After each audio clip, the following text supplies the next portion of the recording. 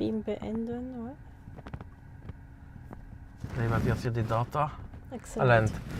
So, hello and welcome to the Tesla Livestream. On a perdu la caméra, change sur l'autre. So, hello and welcome to the new, better live travel from the car. We are going from Oslo, where the Explore Norway HQ is located. That's near Oslo. To where is it? Yeah, Haugesund. to Haugesund. Yes. Tesla forgot to.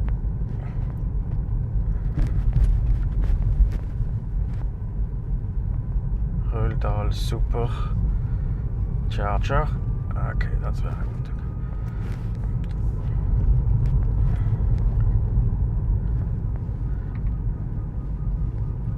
We have a slight problem with one of the camera.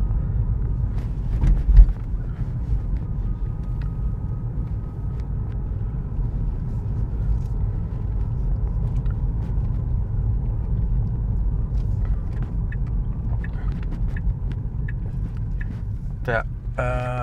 Roule une fois. Okay, now we are back. Again.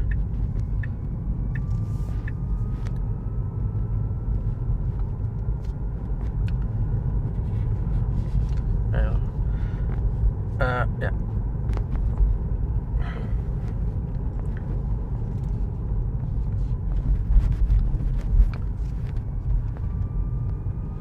Yes, I will have to.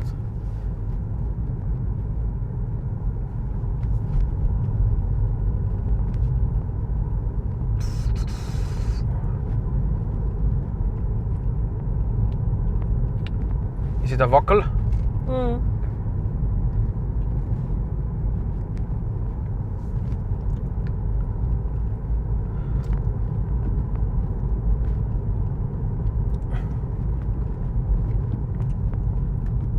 Shall we try another plug? Ouais. Then we have to readjust the camera in the.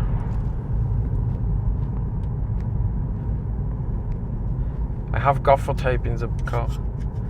Now okay. Now you have to go in settings of that camera in the scene below. Okay, I stop at the next bus stop.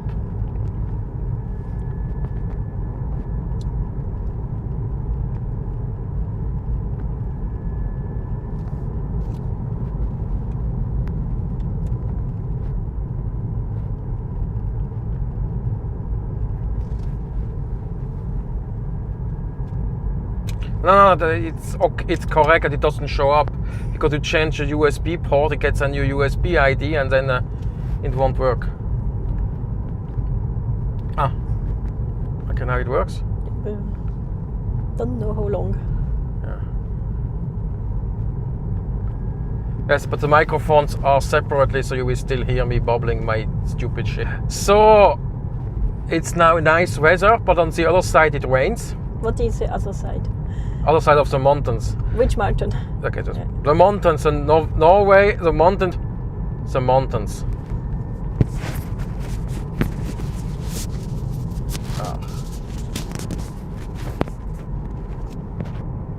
I see my microphone is just under the safety belt. That's a bad idea. That's a bra. Ouais.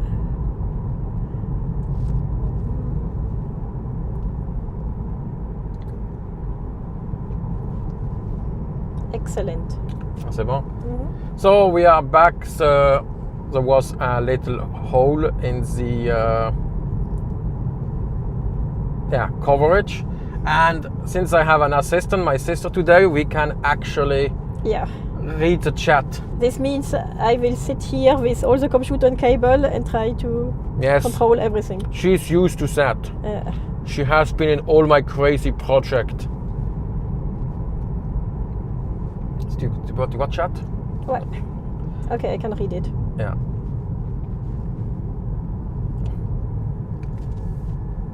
So I have other cameras today because the one I used for the last 2 years, it was another guy forgot it in Zoom, and then I used it for 5 years. And last week he came and asked to have it back. Yeah, I think this one might want to go a little down. Touche pas. Yeah.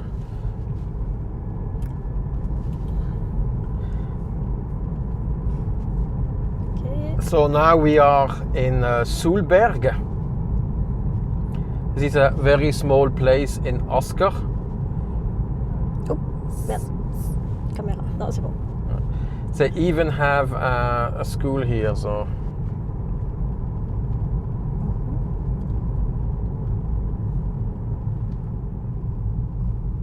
Hop. Yeah, Holding. speed bumps are very Holding common everything. Yeah. Talking.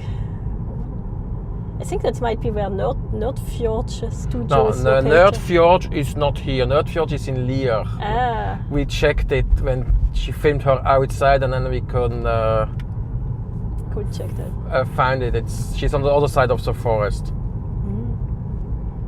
If you don't know who Nordfjord is a Norwegian artist group. On est nouveau. Non, c'est bon, un tout petit peu. Ouais. Yeah. Like a mini Miss Pastor, I don't know, building a lot of cool stuff. Yes, she was in Adam Savage. Yeah. In the tested. No, Adam Savage. Multiple time, I think even. Yeah. Yeah.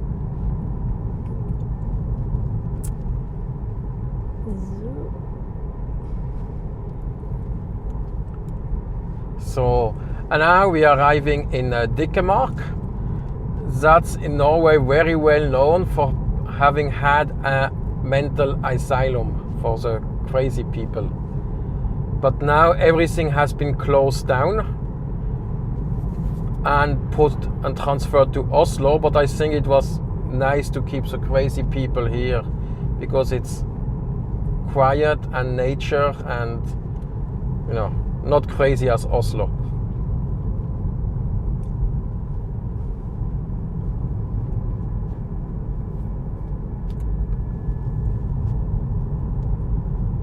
Concurrent viewers. One. Okay, kijk hier. Yes, hello, viewer. You're the first viewer. Congratulations. We are arriving soon in the more interesting place in about 1 hour. Speed bump. Yeah. So here now, all the old buildings here have a lot of artists. They were before in the factory downstairs, but the guy there is a gangster and increased the prices too much. And usually artists don't have that much money, so they all came here.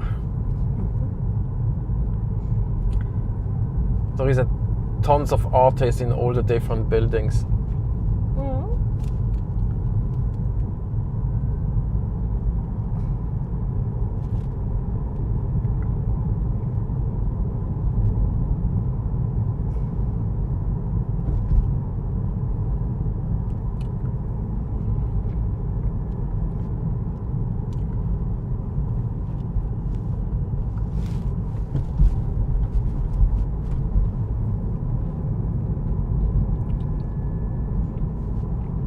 C'est bon, on n'a plus personne. Parce qu'on est emmerdant. Bah, j'ai aussi rien à voir. This is Svinesjø, or is it? No, that's the Nordvatnet. It's a lot of lakes here. And in summer, a lot of people come swimming. I'm looking if I can see somebody. It's a bit farther, it's like a jumping. Well, I think it's the wrong time of the day, it's too early. Well. There is a raft here with a diving board on the down here. Ah, yeah. Yeah, okay, that's not really spectacular. No. But the actual beach is not on this lake, it's on the next one, which is like 100 meters away.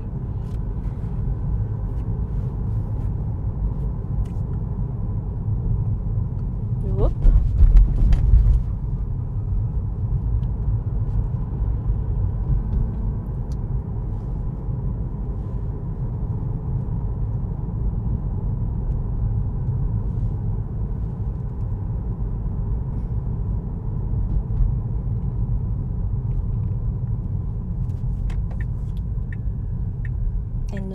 Drammen. Drammen.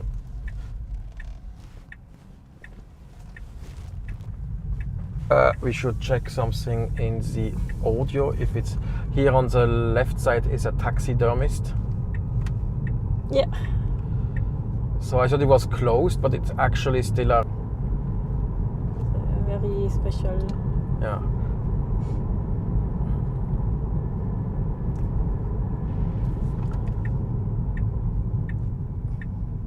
Okay, I have to check. Can you go to audio settings? OBS. Que tu vois. Preferences. Audio.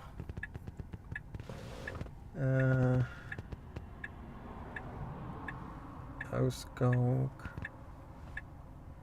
Stream here. Click on stream. No. Ausgabe.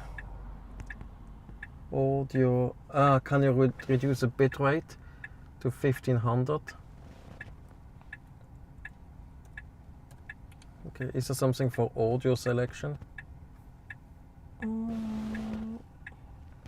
Here, audio.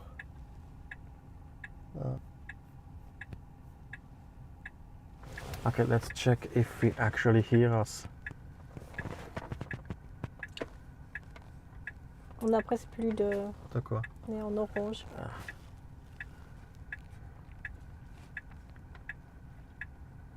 Et on a disparu.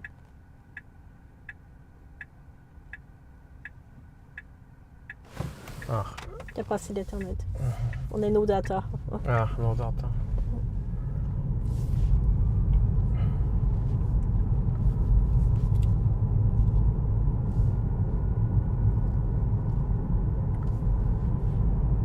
Tu peux pas sur YouTube, sur le browser. Ouais. Lequel tu prends le normalement? Safari pour ça. Et tu vas dans le premier tab.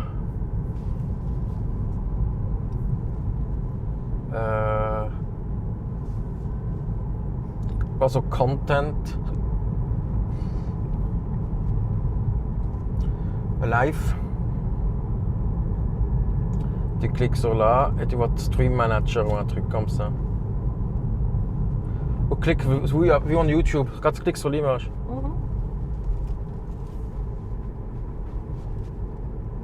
Il y a le son éteint? Non.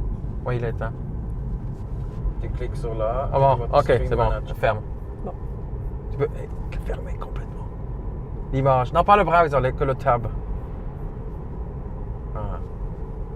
Okay, so we know it works. We are now arriving in Lierskogen. That's how we call it? Small village here on the top of the mountain.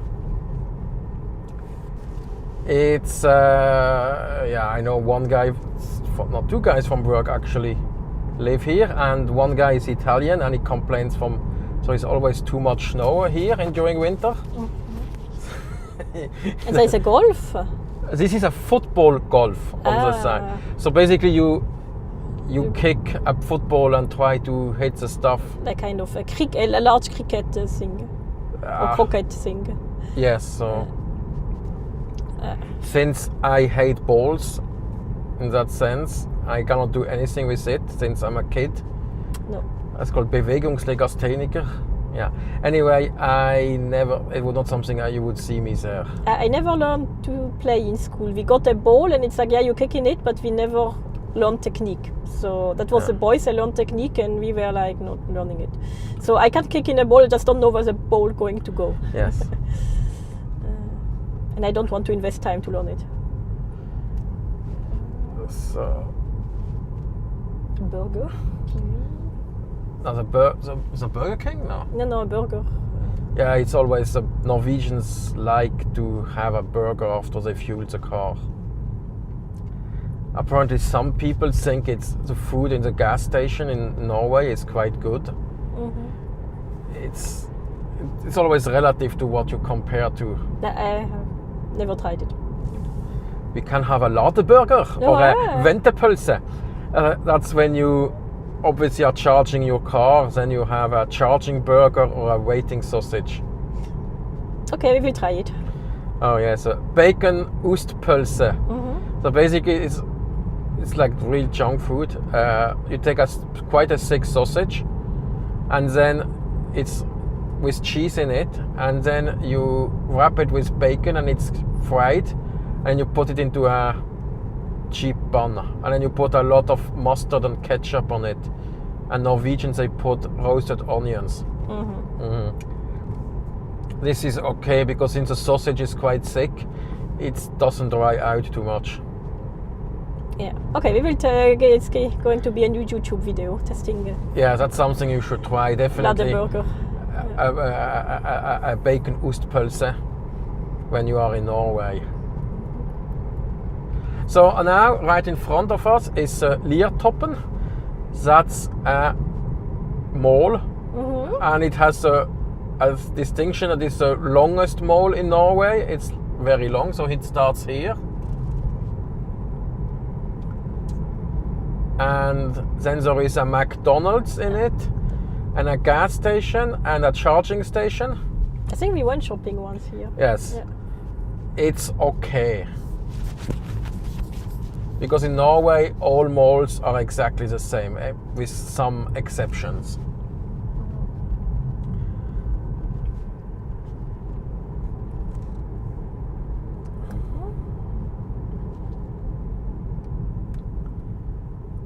And so this is the end of the mall. And here is a Tesla supercharger with 40 stalls. Yeah. And a couple of people are charging. Yeah, now it's quite empty. I have seen where they were like 90% full. And this is the Bauhaus. This is where you get your construction materials. And it's also interesting in Norway, like the professionals, they buy their stuff at the same place. With different price. Yes, they have a different conditions and different paying mechanism. But it's not like there is a specialized shop for like professionals. And this building is, I think that's for food distribution. You have Uda, and Uda is the home delivery. So if you, for groceries. Yeah, service grossist. Yeah. Service grossist, that's more like for restaurant, I think.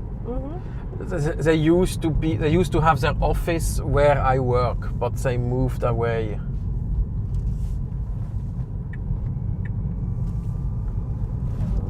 Whoa. Have to hold all the equipment here. Okay. Yeah, that's a problem. That's nice. I have a equipment holder this year.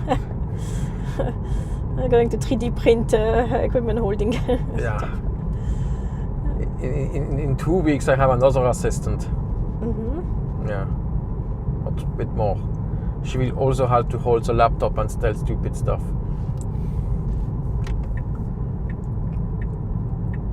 We go on the highway? Yes. That's only very short. So this is a bit tricky one here because there is like another road coming from the side. You don't see. It actually looks like the service entrance and not like a official. And now it's time to give full power. Whoa. Like holding the stuff. Holding. Yeah.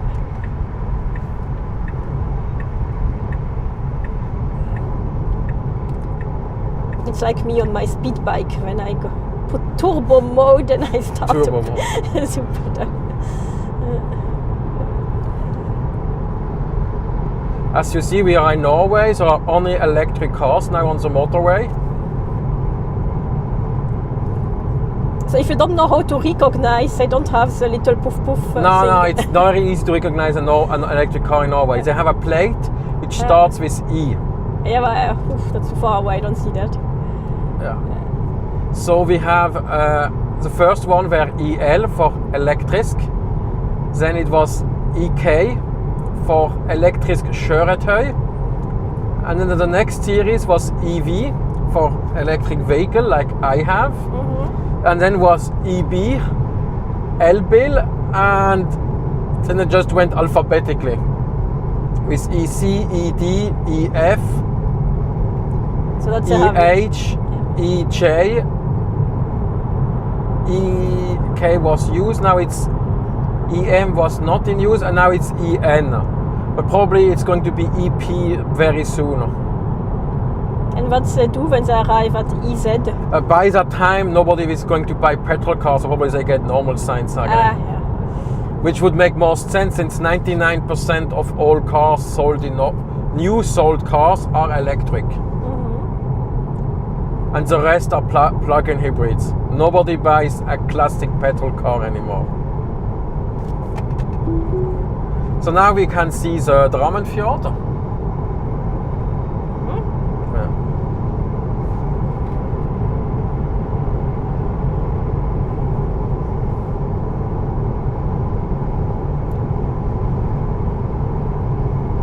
Drammen is which one? Drammen, there is only one Drammen Fjord here. Yeah, but the city, that's the city is quite big. It's number 6 or 7 in Norway.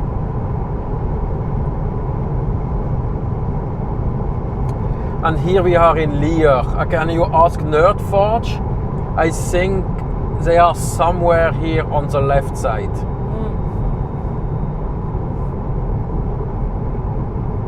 I'm not doxing them. They put the front of their house on one of the videos, and basically you could see where it was. Yeah, it stands Lier, I think, on the house. Yeah.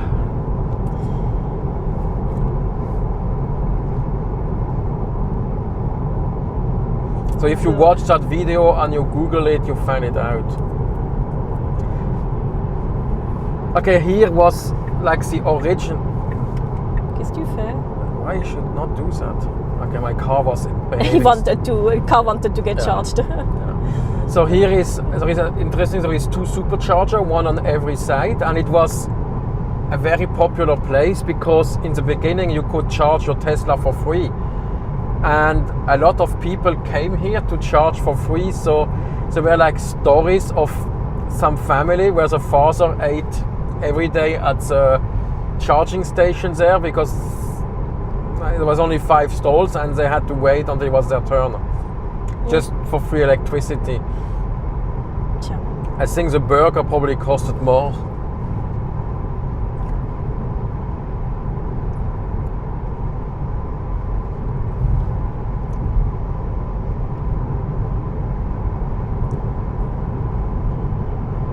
So now we are arriving soon in Drammen. Until, let's say, I would say 15 years ago, Drammen was considered to be ugliest city in Norway.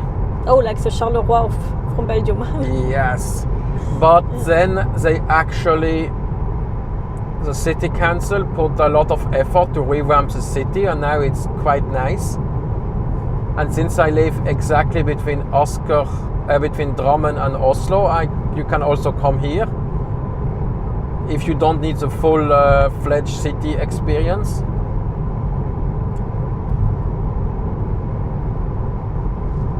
And there is a port of Drammen is very important in Norway because here all the new cars are arriving.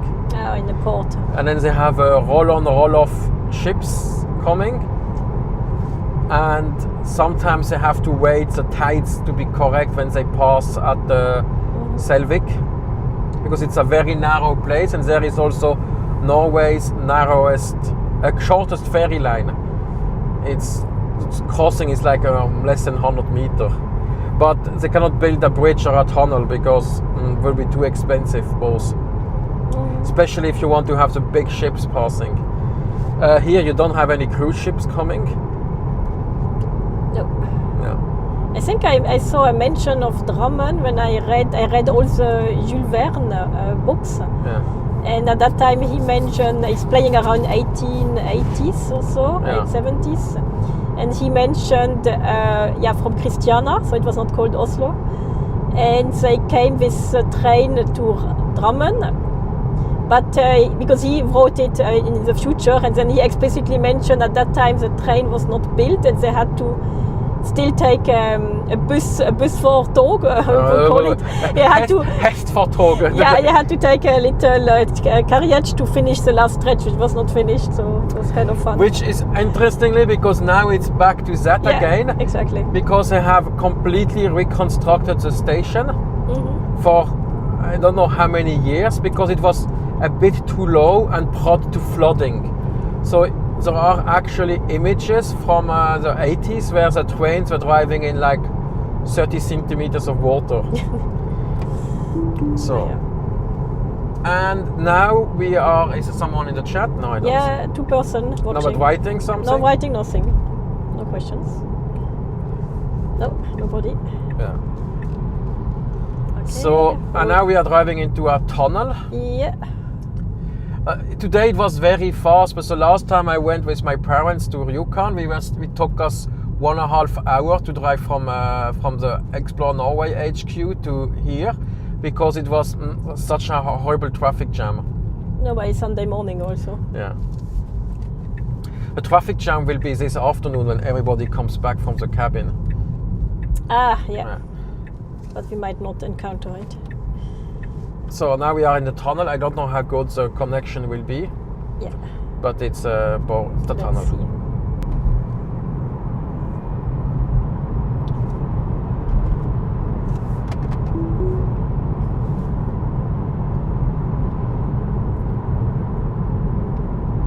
I have to think what I should tell here. Right above us is Connerud. It's a bit more on the upper right, left. This is where all the rich people in Drammen live. But it's prone to have a lot of snow, because it's on the top of the hill. Which is can be nice. And apparently it's also very popular as a cross-country training ground for athletes. And I heard a story that Peter Northug, he was doing with roller skis, training here. So he went up to Connerud with the roller ski. It's not let's say it's quite an exercise already for normal people. And when he were up there, he did a couple of the laps he had to do like he hadn't done anything yet. Mm-hmm. Yeah, that's profi athlete. Yes, there was also an interesting story. There was a cycle world championship in Bergen, I don't know, 10 years ago, or something like that. And anyway, if you know Strava, they had like a one stretch which was like the place to be to show off on Strava. Kind of the Movo 2 of Bergen. Yeah, it's more like for daily exercise, not. Okay. Yeah. And then they had one they called the Strava Kongen, the Strava King, and he was very proud to be the best one in Bergen. And then came a professional athlete and basically crashed his record. Yeah. Yeah. Yeah, I would expect so, actually. Yes. Yeah.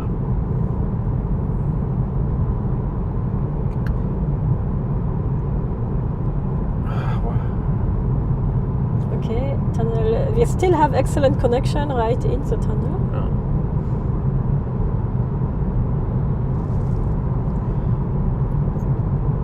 What happens else in Drammen? Should I check on Wikipedia? No, I know I have Wikipedia in my head. Okay.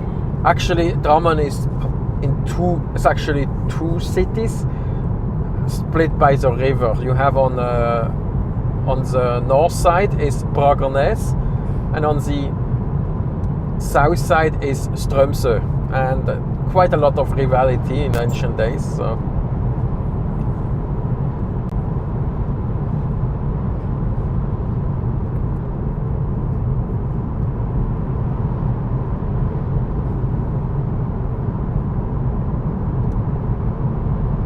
Okay, seems we are finishing. Now the tunnel is finished.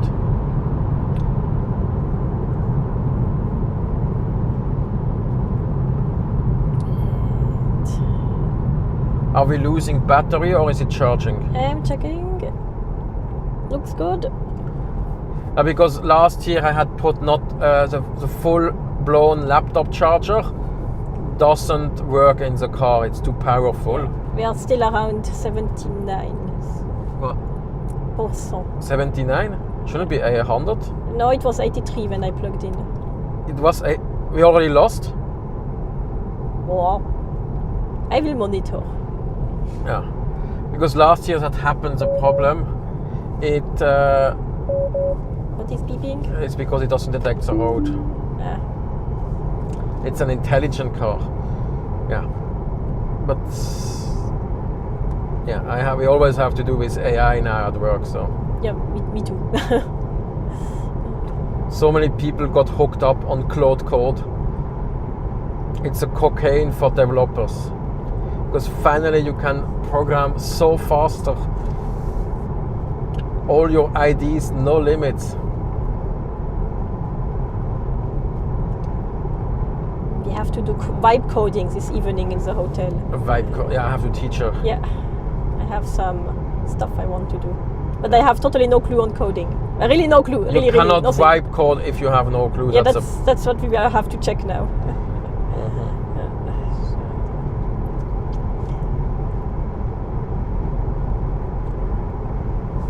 I also don't need fancy new things. I just need some machine learning existing stuff. Yeah, that's perfect. What? Yeah. So instead of just going to GitHub and copy paste every section. Not GitHub, Stack Overflow. Yeah, wherever you find your machine learning variation. GitHub is the stuff is there, and on Stack Overflow, because my sis, it's like the website where you posted your problem and then hope someone answered. And then the interesting stuff is, since all this training model were taught on trained on Stack Overflow, sometimes you have to be very rude with the AI, because they learned it from how rude the programmers talk to each other. Like, you are so stupid and so. Because sometimes you have to tell your AI she's acting very stupid and needs to be and think a bit harder. And usually that helps. Never tried that. Should we try it? Yes, because I are trained on this very rude Stack Overflow. Page. It's a communication style. Yeah. With a lot of people having, if you know developers, they have sometimes strong egos when it comes to technical stuff. Sounds like battery conference. Yes.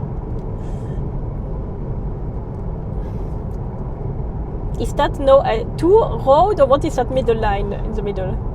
That road? Yeah, it's the other direction, so you don't overtake. Yeah, but that here, why is there a middle thing? I think that's for the marker for the painter. So it's not meant to be 2 strokes. No. It would be a bit. It would be a bit. But you never know. In Switzerland, they will manage to do that.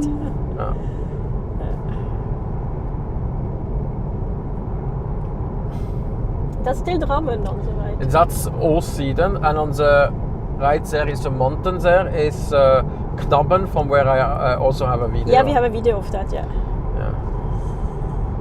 Let me check if there are questions in the chat. No, looks good. Okay, now we are arriving soon in Mjøndalen. I don't know what there is much in Mjøndalen, because when I visited my friends, we had once to go to the recycling station in Mjøndalen, which I think, no, it's not this one. No, that's more like because actually they fusioned with Drammen together. Yeah.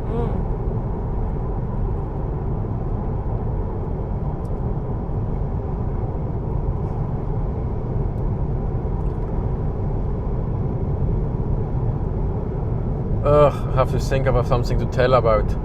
From Mjøndalen. Mjøndalen. No. I think they have a football club. Oh, yeah. Yeah, it's a lot of. Okay, if you want to know what is the most common done sport in Norway, I thought I was the only thing saying skiing, but for organized sports, so people being in a club, it's football. And tennis? No, tennis is not a big thing here. That's why they only had one decent tennis player in the whole history, Kasper Ruud. I think he won 1 Grand Slam, or no. I have no clue on tennis. Yeah. I just know there is Magnus Midtbø, the climber. Yeah. You also have Magnus Carlsen, the chess player. Yeah. Okay. It's Norway. Yes. Okay. He is a bit special. Yeah. I don't know a clue. I never saw it. I think Norway is the only place where they comment a chess match like a football match. Yeah. Kind of every 25 minutes. And he moved a pawn.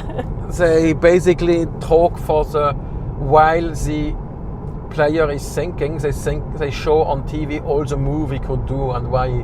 Okay. Yeah. But I think it's better to have how it's called short, fast chess. The speed ones. Yeah, speed chess. I don't know how it's called now. Basically, you have only 5 minutes. This is probably more interesting for TV. Yeah. Okay, this bridge is also interesting. In front of us, on the right side, you can actually drive over, and it's only one lane. So you have to. Is there a stop or something? I don't know. I don't remember. No, in the middle, if not, you have to see there is only one car coming. Okay, so there is a red car passing. No, I cannot see any lights. No, it's not. So first come, first in, something like that. Weather is still good. We are at 16 degrees. A little bit clouding popping up. And I see a quite mixed sky on different Sirius and Alto Cumulus, so very unstable conditions. Yes. We had the summer of a lifetime in Norway with 30 degrees in some places for 3 weeks in the north. The warmest was in Nord-Trøndelag and southern Nordland. And now it's a bit... And for Norwegian, they don't tolerate heat very much. Oh.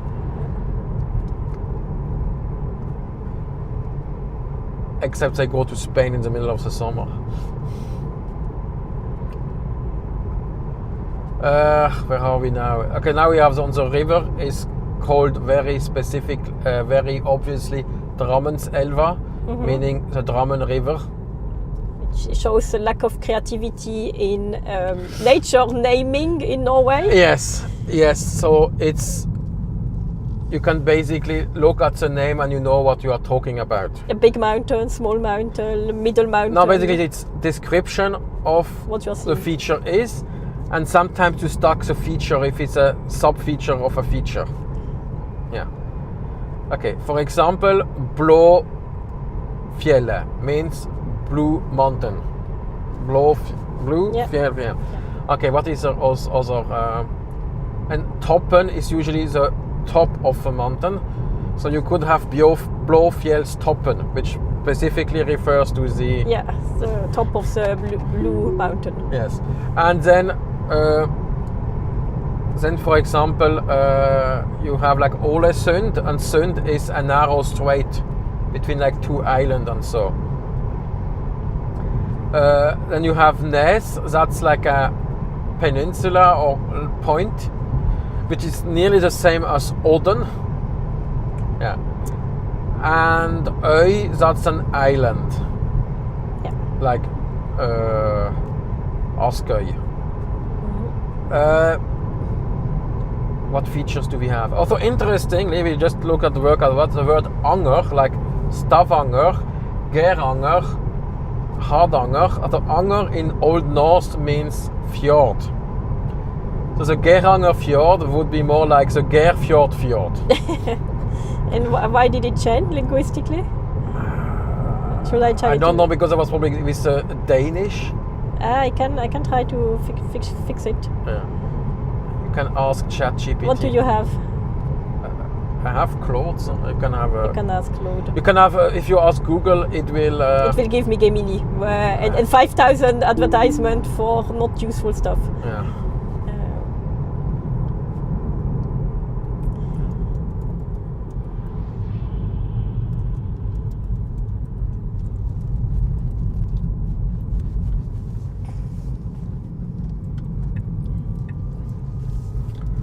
Up, holding my stuff.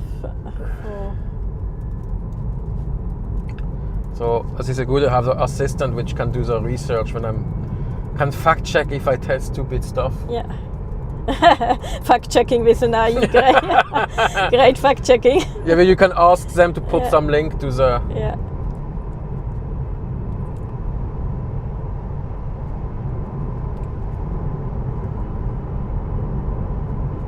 What does it say? Just reading. It seems to have also been an Old Norse name for fjord, which is Fjords or something like that. Yeah. Actually, which we have still the same in German, Fort. Yeah. When it's a very shallow place, so maybe it comes from that base, like Oxford, where you also have. Fjord is. Further, yeah. So it comes maybe from that route. So there was. Because a ford is a place you can cross a river by foot. Exactly. It's the same origin, maybe. Ford. But you have also in North German you have Förde. Mm-hmm. But fjords, like that, were only known in Norway until more were discovered, like in. Yeah. Okay, so I have it now. I needed to double do. So there is Old Norse Anger. I'm not sure if I pronounce it. Fjord Inlet. Yeah. And they had two different words. Anger is I don't know what. And Fjordur, it was likely a regional difference between, for the same thing. Yeah. The Fjordur or something became the one we know today. Two non-linguists starting to try to make something linguistic very useful. It's also interesting in Norway, a fjord can also be a lake. Like the Tiri Fjord and the Randfjord, the Dokka Fjord. It's a narrow, deep lake. Mm-hmm. But obviously in the rest of the world, a fjord is salt water. Yeah. Otherwise, the Como Sea or Lago Maggiore could also be called that fjord. In Norway would be called a fjord. A fjord, because like it's Garda mountains directly popping up from a valley, basically. Let's check the chat if somebody knows more about linguistic. No, unfortunately not. It's also interesting that some places, like Sand in Ryfylke, you think it's called after sand. Yeah. But it's not. I checked it for my video. It comes from the word Sander, which means crossroad. Yeah. Okay. But it's a common thing that places, like especially in Finnmark, have strange names which sound Norwegian but mean absolutely nothing. Like Hjemmeluft, which comes from a Sami word, and they made it sound sound like Norwegian. Yeah, and Sami is not even Indo-European. It's Uralic. Yeah. So it's totally different families. Okay. So we have wheat. They have harvested. It's, what is it? Wheat, or what are they doing here? Haver. Haver, yeah. Oat. Yeah, it looks a bit like. It depends, because due to global warming it becomes earlier and earlier. Because I've seen harvesting in early October. Yeah. But now it's beginning of August and it's already gone. It was a very, very warm summer. We have a chat, we have Pommes. Tell us he will go to Trondheim on Tuesday. Yes. Yes, nice choice. Trondheim, okay. Actually, I wanted to make a film about Trondheim, but there was a fishing conference in town when I was there, and I would have to pay 6,000 or 7,000 for a hotel room. Oh, for a fishing conference? Yes, So in Trondheim, while we are that, you can sites in Trondheim are, because I made the list, you have obviously the Nidarosdom, then you have the Bakkeland, this is old wooden houses along the river, the Nidaros River, because in the 1920s they wanted to rename Trondheim to the original name of Nidaros, but people from Trondheim were very opposed to do that. So that's why it's still called Trondheim and not Nidaros. And you can go to Munkholmen, which is a little island just outside of Trondheim, and also a beer. Then you have the Turmtårnet, which is like the television tower. It's like a bit like in Berlin, with a turning restaurant under. Oh, sounds cool. Yeah. Or in Munich. I was there. The restaurant is not good. It's just a basic normal Egon. Yeah. Why? Okay.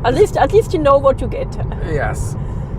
You know what you get. It's not that it's bad, but it's and not. You have a nice view. Yeah. Yeah. And okay. while you eat, you turn once around. Then there is also a fortress in Trondheim. Mm-hmm. And what is the next thing? And then you have Gråkolbanen, which is the most northern tram in the world. And then there were a few things more. But ask Claude or ChatGPT, they will give you the complete list. Yeah. Did he answer? Yeah. No, all fine. No. So that's what you can do in Trondheim. It turns out I got a new project and I have a collaboration with NTU. NTNU. Yeah. NTNU, and I was so cool. I will go to Trondheim. Yeah. And like 2 weeks later, all the professor moved to Vienna. And I'm like, well, Vienna is also nice. Yeah. So whatever, I'm going both. You can have a Wiener Schnitzel. Yeah, you can go to the opera. Okay, don't go to Trondheim in middle of winter. It's horrible. I was never there. No, because we have with work we have the conference, and it's always in February in Trondheim, and usually we don't leave the hotel.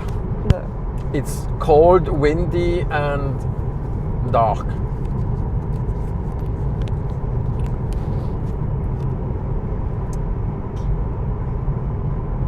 So now we are driving on E134, and we're going soon arriving in Kongsberg. Yeah, and for the newcomer, we are going to Haugesund. Yeah, if the battery of the laptop will hold.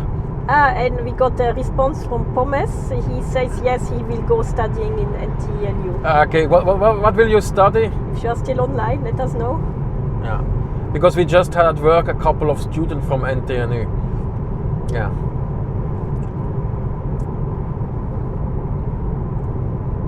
So, Kongsberg. Kongsberg, okay. I will talk about Kongsberg when we arrive in Kongsberg. I should have looked up a bit more nature, so I could have dropped some. Okay, but you have your. Okay, on the right side here, unfortunately, it's I forgot actually left. It's the Lake Eikeren. Because my brother is confuses right and left kind of all the time. So it's actually left. It's nothing to do with the language. Industrial engineering, Pommes told us. Okay, maybe. I'm mechanical, and so that's nice. That's good. Yeah. Our company has a lot of always students from NTNU. So, if you go there, and if you need a job later, depending on what we need, you can drop me an email or a message. Yeah. So what is on the left? There was a lake there. Yeah. Okay, now we are soon on the left is a place called Vestfossen, which I didn't know anything about that place until I got once a request for test watching a new TV series. Mm-hmm. So it was NRK made a TV series which played in Vestfossen, and they needed some viewers to control if it's understandable. So the story is that one old guy, which was a country musicer, dies, and on his deathbed he told his daughter that she actually has 2 other sisters. Okay. Because he had some affair with some other. We might drop out any moment. I see already message of low internet, so don't worry if you drop out. It's too late already.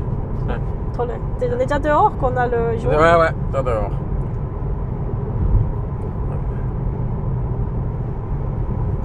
Is it back? Non. Je dois taper dans le chat qu'on est tout de suite online. Ouais.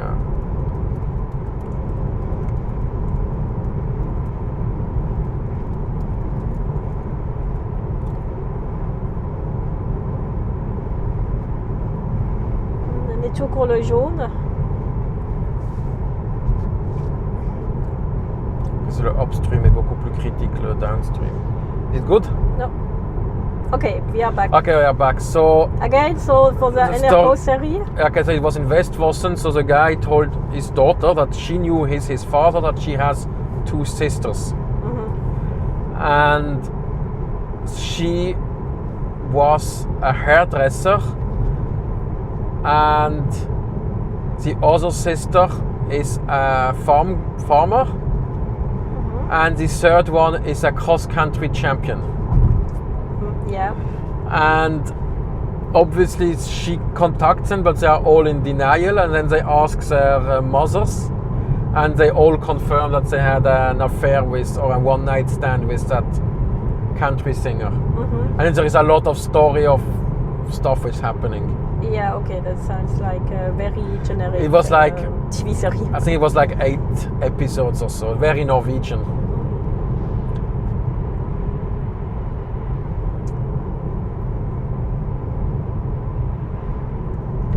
They obviously didn't make a second season because... Yeah.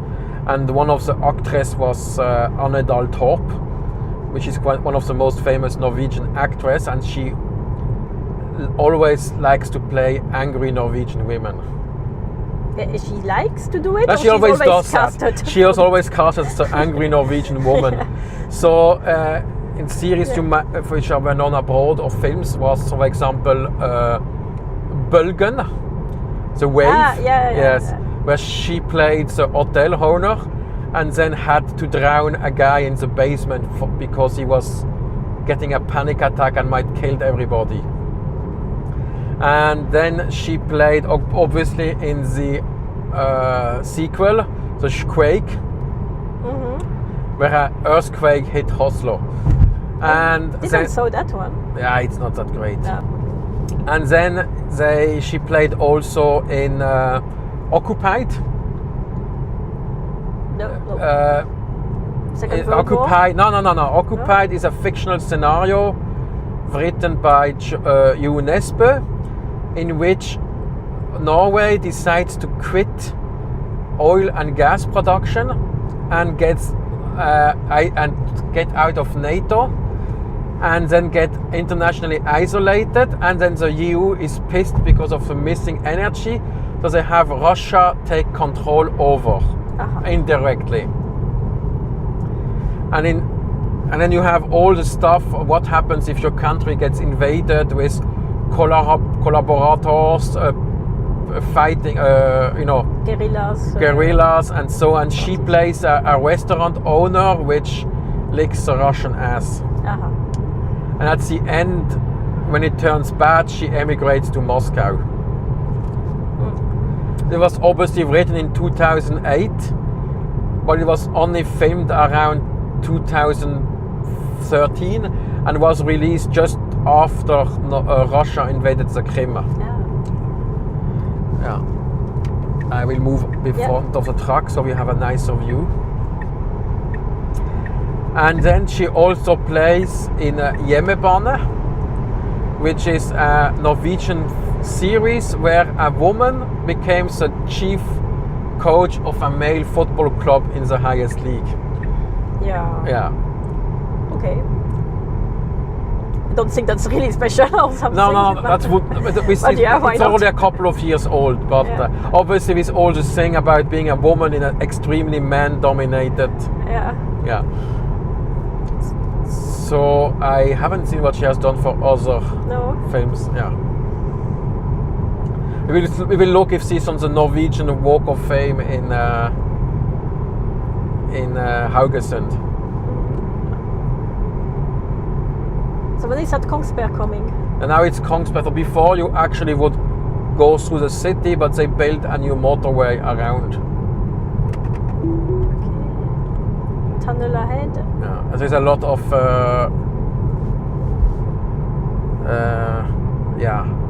toll roads here.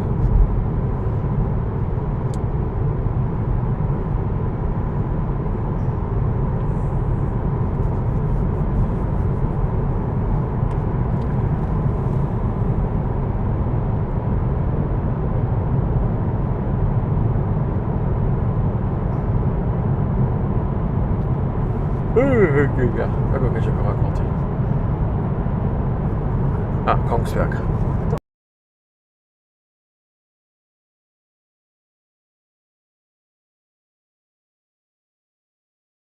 On va pas faire la Kongsberg, la mine et tout ça.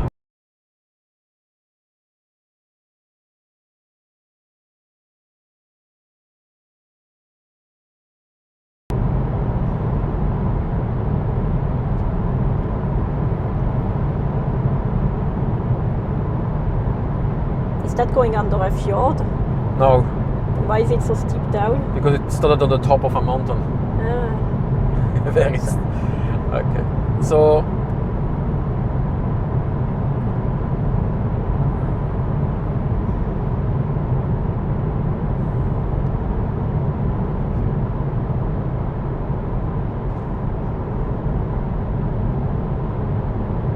Okay. So now we are in Kongsberg, and Kongsberg basically means King's Mountain, and it was founded in I think 1642 when silver was discovered, and the king at the time, the king of Denmark, Norway, Christian IV, he liked all technical and mining and construction, so basically he ordered to open a mine here. And for the next 310 or so years, they mined silver, which made the city very rich. Because mining was really dangerous, but really, really well paid. So they had no problems to find people. And the mine, they digged a lot, because at the end it was like 1 kilometer deep. That's the deep, not yes, the but spread of the tunnels and all. Yeah, the deepest point is like 1 kilometer on the surface. That's deep. But the problem today is because they obviously stopped in the late 50s and early 60s. You would take 200 years to pump it out. Yes, so 700 meters are now flooded. Yeah. So it's not even possible to dive there anymore. It's just too deep. And there is also a ski center here, and on the slope there are holes which go straight in the mine. So if you fall down, it goes 200-300 meters straight down. You should go and visit that. But you can visit the mine. The mine is very nice. So it's a little train. I have a film from it on my old channel, but it's like now 15 years old. But my old boss was there visited last week, and he likes mining. So he went there and he told me the guy had no clue. Yeah, but that I often have that problem. Lately I was in an old mine, but they had turned it into Via Ferrata. And the first guide did know nothing on mineralogy or geology. Mm-hmm. But he was keeping to telling us like, yeah, but you have to ask a lot of questions. So yeah. I asked a lot of questions. Yeah. But then he could not answer them. So, yeah. But then he hooked me up with another geologist. Yeah. And then we could actually have some nice discussions. Yeah. That's indeed a bit an issue. That was a guide. No, I was in June, end of June, I was with my friend Jokasta. We were in Eidsvoll. And for Americans, Eidsvoll, that's like where in Philadelphia, where the Constitution was signed. So they have the building, and you go around and they tell the story about how Norway was made, the modern Norway. And there the guide actually knew what he was talking about. Yeah. That's good. But I think they had full-time guides, not student helping jobs. Because that happened to me at the Andøya Space Center, where I had to teach the guide. Yeah, I had the same in near Leiden. There was also NASA and with Mars orbits. Yeah. And they showed us a little robot, and the guide was like, yeah, there is a centrifuge in it. And I was like, why is there centrifuge in it? And I think it was yeah, I think it's for uranium extraction. And I'm like, no, I totally the wrong topic now. I have no clue what she was talking about, but no. Yeah. Okay, so we passed the Kongsberg. Kongsberg. So now the mine will be Sagrada. I think it will come soon on the right. Yeah. You just point and I say. Yeah.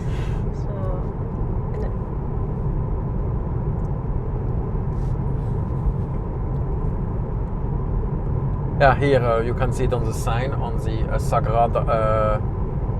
I always thought it said Sulfgruven, Sarggränder, yeah. And Sulf is the name for silver. Yeah. And Gruve is mine. The pit or yeah. Mine. In German you have Grube, where they also, yeah. Very descriptive what it is. Yeah. Because then you have obviously a copper gruven, which is a copper mine. You have I think I drive too slow, and it's down there on the on the right. Yeah.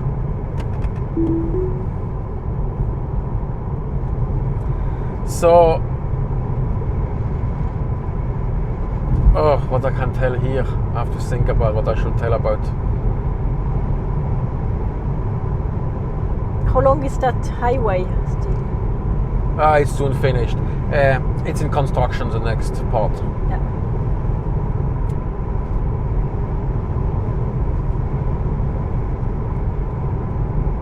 I think it's finished right in front. So it goes from a highway into a normal... Yeah, it goes into the old road. I will have a nice story about the next one.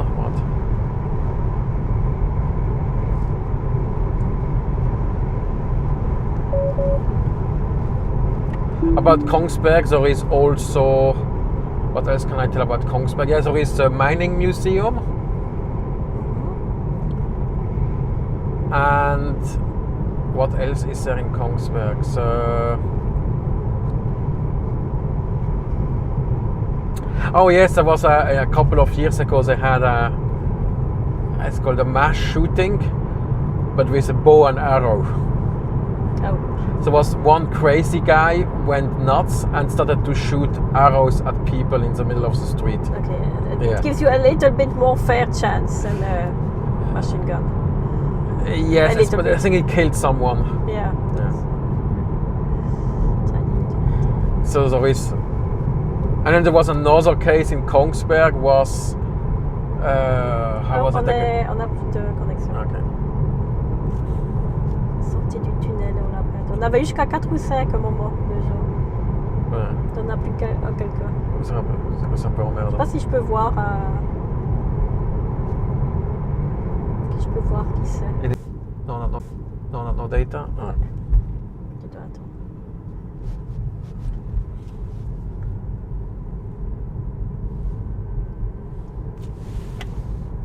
Il devrait avoir. Mais dans quelques secondes, ça va redémarrer. Regarde si parce que des fois le VLAN se déconnecte. Non, il est tout bon. Mais il a que une petite barre. Ah, il y a deux maintenant. Je vois petit. Error.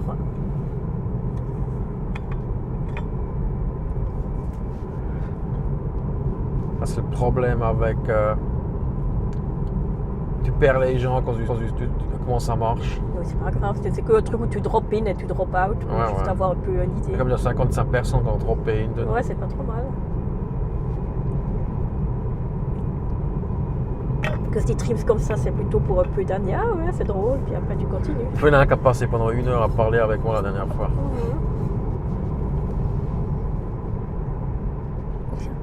Mon estomac a faim.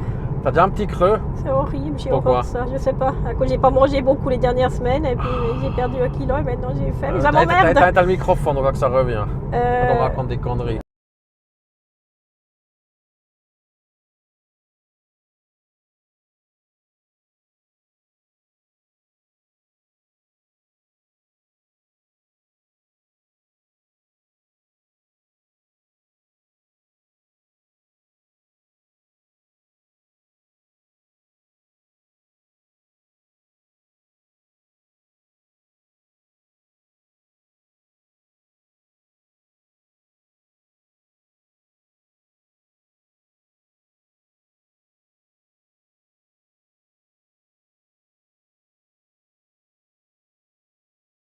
C'est bon. And Okay, we are data back. again. Here we go. So we are back, and where was I to tell? Yeah, that was before. Since you were off, we had a little bridge, and before you drove with 70 on it. But 5 years ago, they decided to put some speed bumps in front, and I didn't know they had put it. So I arrived at 70 on the speed bump. No, not at 70. Basically, I saw it and I hit the brake. The opposite of pedal to the metal. Yeah, the other one. But still, it was not. I thought I had destroyed the car. Oh. Yeah. Luckily, the airbag didn't Came out. out. Yeah, but you should then put a kind of a huge warning if you suddenly start. No, but to probably do I hadn't driven there for maybe. Yeah. No, it was only 1 year. Yeah. So now, okay, we're still so far away. Okay, on the right side, yes? Yes. On the right side is Sørlandsbane. That's the train which goes to Kristiansand and then to Stavanger. And lots of people think, look at the map in Norway where the train goes, and they think, why the fuck doesn't it not follow like the coast where all the major city is? And it's very simple, because when the train was built, the steamship companies didn't want competition, so they forbade the train company to put the line where everybody was living. Yeah. So basically you have this line which runs like maybe 10 or 15 kilometers inland, and then they used to have sidelines to all the port cities.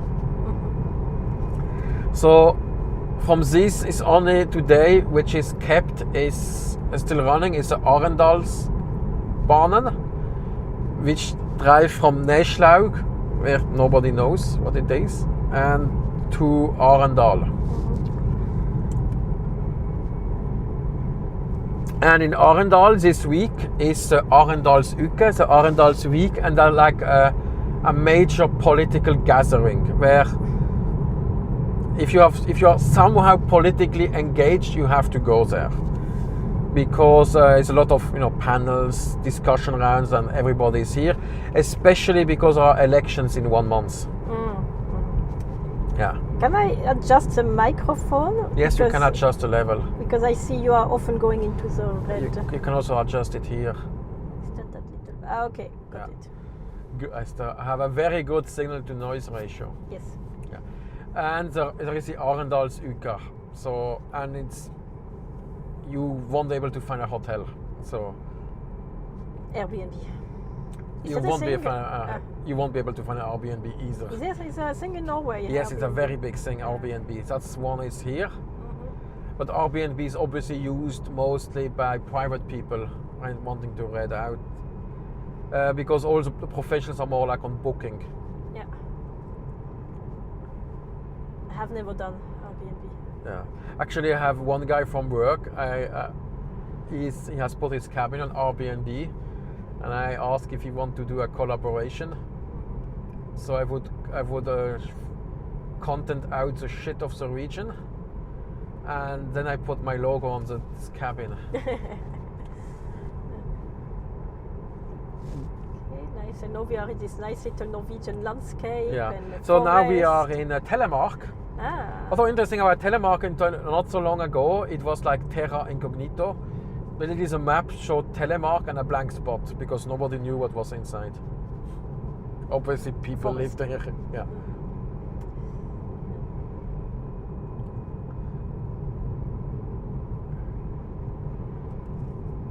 Are we now higher in elevation? Yes. Okay, because I see the birch, the white black trees are gone. Yes. And we are a bit more inland, and that makes us a difference. Yeah. I think in front of us is a tourist, because he doesn't drive very fast. Yeah, it's also, you are at the maximum already. So. Yeah, but it's not, some people drive faster here. Yeah. What can I tell more about Telemark? Telemark, obviously you know Telemark skiing. Yeah. But it's not like it's Telemark skiing, it was just called this name because before that was how skis were. And before you had one pair of ski you did everything with. You used it for cross country, for downhill and for jumping. Because ski jumping was a way bigger thing before in Norway. And you had a lot of little jump towers all around the country. You know, like maybe 10 meters high.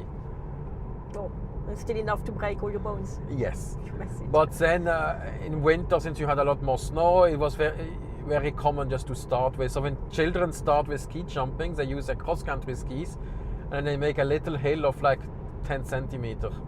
A little jump. That's how you start.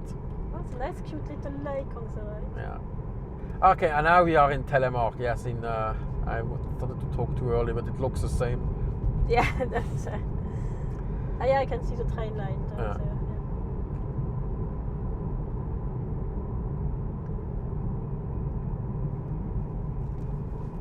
Telemark.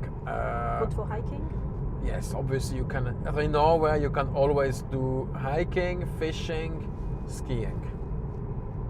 Okay, skiing is in some places more difficult because they don't have much snow in winter, like in Stavanger or in Bergen.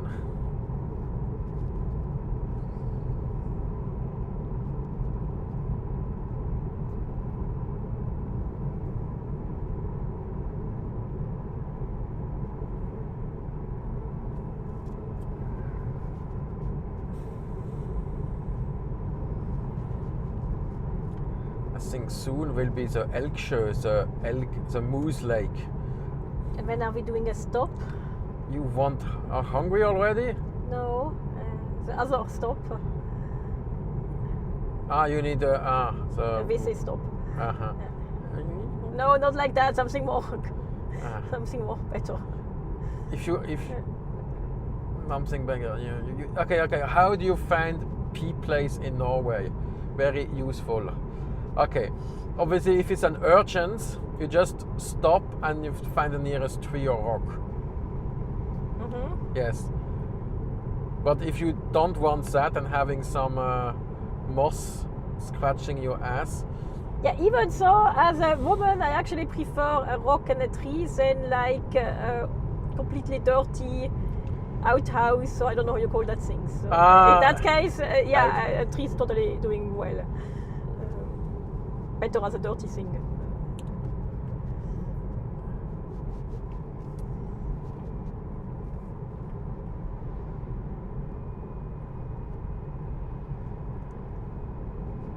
Are we still losing battery? Yeah, checking battery. No, exactly the same. Okay, so it's not losing, that's good. Oh, nice view now. Yeah. And here you have the mountains of the Telemark in the back. Which are higher than the tree line. Yeah. It's not difficult when the tree line is so low. Where is it? 1,000? It's the tree line? Yeah. Probably 600 or 700 meters. Okay. Then you have what I call the designer toilets. Yeah. This is like very, very fancy place. They have put the toilet into some architectural wonder which cost way too much. Famous one are like obviously the one at Almanna Juve. Yeah. Yes, from Peter Zumthor. Yeah. The project, which always as usual costed way more than they had planned.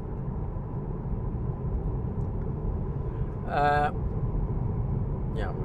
And okay, if you want to go a place to rest, they have usually a little blue sign which tell on the side of the road. Oh, I should have put it on my driving advice video as point number 26. How to find a resting place. Okay, I can put it in the updated version in 5 years.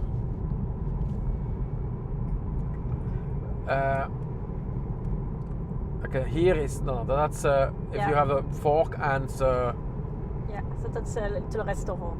Yeah, that's a restaurant, and that's the Elksjø, the Moose Lake.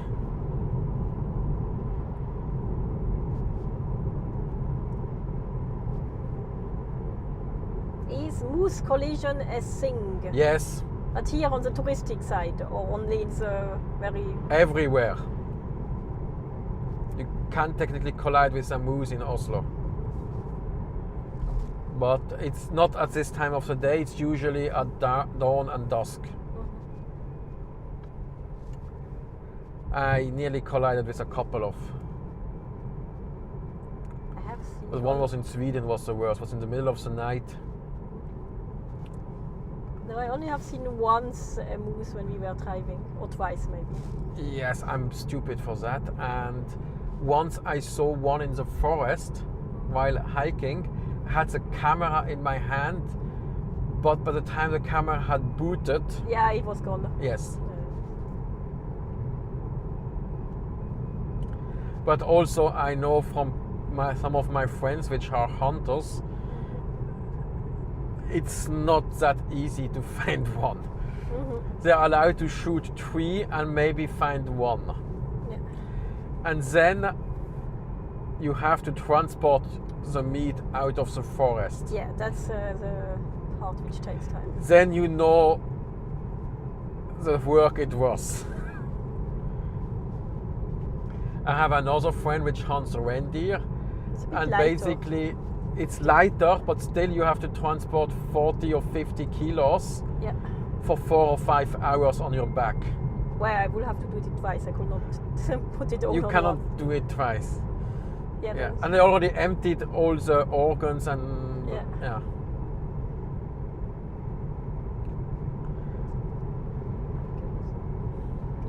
Oh, we haven't seen so many mobile motorhomes yet. No, but I'm not sure. I think for a lot of in Europe, this holiday season is almost. Yeah, but let's say we are not in a place Norwegian tourist car drives through here. Gjenvinningsanlegg is recycling station. That's where you throw out stuff. As a recycling park. Yeah. Oh yes, I had to go to the one near the Explore Norway HQ because we have a lake right in front of the house, and one of my neighbor had installed a thermometer, and the thermometer was not there. So I thought, oh, maybe it just has fallen down the lake. So I went diving. I didn't find a thermometer, but I found two kickboards. Because I don't know if the kids had dropped them or something stupid. So then I went to the recycling station, but then there is a passus which says if you have cleaned the beach, you can give it for free. So ok. On n'a plus de connexion. Ça va tout de suite probablement. Je mets vite.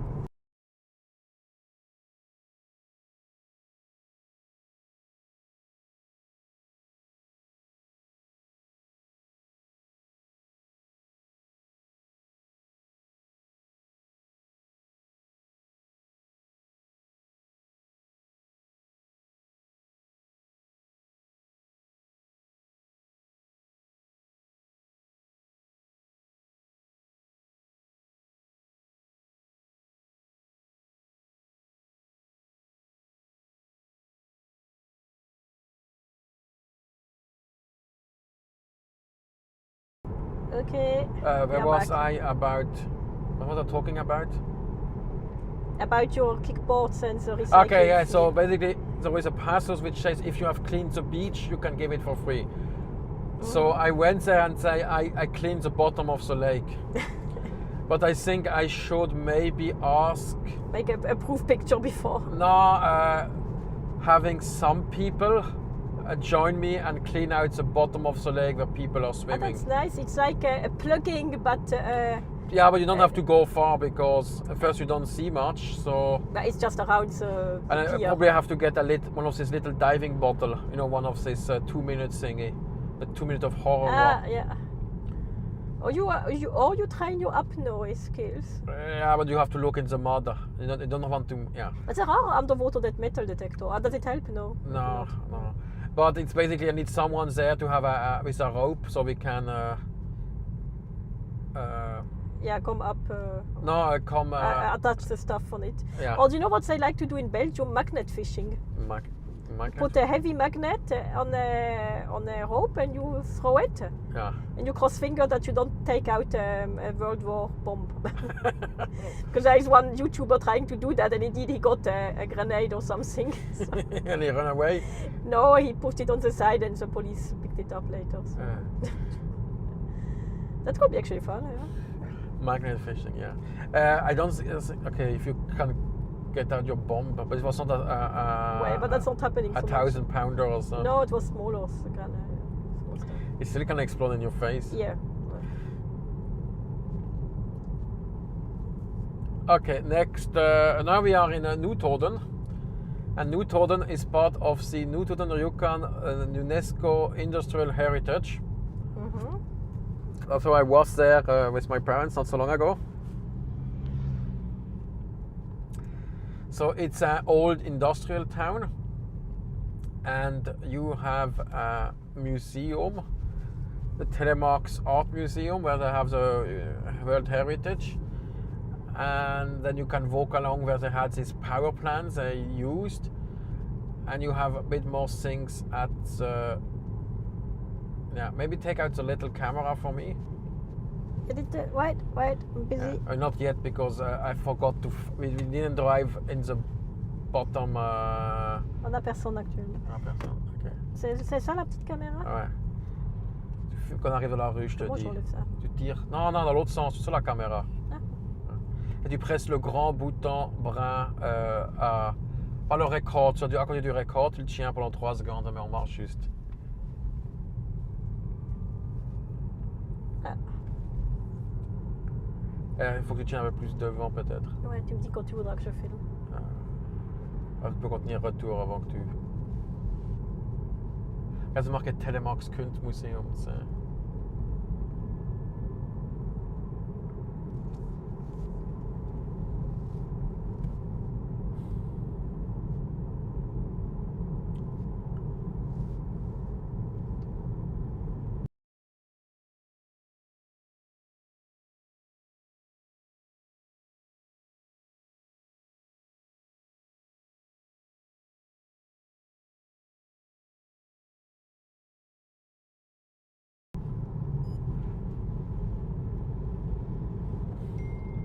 Qu'est-ce qui beam? Mon chat. Quel chat là? WhatsApp? Ouais.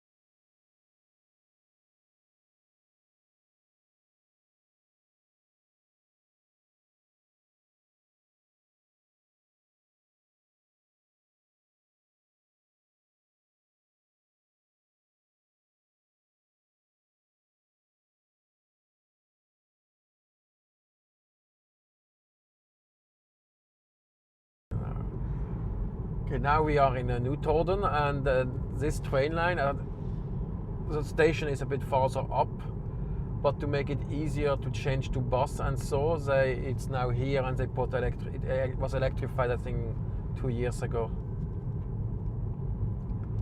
Because otherwise I had to use one of these strange Swedish Y1 cars. It's basically a bus on rail.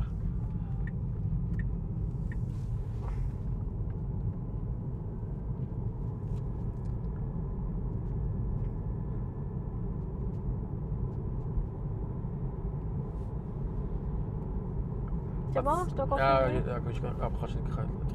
And here is where you go to the UNESCO World Heritage site. And what? There used to be a supercharger at the Burger King here, I think it was moved now. Oh, can we not see that on your... No, I know where it is because I went charging. Tu peux presser le bouton carré au côté. Ah, carré.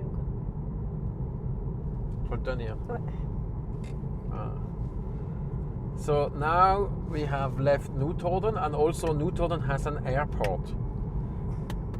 There used to be flights to Oslo, but I don't know if they still have it. But also an interesting story about the about 10, 11 years ago, a company started which was called Norwegian on wheels, with the same style as the Norwegian flight company, but nothing to do. And they had the idea to make a bus line which goes from Oslo, from Notodden to Oslo and then to the airport. And they had very good prices. And they had the idea, instead of driving one big bus, driving a lot of small buses. And you can imagine, how do you think it went? Yeah, it doesn't exist anymore, so Yes, that doesn't went good. But how quickly did it exist anymore? I don't know, what is your first investment eating up by salaries, like 6 months? I think it was something like that. Yeah. But okay, what in a bus, what is the most expensive? The driver? Exactly. So when you have a lot of small buses, Have a lot of drivers. yes. So basically, the company went bankrupt, and then the bus drivers were told, because the insurance coverage stopped, to kick out the people of the bus where they stand. It means middle of nowhere. But some bus driver didn't do that. They drove to the next bus stop and kicked the people out there. Yeah, because they also had to go somewhere, the bus driver. Yeah, but they're not allowed to have people in Ah. the supercharger has moved now down here in the industrial zone.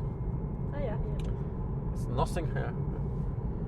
And yes, so that was, and I had one guy at work, he had bought a monthly pass, so his loss were not so bad because he took it from somewhere in Drammen to, because it was like cheap, but some people had bought a year's pass and they lost everything.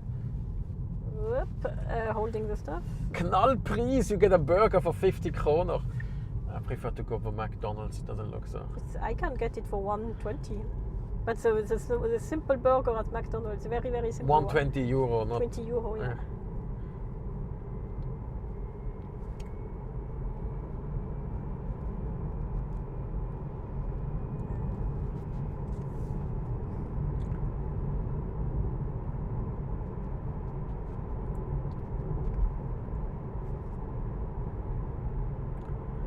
So that's the Norwegian on the wheel. And obviously the Norwegian, the plane company was not too happy about that, but yeah. Because it really looked like they were having this bus service. Yeah, that's... Okay. Checking if somebody in the chat. Yeah, now it's a bit boring, this stretch here.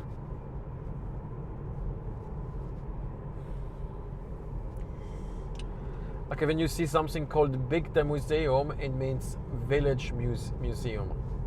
It's basically a small local museum telling the story. Very common. Every place has one. Then it's a couple of artifacts. Yeah. Oh, we have not seen many roller skis today. Yes. Here there is one. Okay. I had friends which tried it. They had learned skiing and they wanted to do it in summer. And they bought roller ski and they told me it was suicide. You cannot brake. Yeah, that's... Once I did a workshop and it was called Skike or something like that. Yeah. It's like a sort of a roller ski, but it had braked. Yeah. So you could just lean back and it would brake. Yeah. That felt quite good actually. Okay, and now we are arriving in 1 kilometer at the Heddal Stave Church, which is the largest Stave church in Norway. And but it's not very original. It was here it is right in front of us. Yeah. it's I would say, yeah, it's because it was in the 19th century. It was heavily modified to look like a Stave, what people think a Stave shirt should look like. But it doesn't look that big actually. Yeah, it's compared to Burgundy, it's bigger. Ah, okay. But we stopped there once already, and and obviously you have a lot of tourists here, and since it's Sunday, you might have actual church service. Yeah. And that's have become a problem because in some places tourists just enter the church. It was in Molde a couple of weeks ago. There was a funeral and it was written, "Please do not enter," in the church, and tourists just keep entering. And then they even had put some bouncer in front. And it didn't help. People just got aggressive. Yeah. It was not like, "Oops, I entered." It was written, "Funeral, private service, please do not enter." Mm-hmm. Yeah.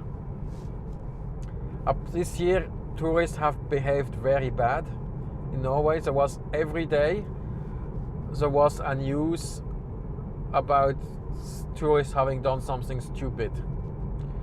Okay. Yeah. Shall I look for some news? Okay, there was, for example, I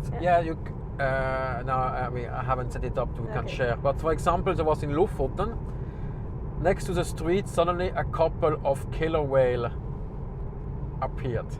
Also in the sea, not next to the street, you know. Like, yeah, in the sea next to the street. Yeah. And some people just lost their mind and just stopped and parked. Right in the middle of the street. Yes. Which is like in a place where he drives 80 at the exit of a tunnel, from what I saw in the pictures. So, and what else did they do stupid this year? I have to see my list, it was so long. Yeah, I don't have it. It's on a ClickUp, so. But it's on Norwegian, so you cannot read it. No, I can read. I don't know if I can understand. Different thing. Yeah, so I collected a long list of all the stuff. So that will be a separate YouTube video. Yes, I'm playing a new video. It's called "You Have to Sharpen Yourself," because in Norwegian, when a kids don't behave, they will say, "No more du skjerpe deg." You have to pull yourself together. But literally, you have to sharpen yourself now. Yeah. Yeah. I should have an adult taught saying that language. That's perfect. Okay, crossing another cute little village with little wooden houses. Is it Sauland? Yeah. I don't know how I can see that. I think the place is called here Sauland, which means sheep land or sheep country. What was the other app I should supervise and put dots in yes, it? that's my new Explore Norway app. What is it on Chrome, you said? You go to Chrome and then I already entered the new point of interest. Chrome is completely on the right. You have to imagine I'm looking at the screen of my brother to make the chat and all. And he literally has the hot bar with like, I don't know, a 40 icon. I'm trying to find something. Okay, I found it. You see where it's a red thing? That's where we are now. Notodden. Yeah, I already put it, so I need to put something in there. It's just if I see something interesting, I have to put in, so I remember to write the text there. Okay, just let me know. Because I'm making an app for next year. So you can put it on you put it on your phone and then you press guiding, and then when you drive along Norway, it will bubble stuff about Norway along the way. There are apps to do that, but they are only for the major cities and not the countryside. That's why I book normally study travel, like Studiosos or so, and then you are sitting in a bus and you have a guide. Yes. Doing exactly that, telling you stuff. Yes, and what I'm doing right now. Yeah. Yeah. And it's normally quite well structured, so there is like a block on nature, a block on history, a block on, I don't know, music and arts and writers and so.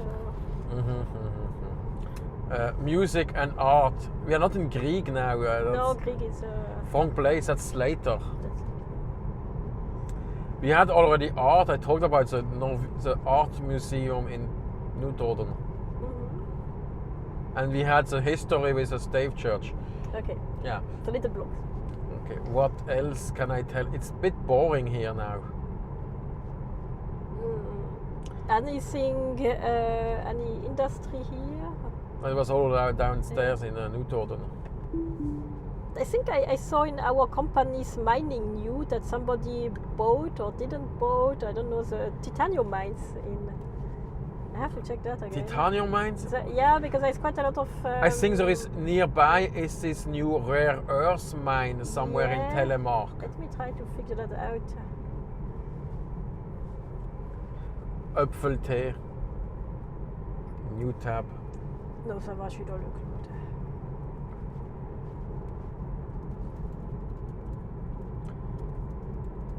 Research, that's good. And the next guest, she was actually once a guide on a cruise ship. The Paloma. No, Maria. Maria, okay. If she comes.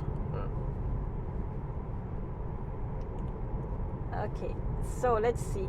Active mining projects in Telemark. Fen Carbonatite, Nome municipality. Yeah. And that's a rare earth. Yes. And it was June 2024. Yeah. I don't think it has started yet. Yeah. But the resource looks pretty good, a lot of million ton. And they have a pilot factory. And they test new technology and mineral processing. And 20 million, that's quite few actually for mining business. Yeah, here the investment is 20 billion NOK. That's not so much. That's how much in euro? 2 billion euro. 2 billion? Yeah. Yeah, that's mining, but not mining budget. Yeah. I think in mining you don't even start under 500 million euro. So. Drilling campaign. Yeah.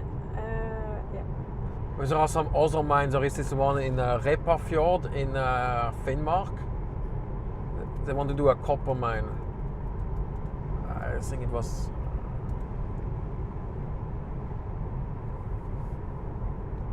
You only look for active, not the museums. No, active. They have protesters now, which thinks we should not mine and fill the fjord with garbage.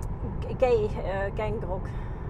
Yeah, the mining is mining, and then there is treatment, the beneficiation, and also up leveling. That's actually the dirty part.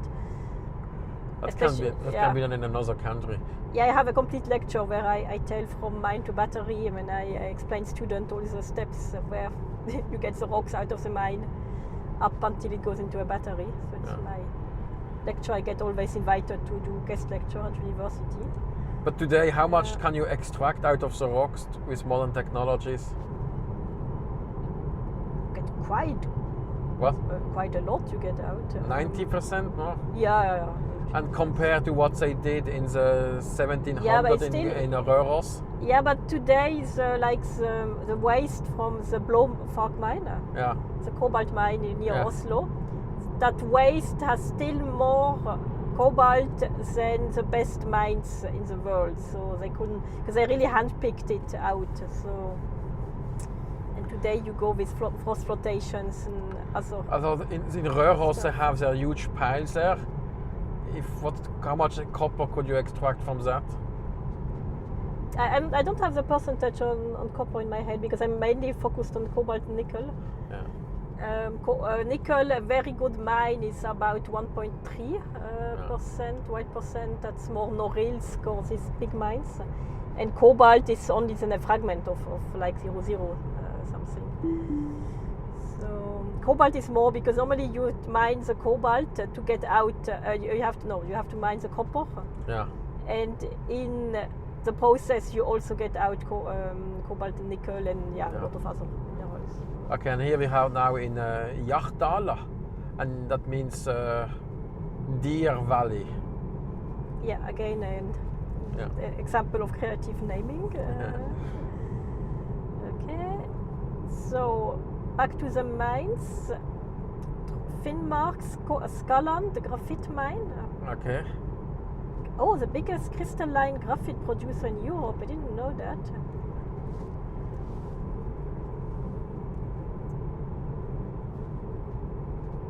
Okay, then Engebø rutil. Yeah, that's a titanium rutil. Yeah. Repparfjord, copper Repparfjord. Yeah, titanium oxide. And then there are Eigersund project. That's a project. That's also vanadium, titanium, iron. So. Eigersund. Yeah. That's in the south. That's also June. The extraction rights also last year. Yeah. But that seems not really started. And then there is deep sea mining. Yeah, but I don't think that's going to happen. But that's always kind of one, you see it every like 8 years popping back and popping out again. As that's too controversial, that's not going to happen. Too expensive. It's too expensive, I think. Yeah.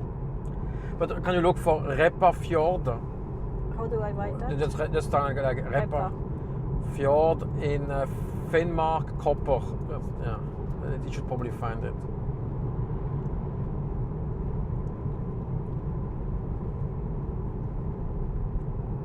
Checking the live stream. Yes, on person. Everything good. So, because of that thing in Repparfjord was in the news yesterday about the activists. Highly controversial mining development in Norway. Yeah. So there should be 72 million tons of copper ore, which indeed you have gold, silver, and other side products. Above the Arctic Circle, 400 kilometers. Yeah, Finnmark is really about. Oh, God's boutique. Yeah. It's really not really. You have to stop there. That's God's boutique means farm shop. Yeah, it's actually because of the EU Critical Raw Materials Act they are popping up. Because I think there was a mine there before. Yeah, and it's controversial because of the waste of the mine. Here is Sauland. Sauland is here. Yeah. Okay. So sheep land. And because it's the controversy is because also there is Atlantic salmon spawning grounds. And reindeers. And Sami people. And yes. environmental groups. It's all stated here. Yeah, it's always a bit I don't know how you do. How you want to think about mining, because or we are not doing it, and when we are completely depending on other country, you are like, okay, just pay for them, or you are doing it yourself, and then indeed Mining, it's not a nice and clean business. It's like a heavy metallurgy industry. Yeah, but the actual mining process is just extracting stone. Yeah, it's normally you have the big extractors, and it comes out, and you do a complete circle on classifying, grinding, and that's mainly big machinery. You have primary crusher and more crusher and wet slurries, and then you have the rock in a sand form. Basically. But that's still stone. It's not something. But what toxic. it needs a lot of space, and all these machines are not solar powered. That's all diesel.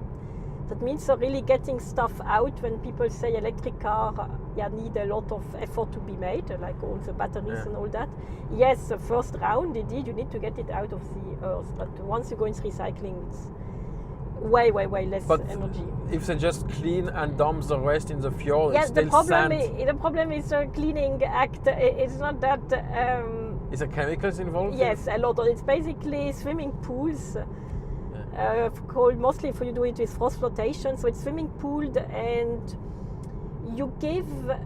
In my lecture, I have actually a little animation. You take the ore you want, like pentlandite for nickel, and you have a lot of silicate or iron silicate or copper, which you are not interested.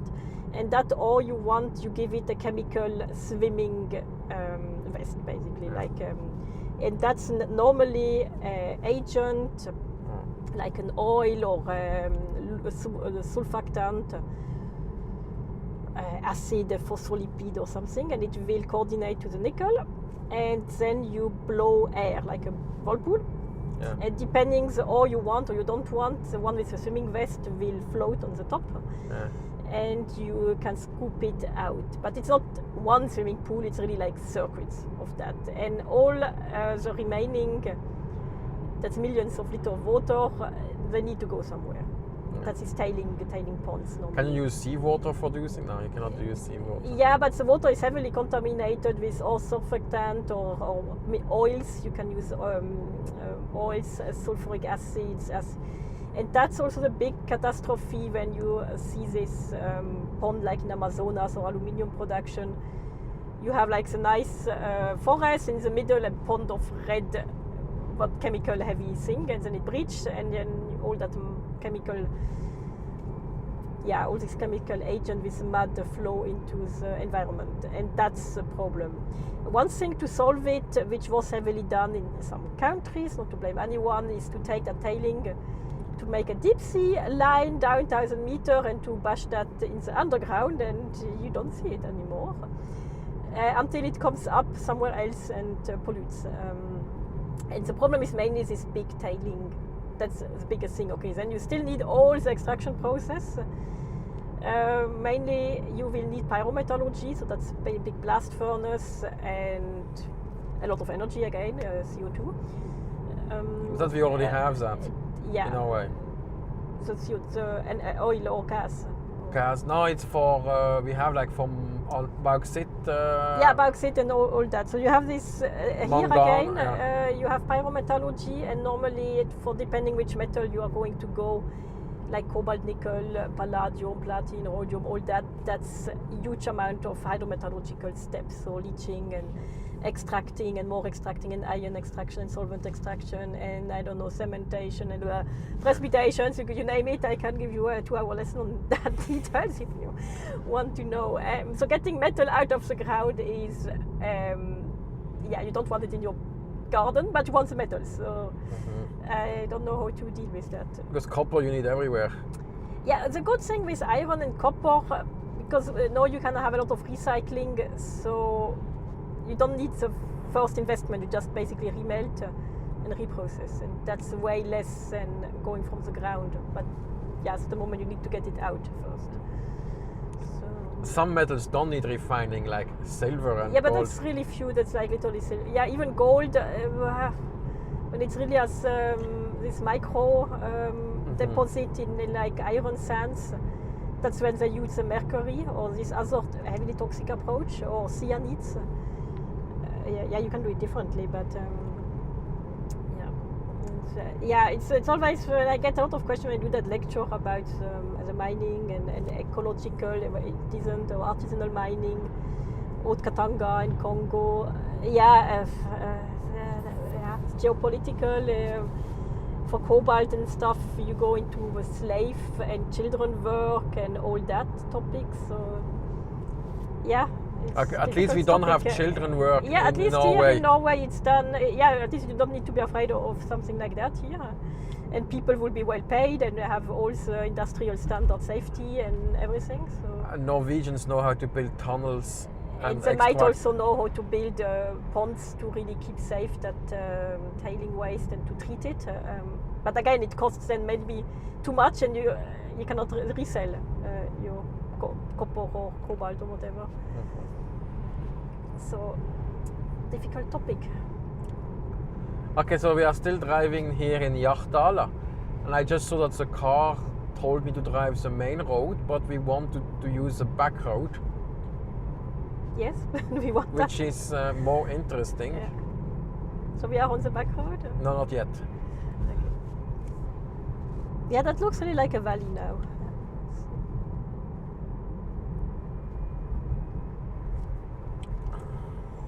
I'm looking, chat is good. Yeah.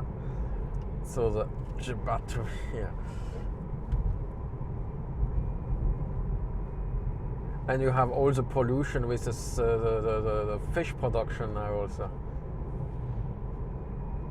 Yeah, the Farms. poop of the fish and all the antibiotics and stuff in water. What is polluting? And then they have, what is the problem? They have fish lice. What's that?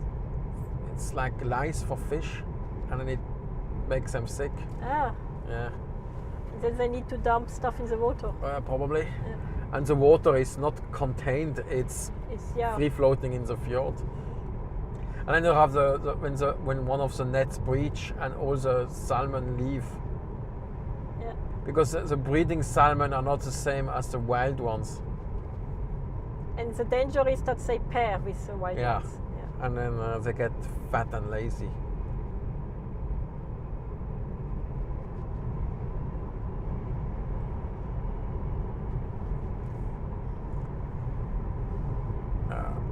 You still want a break? We can go further, but when there is a nice little restaurant toilet combination. You want a coffee? Little chocolate. 1 hour more. I know a place. Or we combine it with a picnic, in like 50 minutes or 1 hour. Yeah, you can.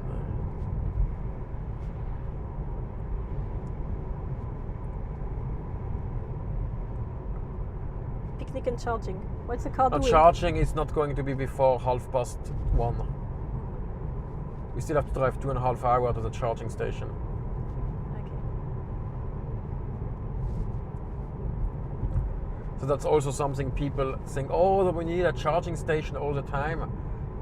No, that's not true. You can drive a long time, especially unless you take one of these really small electric cars, which are made for cities. Then you will be charging all the time. But no, we are doing just one charge for all the travel. Yeah, maybe one right before when we arrive, so the car is ready. Yeah.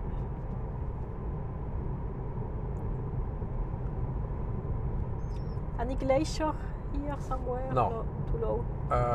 Yeah, there is no. Yeah, when we arrive in some part of Hardangervidda you have, but not on this part. The glaciers are. You obviously have a Heddal and Breheim, you are in Notodden. Then you have Folgefonna, and then in the north, like a Svartisen and so. And obviously on Svalbard. Are there any questions? Chat is very, very quiet. Chat is quiet.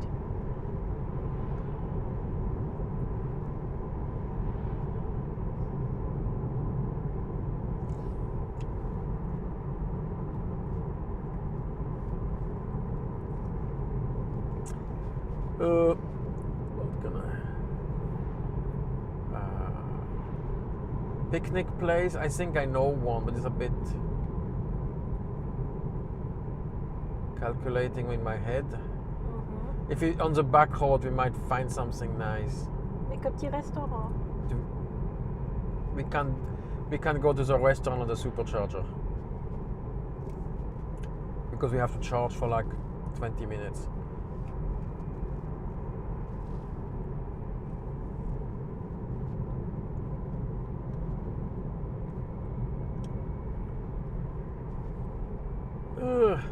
Any topic you want to hear, because here it's boring and I don't know what to tell. Please write something in the chat so I can bubble more. So for the profession, I am a chemist in industrial R&D, and we have my brother who knows quite a lot about computer. That's what we can cover at least. Not sure if that's what you want to hear. But, okay, you can tell about your newest book. My newest book? Yes. Yeah, normally I write science fiction, and this time I tried a thriller. Yeah. In place in industry. Yeah. And it's actually the main person, it's maybe the first time in book history, is a safety officer, but expert in like chemical safety. Yeah. And yeah, somehow going from one issue in the other, and frauds and some illegal virus lab and things like that. So in the polymer, medical. And all the corporate bullshit. And all corporate bullshit, yeah. So like typical big corporation, daily hell of work. Yeah. Is included in that book too. Maybe you can post a link in the chat. Can I post a link in that chat? Yes, you can post a link. You go to Amazon and you bring your book. Yeah. Let me find that. How many tabs do you have? A couple. I know. I know there are people at work that have 50 tabs open and use like 20 gigabyte of RAM. Yeah.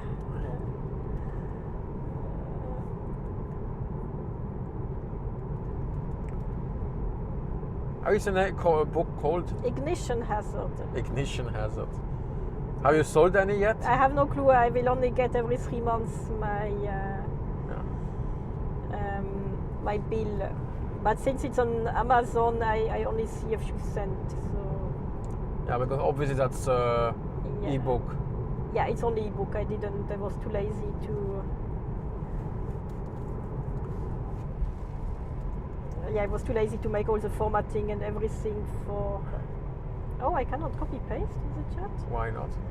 Trying again. You copy properly? Yeah, trying again. We can paste. We as an admin, we can paste links. Yeah.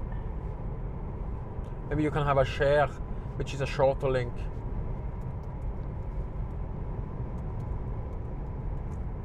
Okay. Here we arrive now at the new road because they built a tunnel.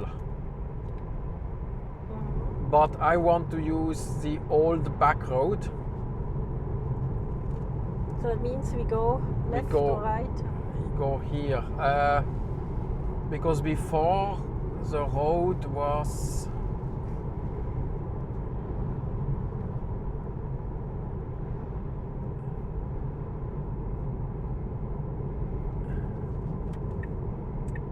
Here? Yeah, the old road was there, and now you have to.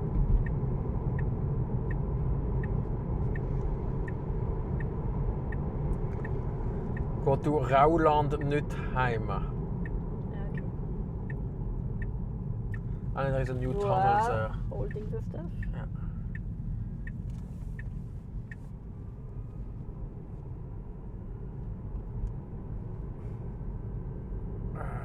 Navigation system. Ouais, roule encore un peu. No, we must put. Yeah, because the navigation system tells us to turn around and go to the other road. I will probably. Sagewegen om Nutheim. He understands it now. Okay. It's only 1 minute longer, but since it's shorter, you actually, I save 2% energy. Mm-hmm. Oh, we have a chat link. That's you who wrote. That was me. Yeah. Yeah. Does this book play also in Norway or not? No, but my next one I'm writing now might place in place in post-apocalyptic Norway, so won't be really recognizable after climate change and after some alien species took out everything. Yeah. It will involve a bit Norway nature, but not too much. So I quickly dropped the microphone for a minute and gave something to drink to my brother. He needs to drink.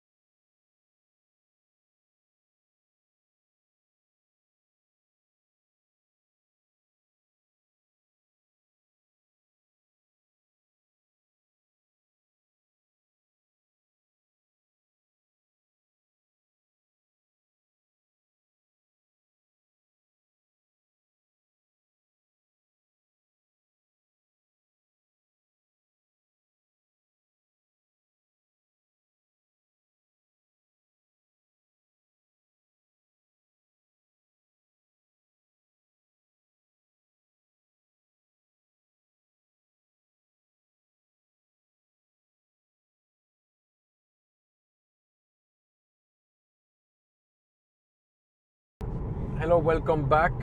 So back we are. I had to hydrate. Yeah. He hydrated a little bit. What want to talk about? Next thing to go. Okay, now we are in Nurbygda, which is a small place, and here is a place called Nordby Pensionat. Give me a second. We have camera decided to. You can just go to the other camera. Yeah. outside camera decided to have Now a bit you have issue. all the camera decided to. To have a bit issues. Okay, coming back. Okay. Here we Okay. go. So here is a place called Norway Pensionat, and I dropped there by accident the first time. It's this white building right on the Left. yes, yeah. Is it open? Yeah. It's basically a small hotel. It's a And small, what did you do there? I just wanted just as a coffee. Mm.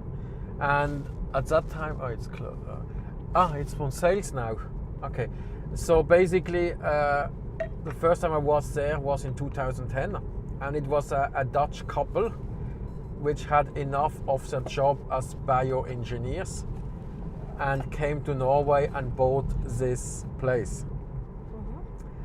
And then I came, every time I drove here, I stopped by. It was like a tradition. And the guy remembered me because I was the only Swiss. And what happens next? So we started talking, and I explained the story, and and then in 2019, because I had a Facebook page, the thing was sold. So basically, I asked, and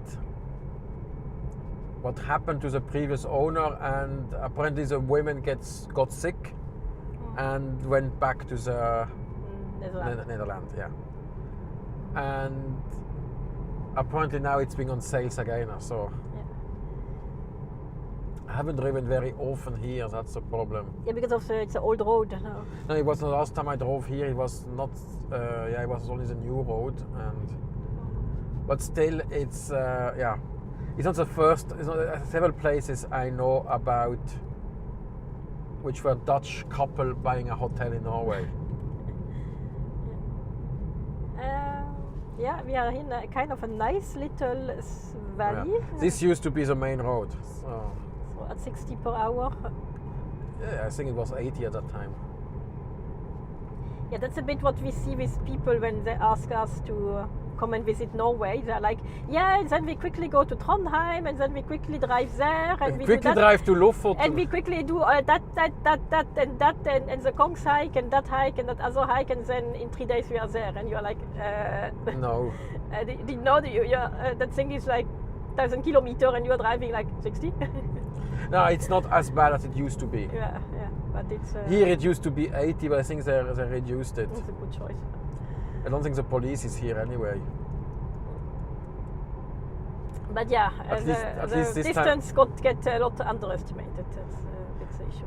Yeah, there was also one person they wanted to, I just saw in a group, they asked, if we stay in Senja, if we can visit Lofoten from a day. A day trip. Yeah, it takes like 6 hours each Yeah. way. I'm wondering if that's why that is. Is that because of the projection of the map that Okay, it but- looks so small, or? It looks bigger actually on the projection of the map. Yeah, I But don't actually, if know. you put Norway on the map, it's the same length as it's a bit shorter than the east coast of the USA. Mm-hmm. Yeah, I don't know.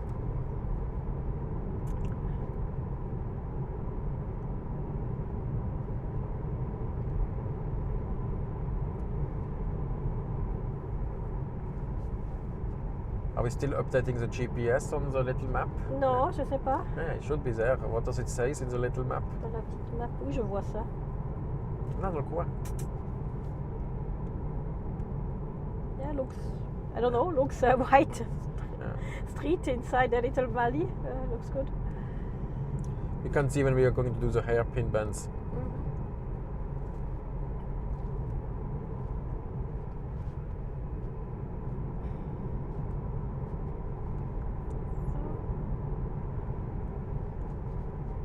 So, what shall I babble about?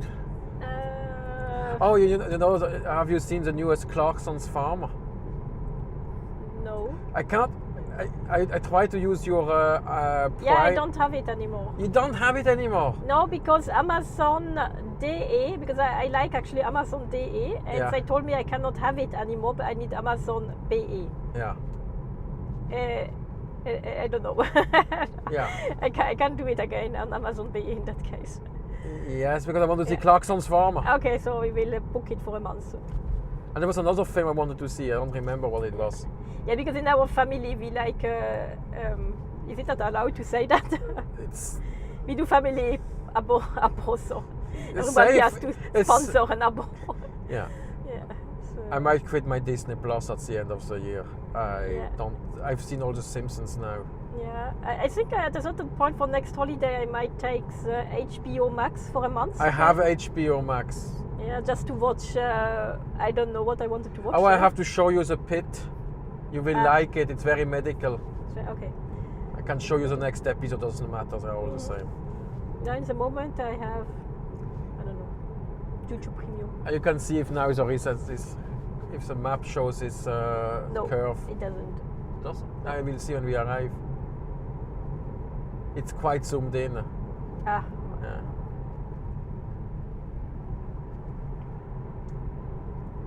Okay, going into curves. Means I have to hold again all the equipment. Yes. Imagine I would do Strollstiegen with that. If you know that you have to hold, it's kind of okay. The problem is if I do it alone, I have. Stroller and dog. You have to do it slowly. No, the little map is not updating. It's not updated? No. I can do two. Je dois faire quoi? Postleitzahl Oberwil.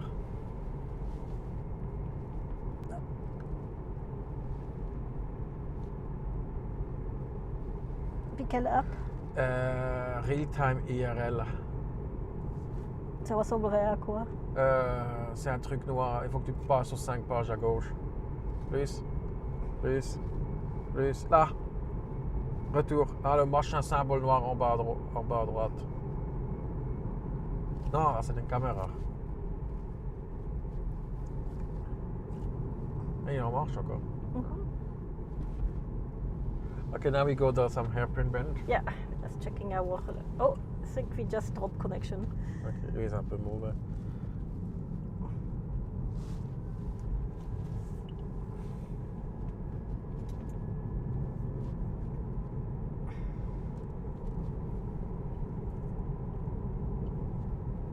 Qu'est-ce que ça fait mignon, là, la petite vallée. Notodden.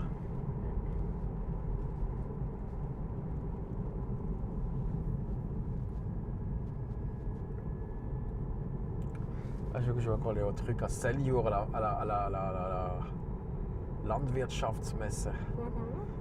Je pense que Mathias veut venir un peu faire ça, parce qu'il s'est fait faire. Il était là les trucs comme enfant. C'est revenu ou pas? Non.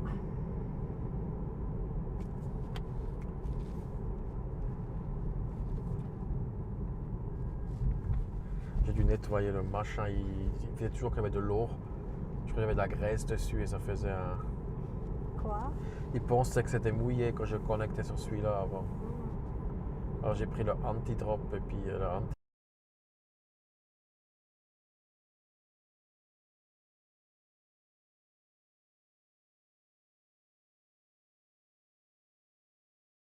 Okay, looks we We are are back. So now we are going to the back road.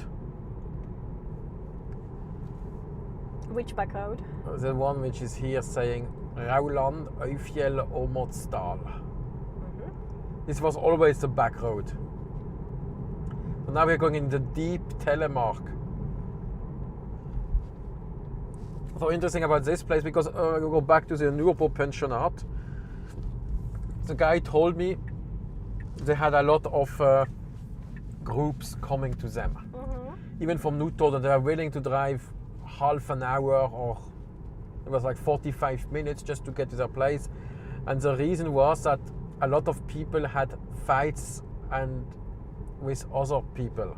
And then for some reason, this family would never go to this restaurant Yeah, because, okay. you know, the store, you know. Village stories, yeah. So because he was Dutch, it was like neutral. Everybody could go to it. Yes. Okay, we are now in a nice. I'm not sure how much you see. Oh, on the it's the camera. same thing. Now it says it's. What did it say? It says it's liquid.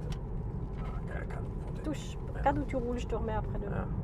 We Okay. can clean it We are in again. a nice steep valley, so it looks quite nice actually for hiking here.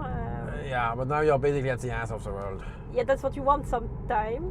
Yeah, so if you really want to visit some place no tourists go, this is the place.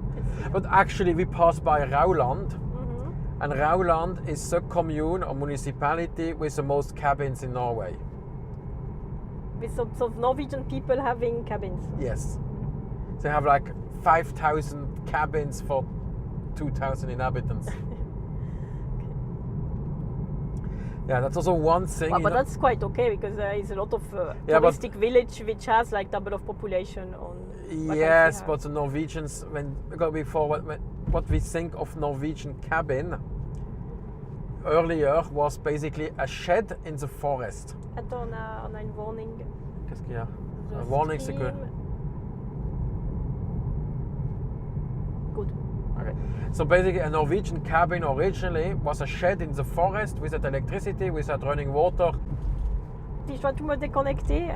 Tu lèves simplement le laptop et tu le poses ici. Ouais, je te donnerai un truc.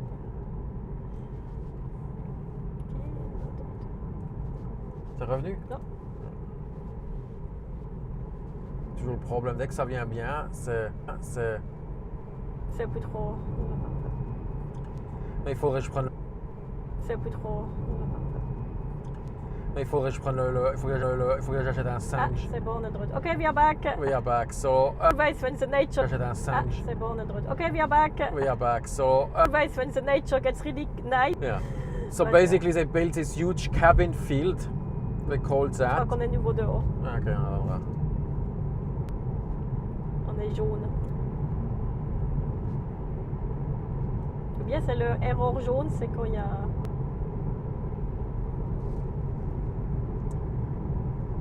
Non, no data.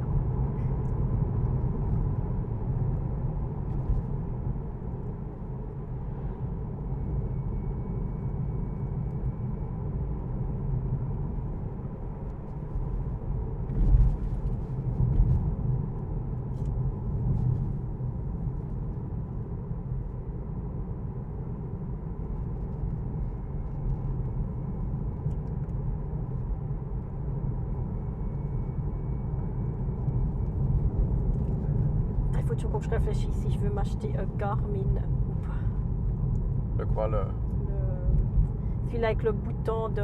notfall? Ouais.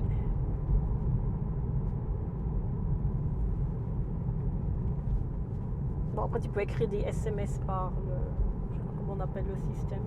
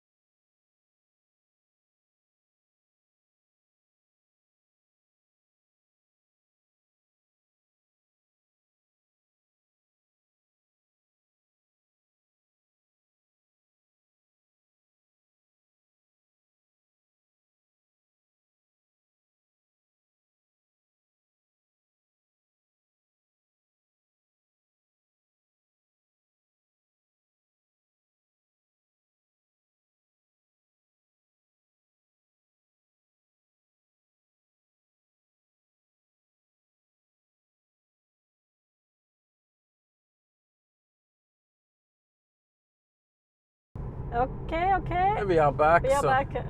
So it's Norway. So we have coverage everywhere, but it's not enough for the upload for the stream. Where was I with the cabin? Cabin, sorry. Yeah. So basically they're building this cabin field, and obviously they want to be somewhere where it's nice, and they don't want to see the neighbor too much. So it means that this it's very, very spread, but you still need roads to every cabin and so. It's not like in ancient days where people would walk for hours to their cabin. Now, because you need to be able to charge your car in front of it, yeah. And it's and depending on where you have your cabin, it's quite expensive. But it's not where you would think it's expensive. So where is it? Give example. It's okay. You have like the classic ski resort, like Trysil, Hemsedal, Geilo. Yeah. That's Rauland. That's also it's expensive for us. Sjusjøen. Yeah, if you have seen the series Lillehammer, you will know about it.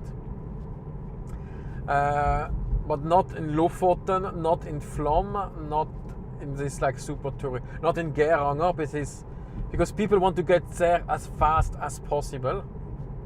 Yeah. From Oslo in that case? Yes, or from Bergen or Stavanger or Trondheim.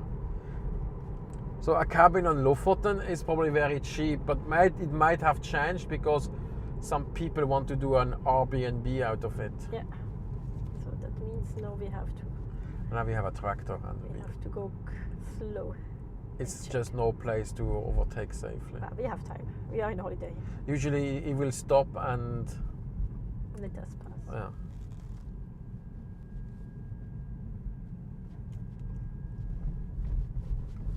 Okay. Where would you like to have a cabin? I think for a Starlings oder la voiture. Ichiput.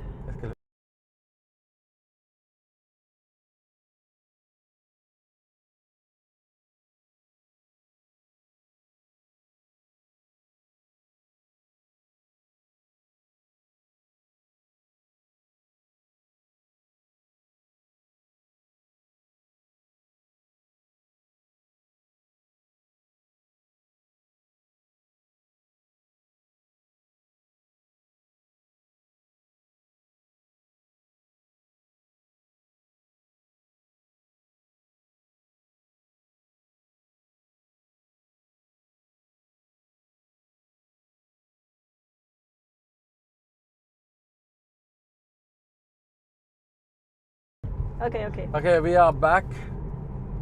So we turn off the microphone if we know we cannot stream, so we can talk other shit. Yeah. Discussion on when we want to stop and picnic. What is it? What do you see? There is a little. If you want to do a waste break. Now it's an information sign. Yeah. Just go on a bit.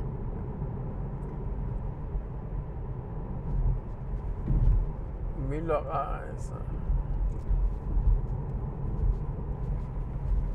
It used to be. Little church. People live here. Not sure if you can see it on the camera. No, you cannot actually. Daglig Ware, Ladestation, WC. I don't know if it's open. I think it's probably closed because this is not a touristic area. Yes, that's Norway. Chat. 24/7. This is one of these 24. I think this is one of these automatic shops. They have now shops in Norway which are open 24/7, but it's completely self-serviced. Oh, okay. But it works obviously because all the people are honest.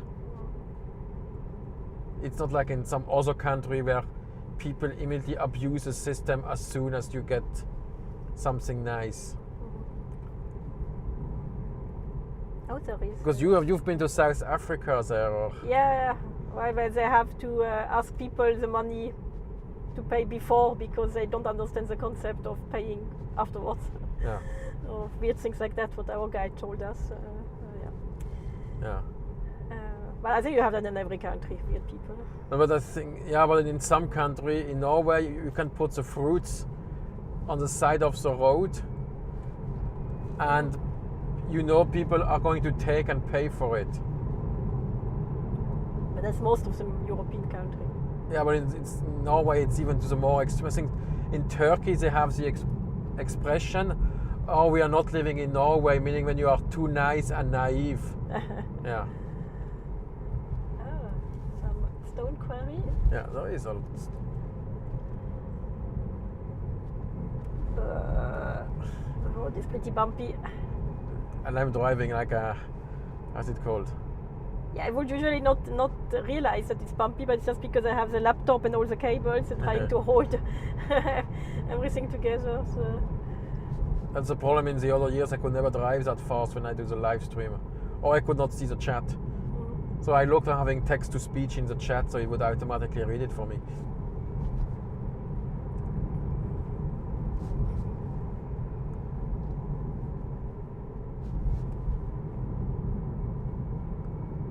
I can also stop in Rauland, maybe we can see something for you.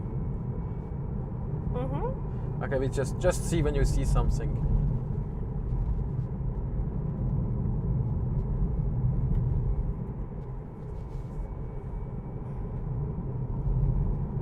So what's the name of that valley again? I think it's called Åmotsdalen.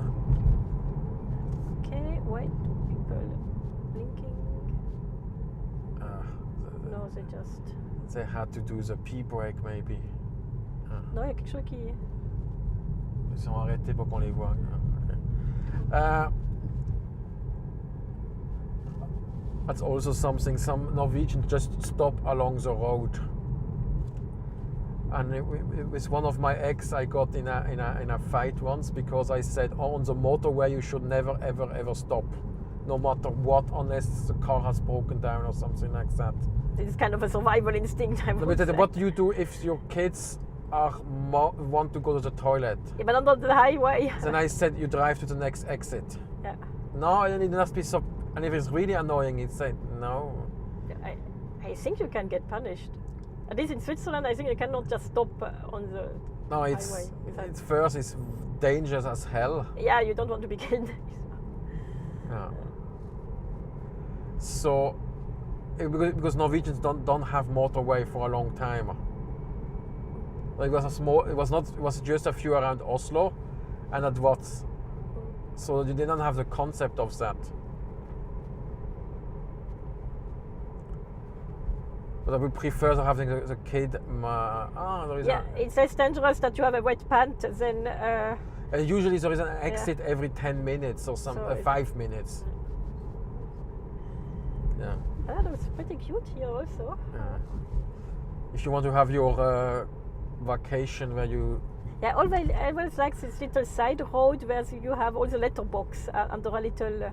Yeah, that's the postman doesn't need to drive to each house. Yeah. We don't have the postman coming very often anymore. He only comes like 3 times a week.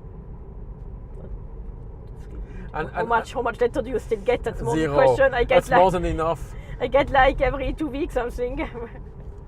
And then the first thing you take it and you're like, oh, that's a scam. So, okay. Are we still? Non, tout bon.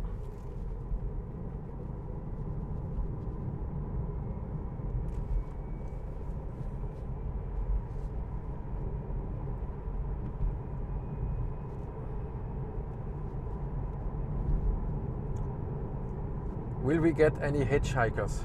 No. Nobody hitchhikes anymore. It's coming back. It's like trends, like everything. People are scared. Gen Z are scared now, or Gen Alpha even. Because before, every time I went on a road trip, I found someone. It was not difficult. Yes, and the next time you find the old people who want to redo like they did in the youth. Yeah. But also Norwegian kids are young. Tommy. Støble.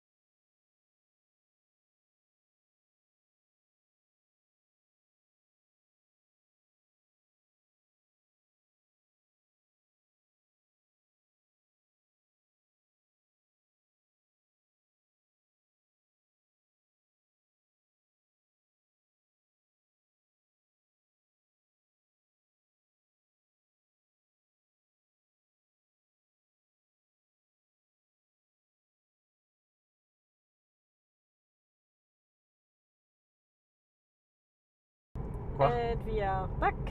Lui est drôle. Ok. Il est d'Égypte. Après, on On se est de moque. retour. Ah, laisse-moi. Ok, we are back online. Okay, and Mohammed, have fun in Have fun. Helsinki. Yeah. Oh. And then in Bergen and Eidfjord. You see, I treat my sister not so nice as you do. She has to do all my stupid things. Yeah. Since ever. Okay, have. Which stupid thing did I drag you on? Oh, everything. I'm not sure how all our family holidays are a bit like. I don't know what we are doing sometimes. Memorable, let's say. Yeah, not boring. Not boring at all, no. I never had boring holidays. That's, oh, like that time we went jet skiing. Yeah, that was. That was okay. Before Google review time, unfortunately. And yeah. it was probably the one time I would have given a zero star. star. Because we went with a guide. It was in France, and he said, "Oh, just follow me on a jet ski." But he had the sporty thing. And he knew how to drive it, so he went full speed ahead with another family which had done that like a couple of times. And the others with us. It was an English couple which didn't know French, so we had to translate everything. Yeah. And then we went there, and basically the sea there is quite dangerous. Yeah. So luckily, TripAdvisor and Google review would not have existed. No. Because I would have given a 0-star review, because for my guide, the first thing he has to do is safety. Yeah. I don't care if it's nice and so. Especially the driving back was like, yeah, we see you back at the harbor, and you're like at the sea, and you only see a little stretch of land. It was before Google or GPS or anything. No, GPS existed, but obviously. But not on a phone you could have in your pocket on a jet ski. And phones were not waterproof. Yeah, so you were like, okay, somewhere head to that land. Are we still green? Ouais. Yes. So. Il n'y en a personne dans le chat. Yeah. Tu peux raconter des conneries. The jet ski, that's a worst experience. On va jeter un peu le microphone. So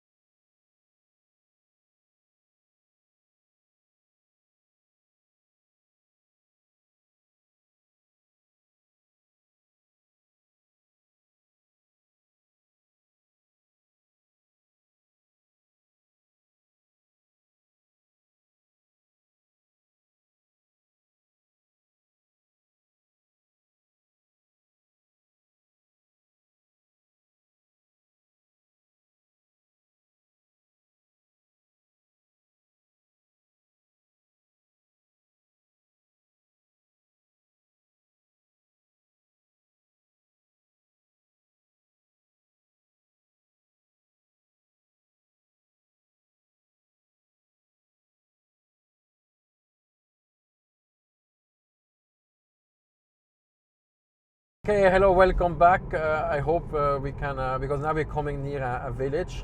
So connection should be Better. a bit stabler. Yeah. If I really wanted, I would need to have a gyro-stabilized Starlink on my roof. Yeah, but it's okay. It would not work in a tunnel, obviously. So we are now on active lookout for a picnic place. Yeah, because it takes a long time. Yeah, because it's always, I think you can feel with us. When you need it, it's not nowhere there. So if you know in 20 minutes you want one, but you only start in 20 minutes, yeah, it can still take 20 minutes more. So, yeah. So we are already a bit looking.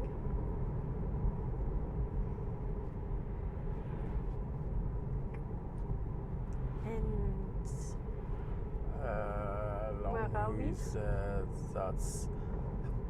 That's a construction material place. Can have like Viking door lang. How? Is it a sign? It's a roller ski. Ah, roller ski. Yeah, it was just on the right hand side, roller ski doing picnic. I think once I stopped here, I had a migraine, and then I had to sleep 2 hours in the car. And to note, it was the old car, not the Tesla. And you cannot. It was not wide enough, and obviously not long enough. And I'm not very long. I'm pretty good at sleeping in sitting because I do a lot of night Flixbus and stuff like that. Yeah, she's cheap. Yeah, No. it's convenient. I also came by business flight, so I do the full range of transport possibility. Just whatever is the most convenient. You don't want to take the Flixbus to Norway from Belgium. No, that's a bit too long, maybe. 18 hours in a car? Yeah. That's 18 hours. It took me 17th hour, but my car can drive 200 to Germany, so I don't think the bus can do that. And the bus has to stop. Yeah. Nah. Is there Flixbus in Norway? Flixbus? Yeah, but I don't think they drive in Norway. Yeah, I never saw a green Flixbus. So. I think they drive to Sweden or so. You can check Flixbus Norge. I think that just Google. That's why we have the computer.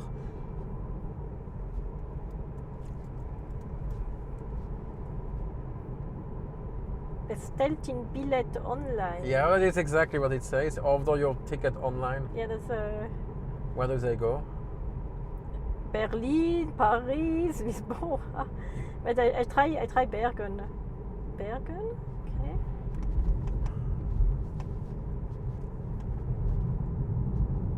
No, this seems no. Look Full in Oslo. Booked. There is Oslo, Bergen. Okay. But yeah, it's tomorrow and it's fully booked. And it's a 13-hour. Whoa! We found a picnic place. Okay, let's do it. There's nobody around. I find a picnic. Perfect picnic place. That's a lake. So that's how you find picnic place. Okay. So okay, I think so going to the toilet will be a bit more sporty. Yeah, but we will manage, no worry. Yeah, there is a lake down there. There's a lake. Yeah. Okay, that means we will put it on a pause. We put on pause, so we see us. No, yeah, you can. In half an hour or something like that. How do we do that again? Übertragung. You don't want to stop. You just let it run. Okay. Like I can hold the thing while you go out. Let me fix.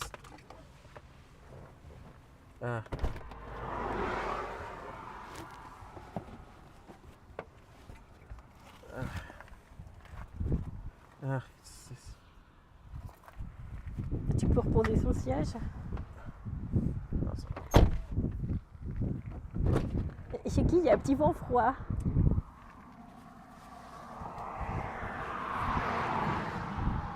Text.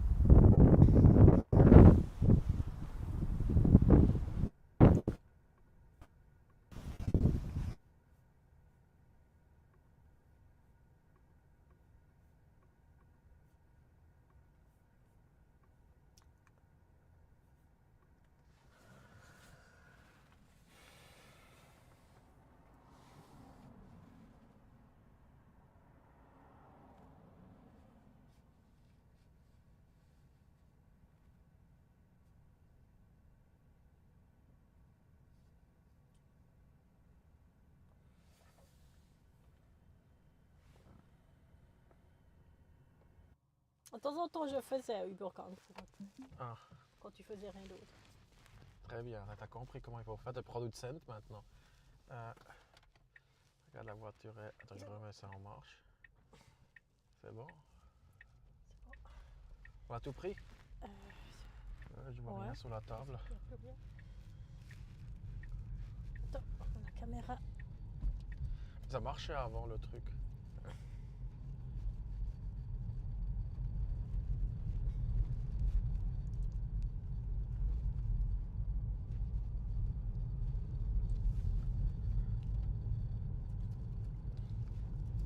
C'est quoi quand il dit keine Daten? Non, c'est excellent. Okay, welcome back. But our indoor camera is somehow not moving. Why not? Is it indoor? Just take in and out again. No, frozen. Frozen? Just take cable in and out again.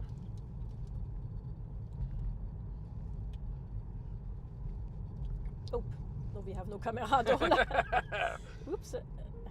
You will just come back. Okay, everything coming back. Yeah, we are back online. Yes, we are back. Here we go.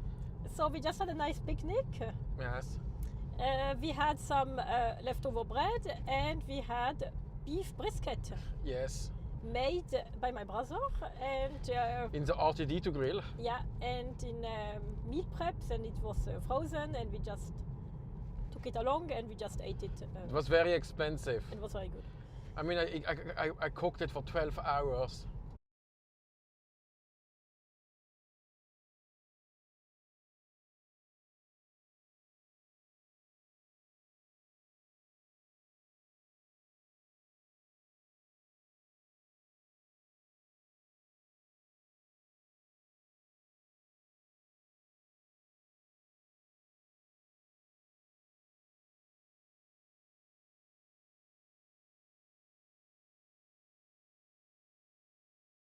Okay, we are now back in the stream.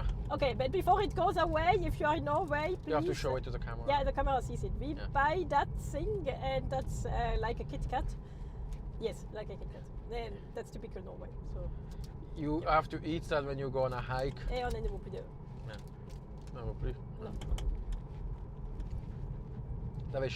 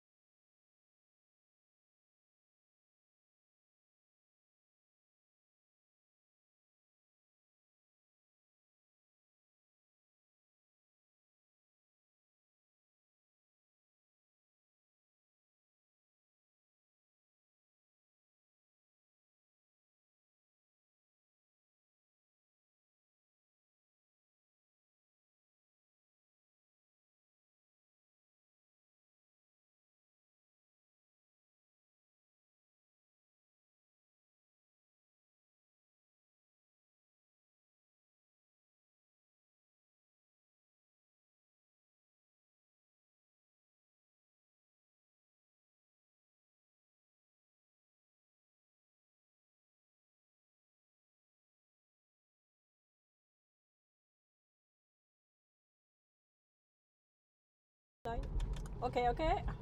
Okay, we might drop out again. Yeah. Because the problem is... No, on est déjà dehors. Okay.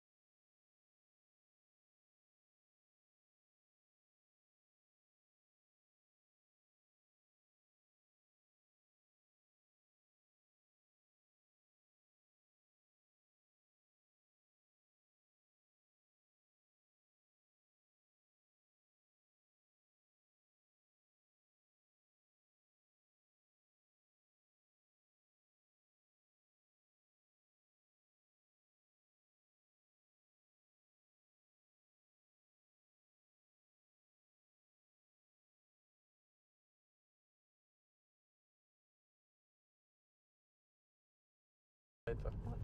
Okay. Okay, I think we are good. Yeah, again, okay.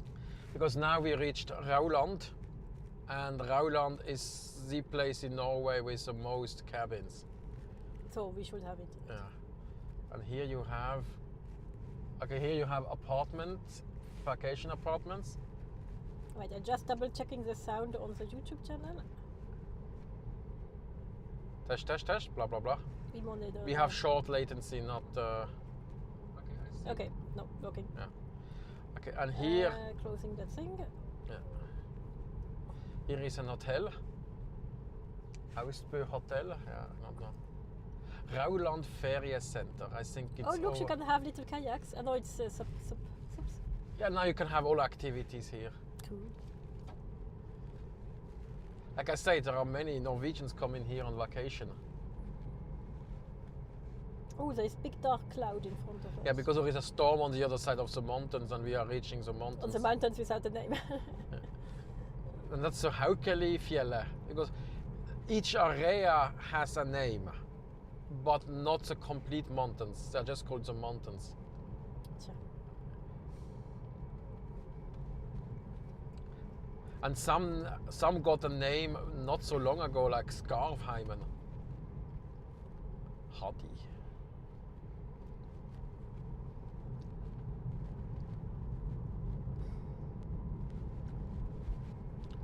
Okay, what should I talk about? Rauland? Rauland, I don't know much, I only drove by here.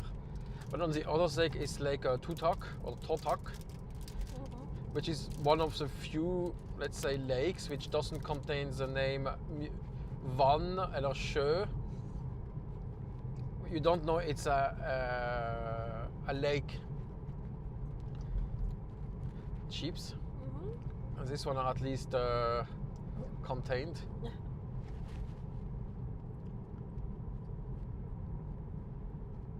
And it's even open on Sunday here because it's and up there is a farm shop.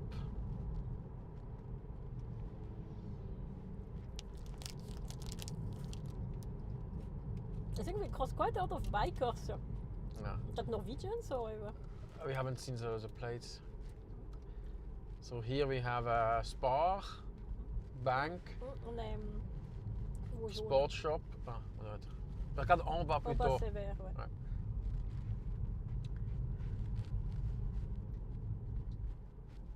So, Rauland Skule. And now we are going to Haukeli on road 362. And that's in Hachi. It was an interior design shop for your cabin, so it looks fancy. I think there is quite a lot of interior design shops in Norway. I don't know Yeah. how they all make their living. No. The thing is, before you stayed at home, there was no place to really go out. So you wanted to home to look nice, because you're spending a lot of time. It's not like in other countries where they are in a going out culture, like in Spain or so, or Italy, where you don't stay at home but you always go to your bar or something like that.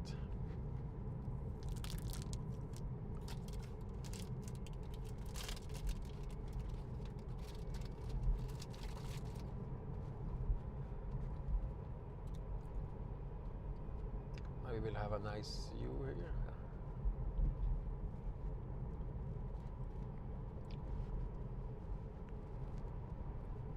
There is a riding center if you are into horses. Okay. Is that for you? I don't like horses. But here in the nature, if you have a host with... if I just can sit on it and it's auto navigation and everything. And, yeah, I think they had one at Muregård with auto navigation. So because I don't know how to drive a horse. So I don't think it's called drive, I think it's called something. Ride. So I just sit on it and it does the thing. Why not giving it a try? But that's kind of ready. Don't know what the brakes are on a horse, you know. No. No, I never was an animal person. Like that time we went fishing. Yeah.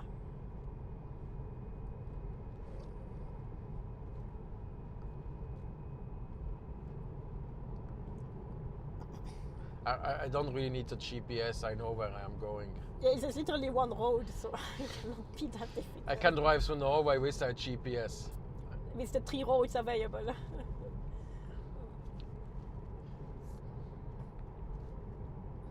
I once went on a road trip and it was on my old car. I didn't turn on the GPS once in a week. I have the map of Norway memorized in my head, old-fashioned style. Because I mean, I navigated before we had GPS in cars. Yeah. Like when I worked for the TV station, I had a book where all the places, and you would look it up at the beginning and hope you remember until you arrived. You also can make like post-its and little like marks and. No, I don't put. Turn left or take direction or whatever. I was only going once there. Yeah. You would stop on the side of the road and read again. Because my sister, she was very bad at geography. Oh, I'm still bad. It's just somehow managed to make my way around in the meantime. We have a roller ski there.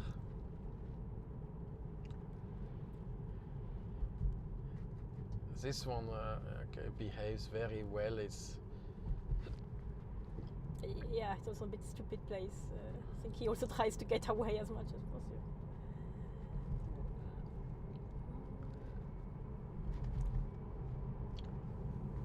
So is there anybody in the chat which has tried roller ski? No. Maybe I should do a video, but I think I'm too old for this shit. Yeah, no, you don't do that. Who can I throw under the bus? We need somebody sporty and a little bit crazy. Oh, Not yeah. too old, Oh, maybe. yes, I know we can put Mohammed Hassan under the bus. Oh, yes. On the roller skis. Yes, that sounds like a good idea. If he's still in the stream, he doesn't know what's coming on him. Yeah, I did. The normal before inline was a thing to be in. That's roller skate. It's roller skate.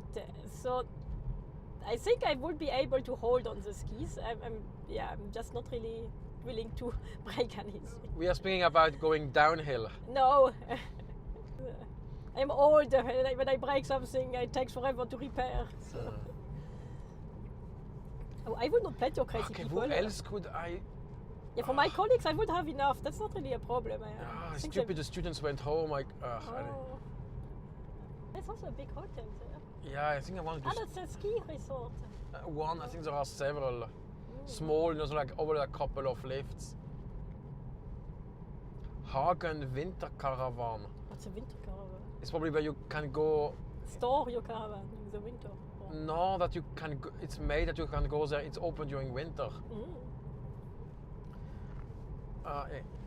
Non, c'est bon. Non, mais il y a un truc ici. Quoi, que je dois te faire? Touche Là, pas. regarde, il y a un message. Ah, tu le vois sur le téléphone, sur le truc. Écoute, sur Facebook, Messenger, tout à droite. Messenger. Wait. Quelqu'un a envoyé à Mathias, qu'est-ce qu'il a? Ice cream? Non. Attends, j'ai un microphone.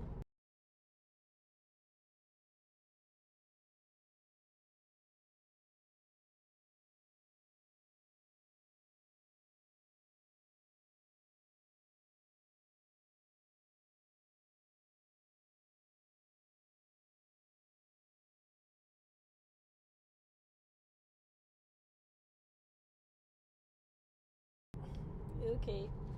On va mettre une autre chargette pour le téléphone. Ouais. Ah bien.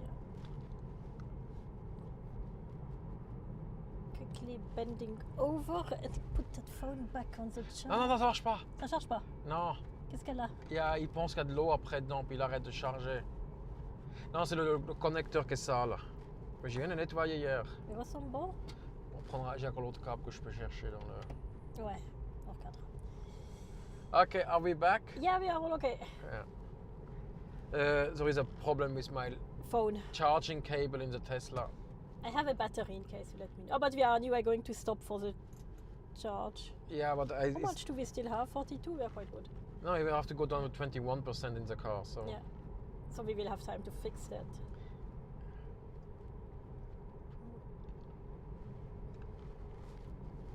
it's going to maybe rain on the other side.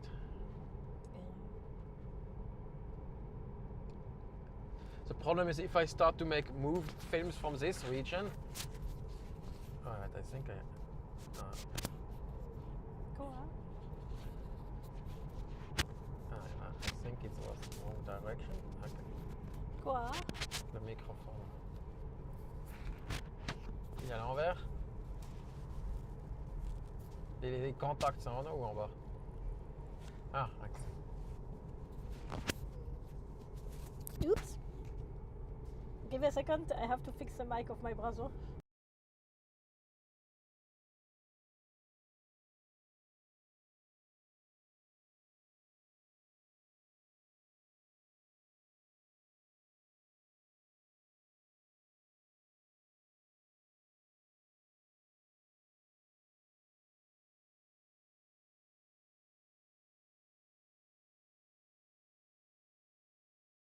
Yeah, you quickly have.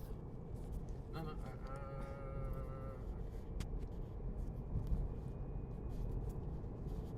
Il est tombé là-haut. Il est juste sous le siège et le truc.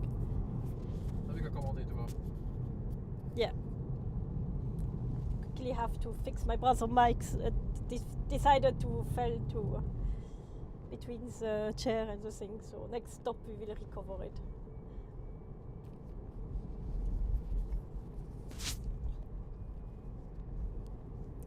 See if my mic is going well. Test, test, test. Yeah, looks pretty okay. It looks like it was you. Whoa. It's a bit curves and I have to hold everything every time. They don't have to talk quick.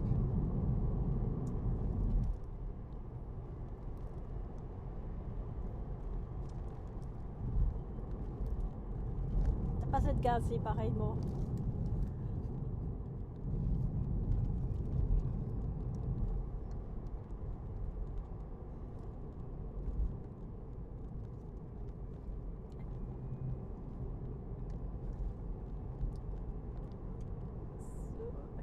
Little houses. Il y avait une auto, hein.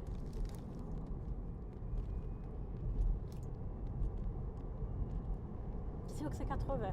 Oui.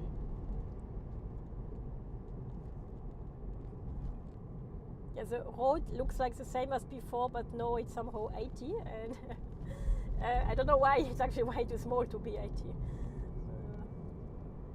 have no clue.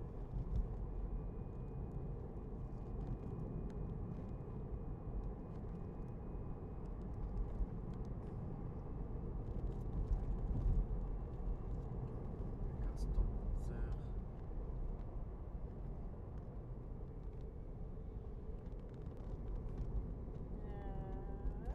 Là? Non, il y a quelqu'un là. On peut Continue. s'arrêter.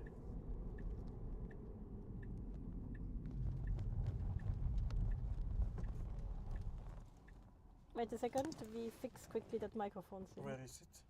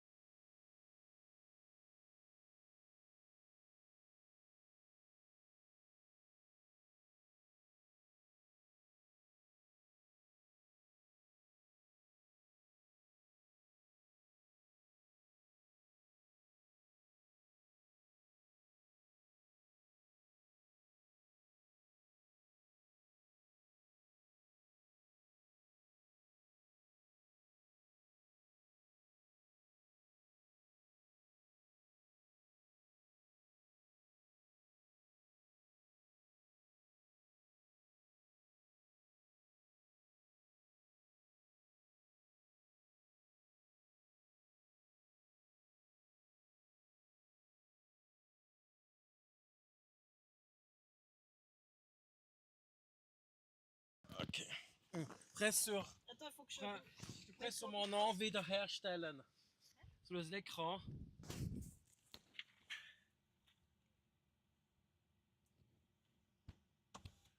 Ah. Il faut que je remette mon micro tout d'abord. Ouais.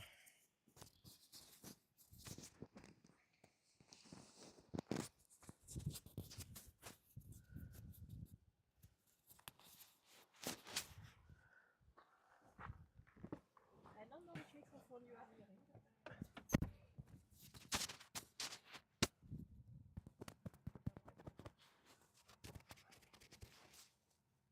Comment tu fais comme ça?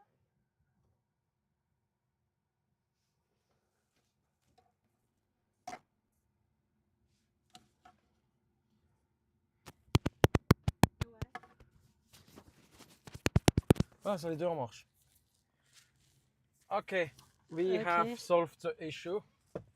Et je And crois I qu'on nearly est... lost a piece of the microphone outside. Mais je crois qu'on n'a pas de connexion. On n'a pas? Non, c'est tout rouge. En bas, c'est? C'est rouge. Oh, ok.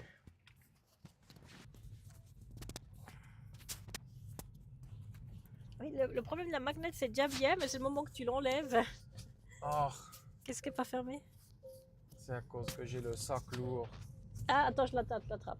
Tu tiens encore une seconde, le temps que je mets ces microphones de retour.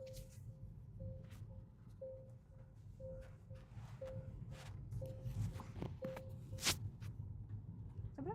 Voilà.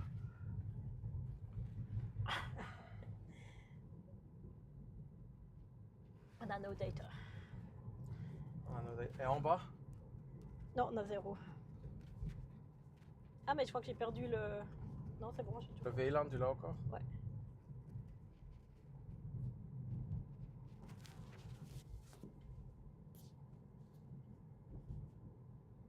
Ouais. Ouais, on peut aussi faire que l'appel, mais... Non, mais dis... Ouais.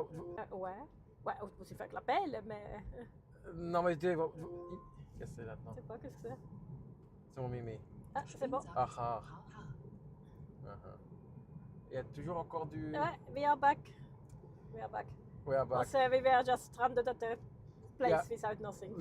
It took us a while to Look. triangulate the microphone. Yeah. So basically we had to make noise to see where it was the loudest. And it was sticked actually to the rail of the seat. So. And then we nearly lost the holder magnet on the other side of the car. on the outside the car. Ooh. So, but now we are all set again. So this is Lake Totok, like we said before. Whoop. Wait a second. Camera comes back. I just had to retrieve the cable. I think we need some gaffer tape maybe on it. Or we can try. I can try the other hub I have. Yeah. Okay. A little bit rain coming, but you see also the grey. Oh no, you don't see because the camera has decided not to see. You can change to the other view. Give me a second. Yeah. Okay. So you see there is a big dark clouds. Not sure if you see that on the camera, but there is big dark clouds, and it's starting slowly to rain. Yeah, so before when I pee, you have to pee in the direction of the wind. Don't want to do it in the other direction. That's a Norway tip. As a man. For a man, yeah. Might be very universal tip maybe also.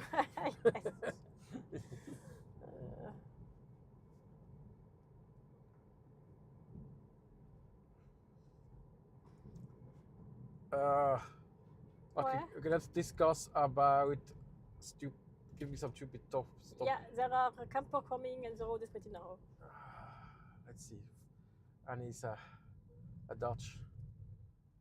Yeah. So now attention, roule pas dans le... I have to...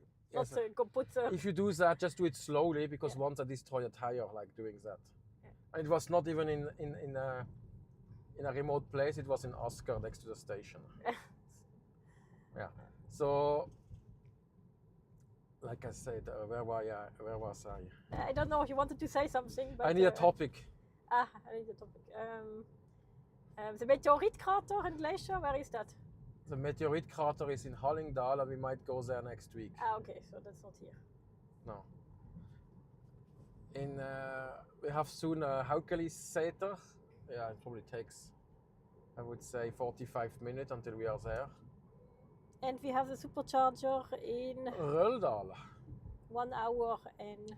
Well, Røldal is quite interesting because you have to drive down completely the valley on one side and up the other side again. No.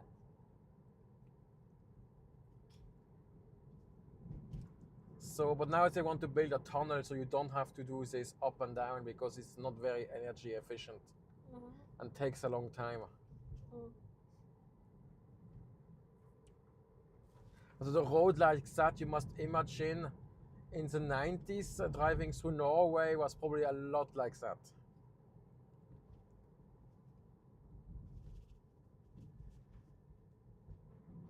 And it's pretty bumpy. Yeah, this is not so bad, or in the north there are way worse road apparently.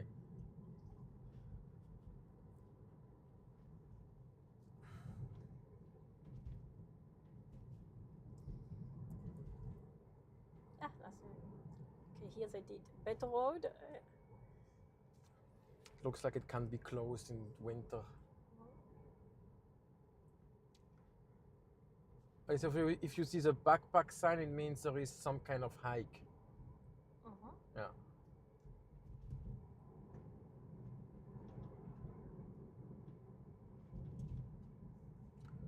Whoa. I don't know what that means.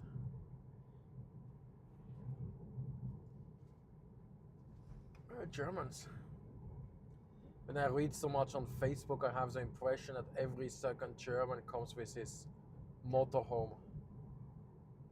Yeah, I have several friends which went to Norway, but they all go to, what is it, Hirslanden? Hirtshals.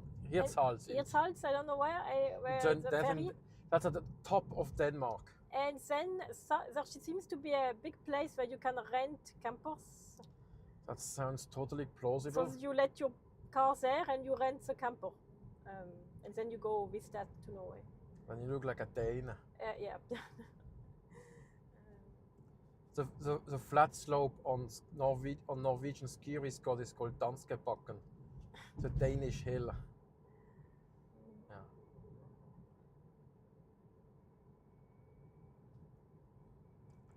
Ah yes, your PT went to Norway. Was it last year or 2 years ago? It was last year.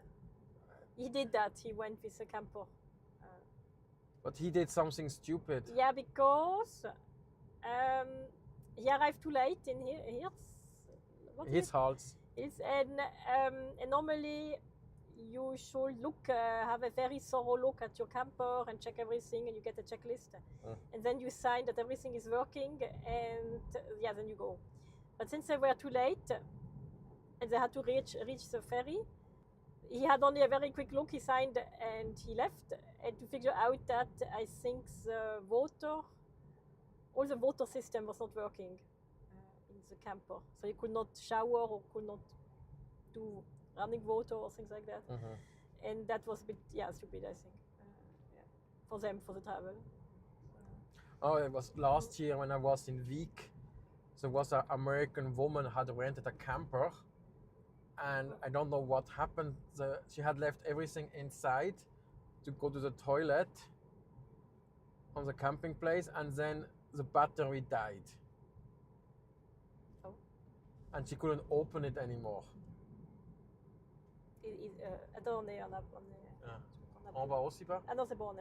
So she couldn't open the camper anymore. So she had to wait, I think, a couple of hours until the Viking guy came and... Was it not a door with just a key or something?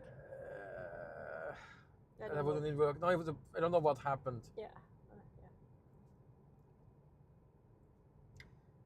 It was also Mohammed Hassan. When he went to Trolltunga, the day after their rental car broke down. And he was in Odda. And then they called the road service, and the guy from Ice Road Rescue came to rescue them. So if you break down in this area around Odda, Eidsfjord and so, he might come and fix your car. I will not. I never saw that shows. I will not recognize him. No. But yeah. So that's. It's not just a reality show.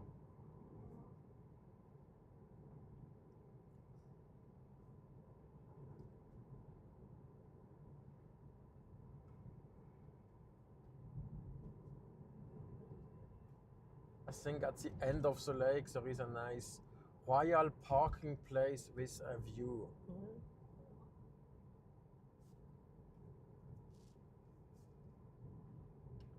That's probably that. Yeah. I could imagine that some camper would stay there overnight. But since it's a parking place and there was nothing written, it's not allowed. You can.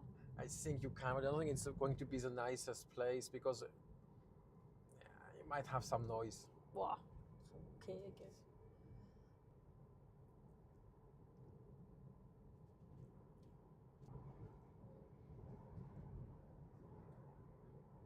Attends. Permission is required. Abbrechen. It's the Works VPN wants to go and snoop on my hard drive. J'espère que j'ai fait après. ça a juste fait. No, I just tried to hit that thing and it was a little jump, so I'm not sure what I hit actually. But now we have gotten the work laptops. Mm-hmm. So yeah.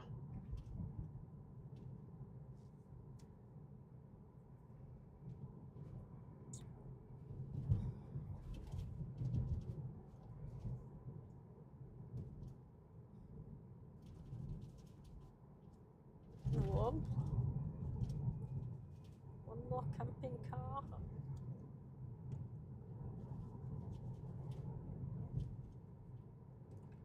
Where is he from? Again, Dutch? That's a Dutch. Yeah. We haven't seen any Belgium today yet. I have not looked also. It's easy to see they have red plates. No. Yes. No. Red text on white. No. Not anymore. No. They have a little B somewhere on the side. Yeah, this is a That's German, yeah, from okay. Munich. This was a D. So in my garage, everybody has a white and black normal thing. It's not red anymore? No. Yeah, there is for sure somebody has a red one. But It's the old one also. I have no clue. I've never studied that.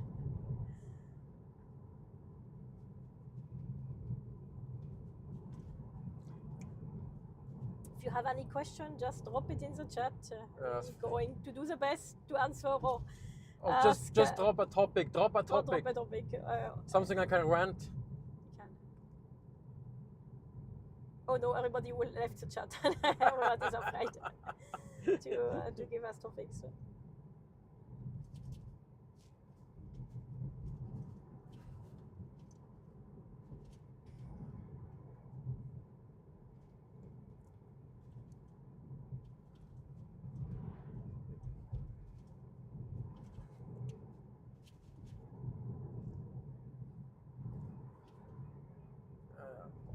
Okay, what do we talk about traveling? My sister is going to be next month the worst kind of tourist. I'm testing a cruise. Yes, the worst kind of tourist. So I know if I like it or not. She become like a low cost. It's not that low cost actually. Low cost.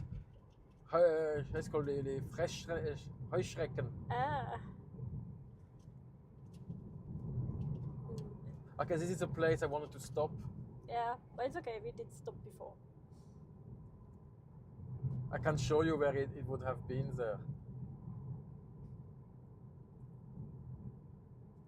Last time I was here, it was with Maria and Paloma, and then they had to bring Huge couscous.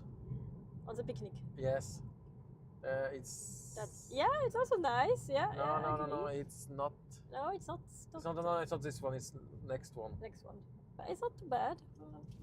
I think that was a camping. Yeah, that could be.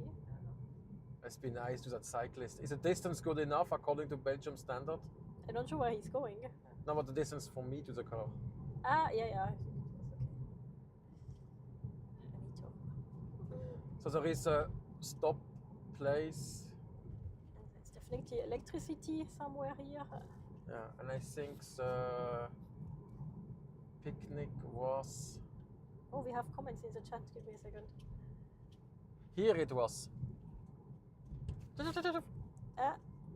Next to the electric. Yeah. Okay. Okay, it's not so nice. Oh, c'est toi qui as écrit. Mais c'est moi qui ai écrit. Yeah. Okay.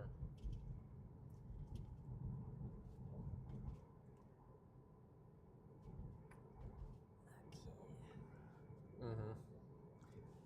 So she's going on a cruise in to where is it, Adriatic? Yeah, when we start in Venezia and then we go like to Dubrovnik and Montenegro and Mö and then Corfu and somehow back via Bari. That sounds like plausible. Yeah, I hope I not study the geography there. Mm-hmm. So it sounds quite okay, I guess. There is a bird here. I don't want to make it flat. So I will have you already booked a Game of Thrones tour in Dubrovnik? No, I could only select. Didn't have that much choice to select, so I just took the city trip normal. Yeah, probably they're going to do the Game of Thrones thing anyway. Yeah, I guess so. Will be all good. I booked the Wi-Fi package, and I didn't book the food, just a regular basic, buffet. most basic thing. Because they were like, yeah, but you can have more to drink, and I'm like, yeah. With tea, I am happy, and one soft drink a day is already, I think, quite enough. Two, I think it's quite. So for me, at least, I find it quite a lot. I don't really need more. We are to boring drink. again. We have to be less boring. Yeah, we have to be less boring. Yeah. So she's going to test a cruise. Yeah, and the idea would have been I could have tested a Norway cruise. Yeah. And then I will be on the ship, and my brother will try to catch up, and we can see if you can do the same amount of things. Yeah, but the problem is the day a cruise is there, it's usually ruined. Yeah, but you can just be time elapsed, just to see if you can do the same amount of stuff in one day with a car than you can with cruise. Yeah. So that would be a challenge. That would be quite challenging. Car versus this thing. Yeah. You just have to find someone to sponsor that. That's going to be an expensive. If I take it from you. How much does a cruise cost? The cheapest of the cheap? Yeah, my problem is I am solo, so you pay a cabin. Yeah. And there is very few crews who actually do smaller rates. Yeah.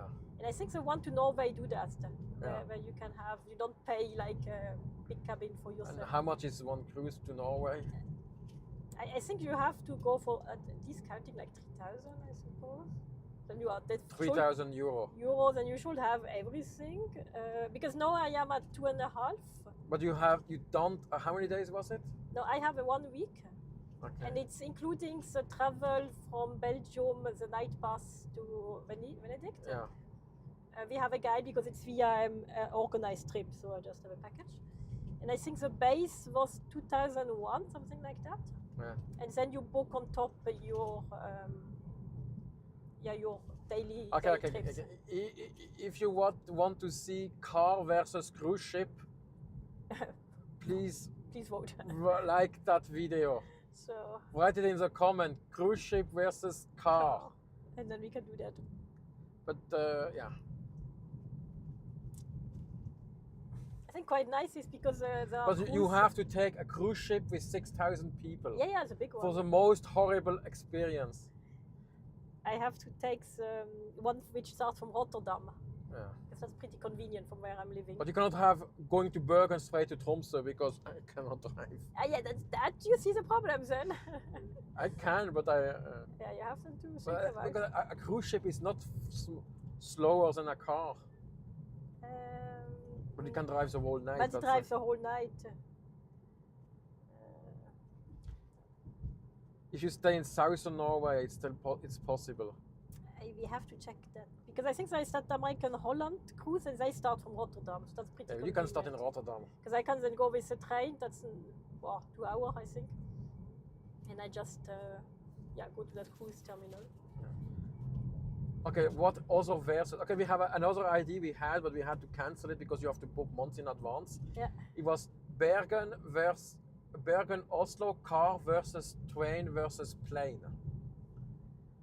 Yeah. Yeah, so she would take the train, I would take the car, and my friend Sven Magnus would fly the plane 3 times. He was a pilot. Yeah. So we would need to coordinate with his job that he can actually do a 3 times he can do the bus driver for Oslo Bergen 3 times in a day. Because last week he went 3 times to Stavanger in a day. Working day. Husky, Haukeli Husky. Yeah, that wasn't my. Oh, it was okay to do one-time huskies, but yeah. You have to like dogs. You have to like dogs. Yeah. Okay, at least they are useful dogs. Yeah, that's okay. Yeah. It's just when you go on the sledge and they tell you, yeah, you have to weigh 50 kilos, otherwise you will be catapulted off the sledge.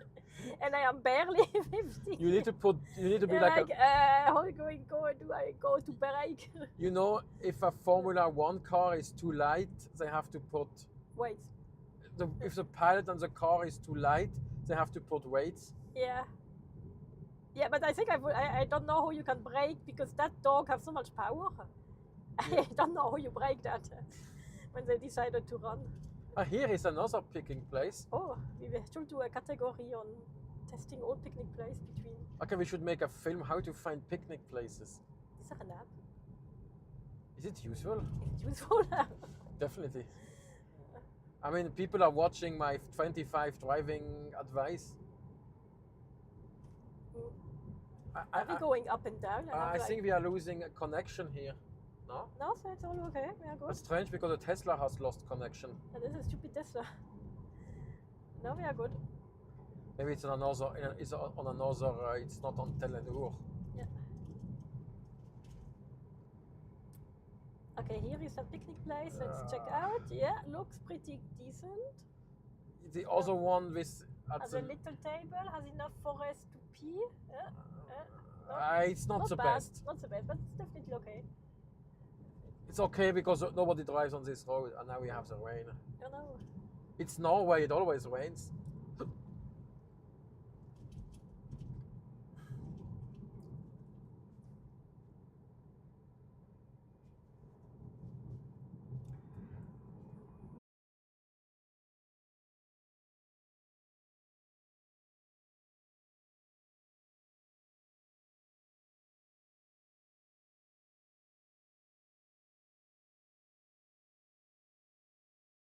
Okay, back.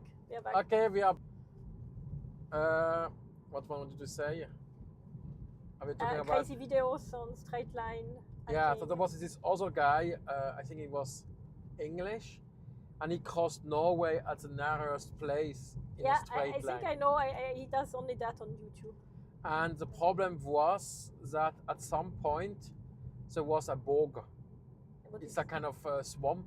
Ah, yeah, that's. And he thought, oh, I'm just crossing it, and it was more like a 2 days trip. Quicksand, no. Quicksand, yeah. Yeah, quicksand and this kind of. Non, on est devant. On est devant, aussi en bas. Ouais.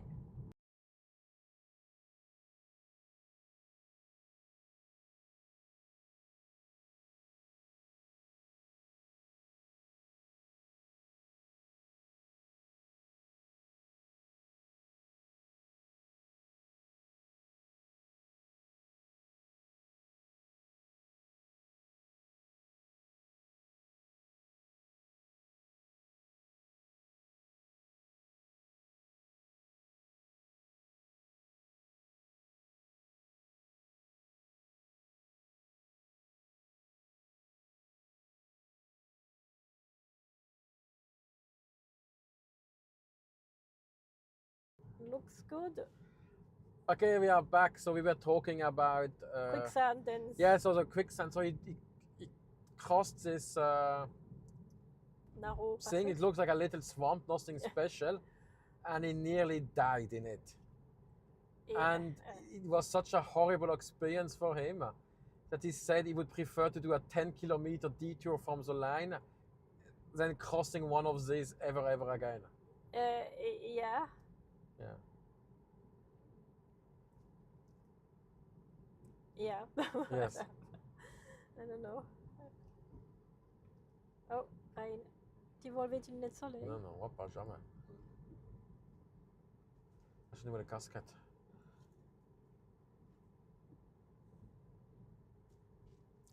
Oh, no, the camera gets a bit. Oh, c'est pas encore. C'est vert? Ouais. So now we are reaching the E134 again. We are now in Heddal. Not so much I can tell about this place. It's raining. Yeah. I said it was going to, and again, one more Dutch person. Dutch? Yeah. On Dutch car, you don't know if you can guess from where they are from. No, I don't know. Maybe not, I don't know. And in Belgium? No, because it's on you. It's not on. It's on you. It doesn't say where you live or so? No. These are for 8 years in Belgium. I have not discovered if there is a trick to say that. Because in France, you can see the number. And in Swiss, you can see the letters. The Same in letters. Germany. Germany, there's also little letters. Yeah. In Italy, it used to be like that.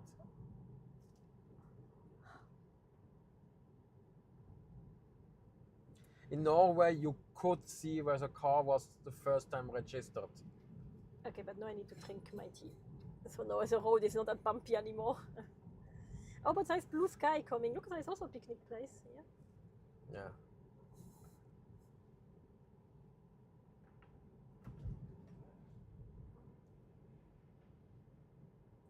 Horsey.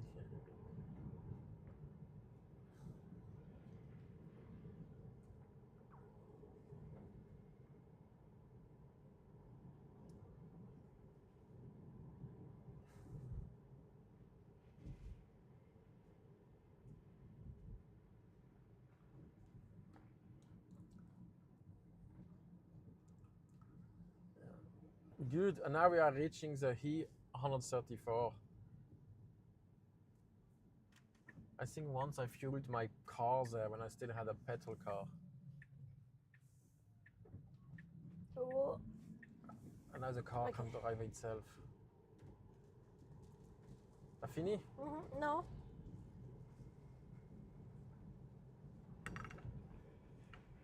Good. So my sister is a big fan of Norway from Itchy Boot. Oh, yeah. I doubt she will ever come to Norway again. She did, but yeah. I think it's not enough crazy here. Yeah, I think that's a bit. It's too civilized. Too much filmed already. And she was already a couple of times, so. Yeah. Yeah. When everybody recognizes her, it's maybe also not that fun. In Norway, people would not say anything. They would say, hello, that's it. Here a celebrity can go around and will not be bothered.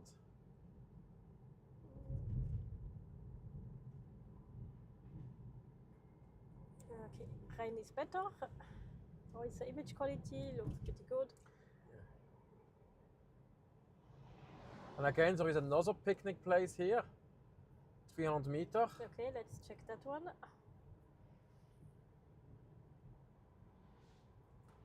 Okay, it doesn't have a toilet, it's just a stopping place. That one here? Yeah. Yeah. Oh. Yeah. There is really nothing else. Yeah, the problem is that you're very close to a very busy road. But there is a picnic place again in when we come closer to the sign. In 1 kilometer, let's check. Yeah, we don't need one. That's why we see all of them. Yeah, because this is a main road, so obviously you will able to stop much more often. But since it's a main road, the car can drive itself now.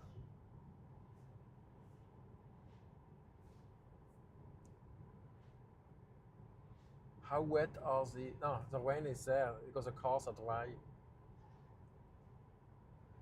Again, Dutch, German, Norwegian, Dutch, German. It's more tourists in my place, there's not so many tourists. Okay. Norwegian. German. Okay, this one was a bit better. Yeah. Is it a what? I think so.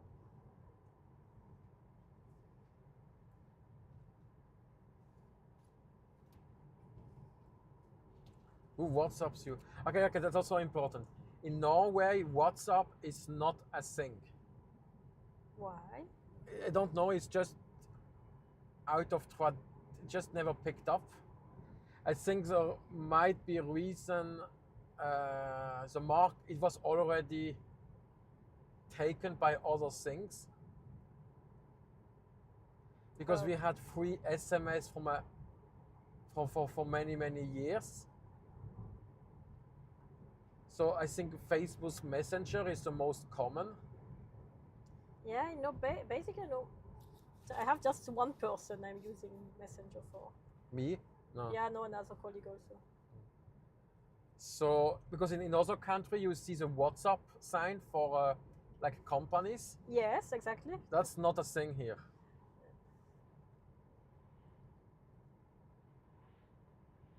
So I can get around many scams because I don't have WhatsApp. Never had a WhatsApp scam. Now they ask you to go on, that was like on a dating site. The first thing they ask, oh, can we move to WhatsApp? I just reported them immediately. I knew it was a scam. I don't know. I've never. No, I was. That's no, I was never. I was Facebook Marketplace. Yeah. Ah, yeah.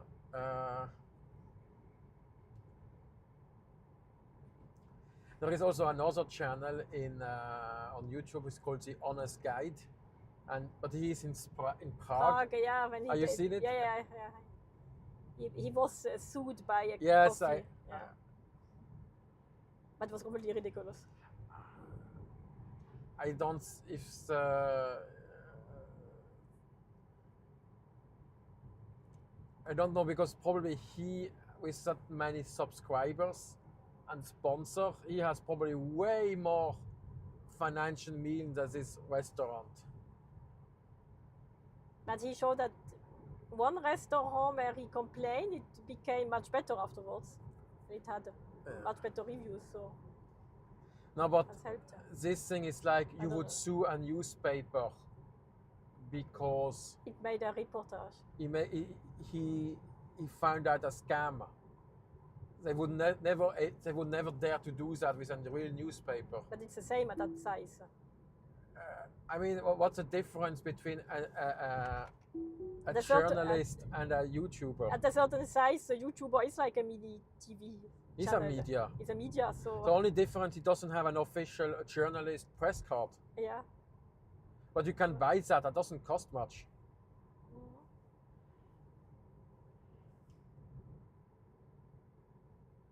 Yeah, I think there are enough YouTubers who are bigger than the local TV channels. So. Yeah. It's like.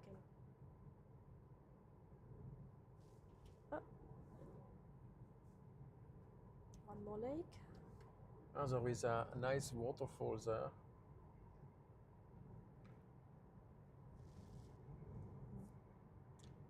So The Honest Guide, but because someone asked me, are there any scams in Norway? This I have not seen. Okay, the only one. There are the small, a bit weird things, but it's just because it's small. The only one which could really count as like a scam, it's more like foreigners, not specifically tourists, are taxi scams at the airport of Oslo. I never checked that. So. Yeah, but basically it worked. It was, how was it? There was a Korean group which had a business trip to visit a Norwegian partner. So they went to Gardermoen and then they took a taxi. Because with 4 people, if you pay the regular price, it's not so much farther away from the train. Especially if they don't know. But it's a business trip, so they took they took a taxi and it costed at the end 3,000 kroner instead of something like 1,200. So, and then the Norwegian partner, because they were probably paid for, got the bill and looked and saw it and thought, oh, something is not right. Mm-hmm. So basically they called the taxi company and it was, they had booked the premium thingy. but no, that's not what it was. And then basically they gave the money back. Mm-hmm. And then there is basically, because there was a lot of scams even more before. If you take a taxi at the airport in Oslo, there is a yellow taxi ordering machine, like a.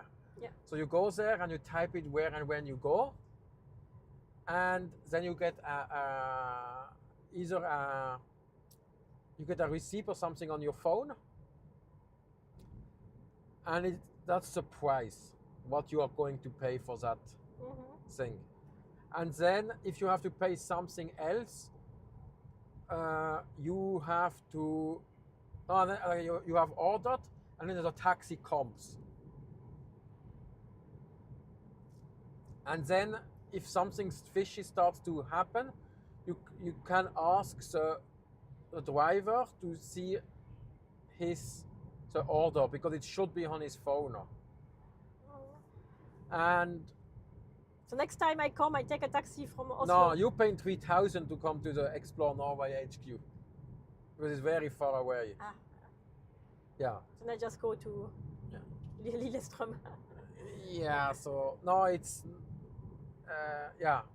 And then there is one company managing it, and taxi drivers are not allowed to roam around and recruit tourists inside the airport. If they do that, that's a scam, and they are not allowed. It's illegal. All taxi ordering in Oslo airport needs to go over this. But normally I'm used to go out of the airport and you queue at the taxi queue and you wait that the taxi comes and you hop in. Yes, but it was like that before. And now you need to know that as a tourist. Yeah, but I think there is a taxi. It's very visible, the taxi ordering booth. It's yellow and says taxi. Okay, so we have to do a movie about that.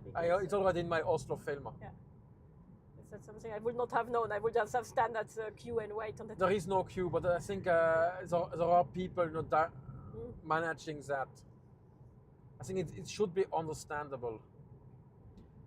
But there are still, that's the biggest scam you can see. Yeah, and sometimes you have this weird activity like the Lux Safari, where it's like, okay. No, the Lux Safari is not a weird activity. It's not an activity, it's like... It's a very serious activity with a totally reasonable price. C'était lequel? What was the one with the little aquarium? That was a Lux aquarium in somewhere in Namsskogan. Yeah, that was... It was just... They promised way more than there was. Yeah, that was more that. But that was in 2008. Yeah. That was the only thing which was a bit like, yeah, okay, these weird things you are doing, on traveling. But at that time it was, you cannot imagine how underdeveloped it was still. I thought in Lofoten, we went there in mid of July and it was empty. Quiet. There were some tourists, but it was not like the hordes you have today. But it was also way more expensive to go to Norway because the kronen was different. Yeah, the kroner was way more. It was even more than Swiss francs. So even for a Swiss, it was expensive. Yeah.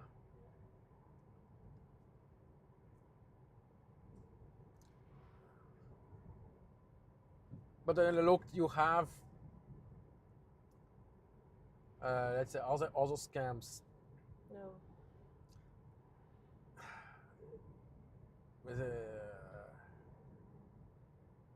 No, I cannot remember to have heard of any other scams. There are stuff with bad service or a bad product, but it's not like intentionally made to scam you. Because if you make a bad product, you can just be stupid, and that's not a scam. Yeah, you can have a bad day as a cook also. So. No, but a scam is you have malice. Yeah, you intentionally doing something not correct. Because if you're a bad restaurant, that's not a scam. That's just.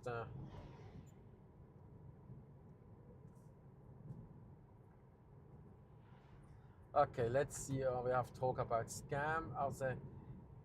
It's just that today is just because there are so many tourists coming, you have some People trying to make shady money. stuff. Yeah. Because That's, I heard in Tromsø they are like renting out on Airbnb basically shitholes. yeah, but that's always the risk when you do go for tourism. Because there are like 10 times more tourists than 10 years ago. Yeah. Okay, we have a Dutch camper. No, it's worse. It's a caravan. It's a caravan. No. I can't see it from here. No, it's no, it's a caravan. Yeah.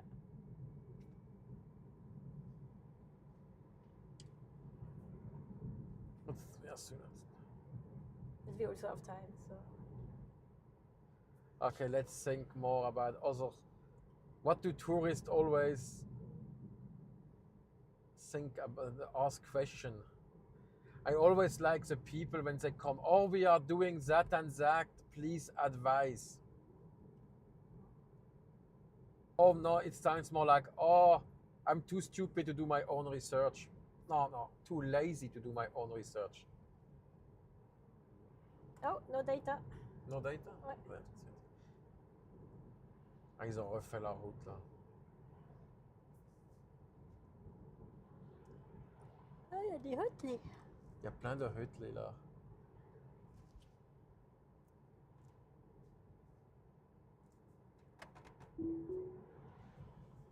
Là, il y a des jolis petits talus.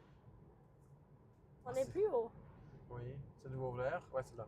Okay, now we are back. So, yeah, I always ask the people, what is the best route? What can I see between Oslo and Bergen? It's like making design of experiment. It depends. No, it's more like, why can you not look yourself? Live animals on the roads. Oh, sheep. Maybe we see something. Okay, what kind of animal shall we go? Sheep. Number 2, cows. Number 3, goats. Ah, yeah, goats. I doubt it's reindeers here. Or a moose. But it's already gone. Because sheep can also be in tunnels when it rains.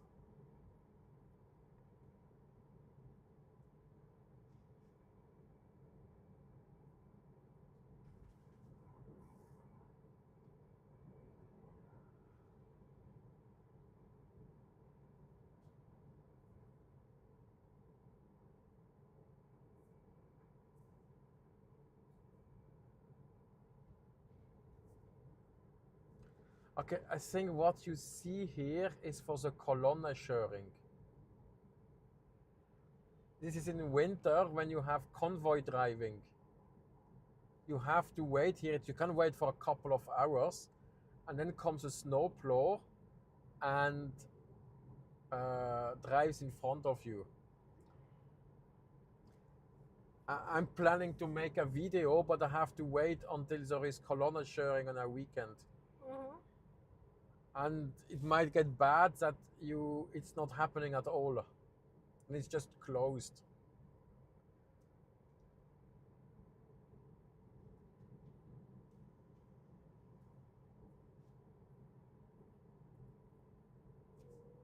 Nobody in the chat. No. Yeah. More Dutch.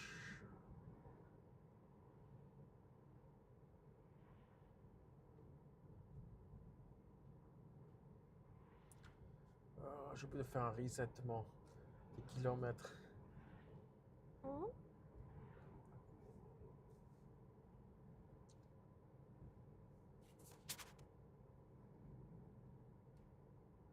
Qu'est-ce que tu veux faire? Non.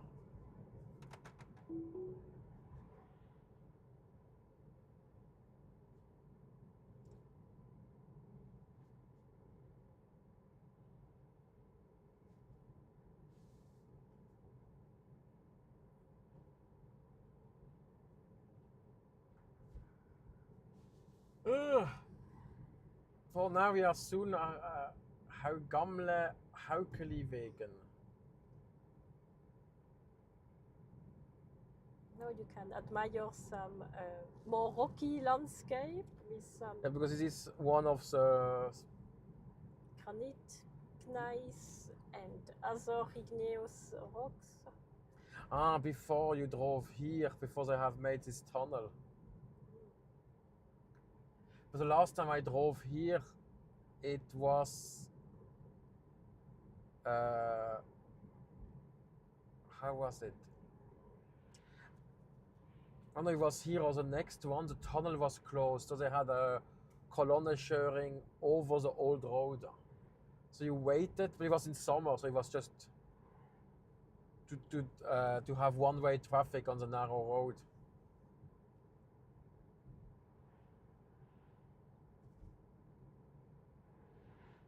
I think you can go hiking there.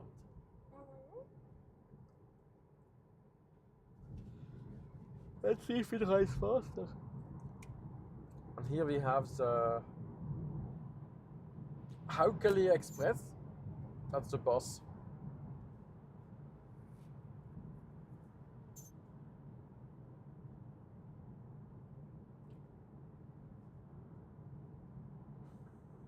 On a encore la connexion. Ouais.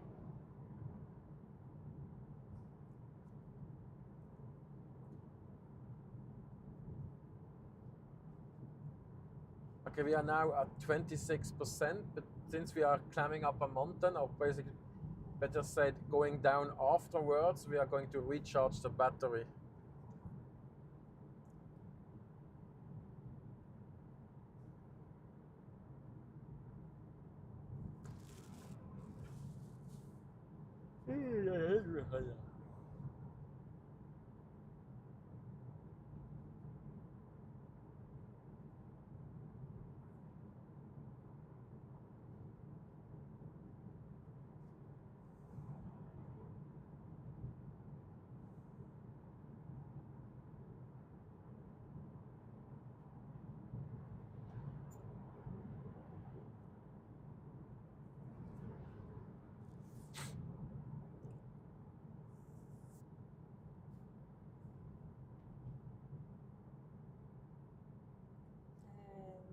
Snow, there is No snow. little bit snow The top. on top there.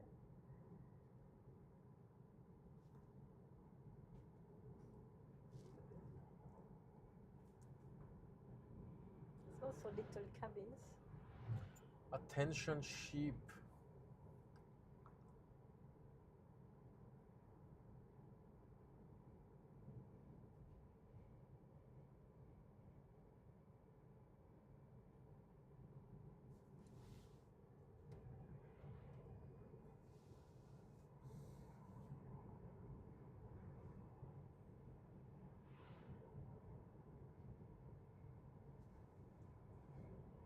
Secret waterfall someone has written here on the map. It's not very secret when you can see it on the... Ah, on a perdu les données.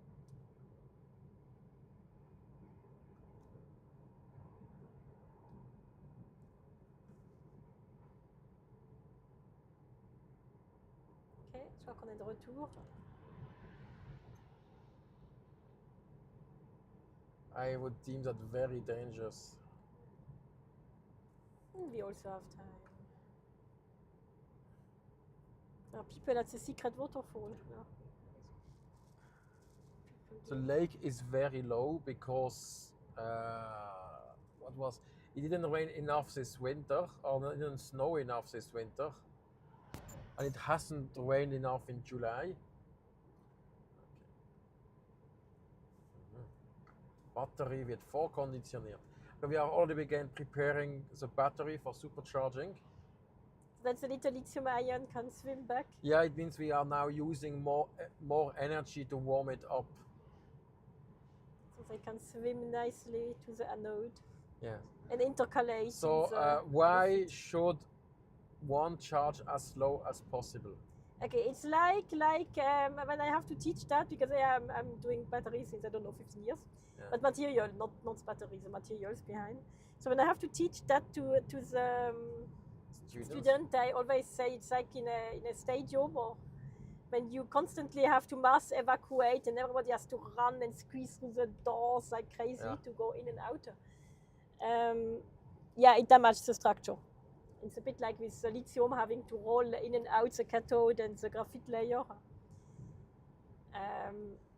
You're just getting more damage from just the mechanical movement, you can say. So there is also a lot of chemical and kinetics happening, but that's just that is enough. And in the winter, you have to imagine that poor lithium ion have to swim through a frozen lake. You will not like that. So the lithium ion also don't like that. Be like a lithium ion. Think about the poor ones. So right in front on the left side. Yeah. There is the Haukeli Seter, Fjellstue. This has been a hotel for many years. And I went there on single på fjellet, single on the mountain. And everybody was running up the mountain. Yes, so the Norwegians were completely crazy. So we had a hike which went to the right side of the mountain. And they went in full speed. And I nearly had a heart attack. Because I'm very slow at starting. It's like a diesel motor. It needs a bit time to warm up. No, it's not. It's even slower than a diesel motor. It's like a steam engine. Yeah. It does. I also need a lot of time. There is a charging station next to the hotel. And then they had a stampe. Do they still have it?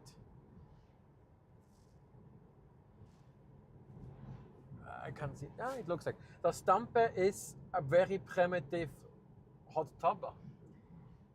It's basically you have like an oven where you make fire in the pool and it warms it up. Yeah. And then the problem was it got warm on the one side and cold on the other. So you have to mix it. Yes. So I asked the hotel if they had something to steer the hot tub, and I got a wood row. And at the end, it looked like the soup was steering itself. Like a paddle.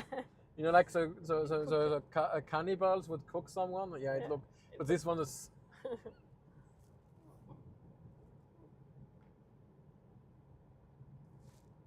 And then one time there was two hitchhikers had hitchhiked to Haukeli Seter, got lost. I don't know why, and then they just told them to hop in the pool. I think the other had too much beer already.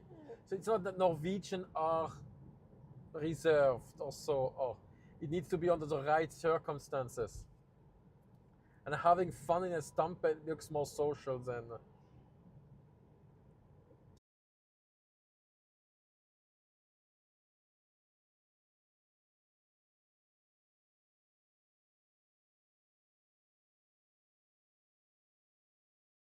Okay. Okay, we are back again. Back. Okay. Yeah. Bit naked. Yeah. It's the picture. You can go look on. Go on. Photogenic. Go on Instagram. I have to find if I have still. Instagram is on my computer. Okay. Oh no, I'm not going to find that. Go to the browser. Browser. Okay. Now you open a new tab and you type. Again, a new tab. We already opened. Close what you have done. We already opened like 5 times. Okay, so Instagram. Yeah. And you're not in the. And now type Helene Moo.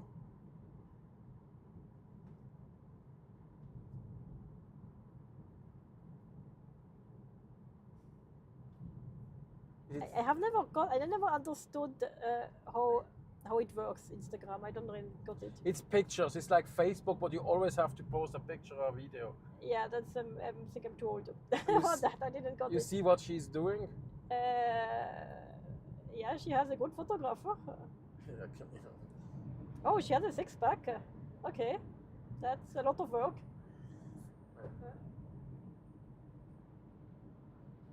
And she lies in the cold water. It's not difficult if you're from there. She's probably hardened. Yeah. I can lie in the cold water. It's not so difficult, but just I don't have a 6-pack. Yeah, no. And she has a kind of a weird dog. Yeah. Kind of a labradoodle something. Yeah. Ouh, c'était quoi ça? The truck was too close to the car. C'est quand même bizarre quand il a dû prendre éviter la caravane. So that's Helene Mu. Tiens. And apparently people, when she posts something on, people actually go there. Because she went to some treetop cabins, and then the TV went there, and they, or was it NRK? I think it was on, not TV, it was on the online. And then they asked, there was some couple of Germany which went there because they had seen her on her place. Mhm. Yeah. But it's just pretty picture, it's not dirty hard work like here. No, but it's a nice picture. So. Yeah, but you wouldn't, I don't think she would make a picture in the middle of a swamp. And then the swamp becomes a tourist Attraction. attraction.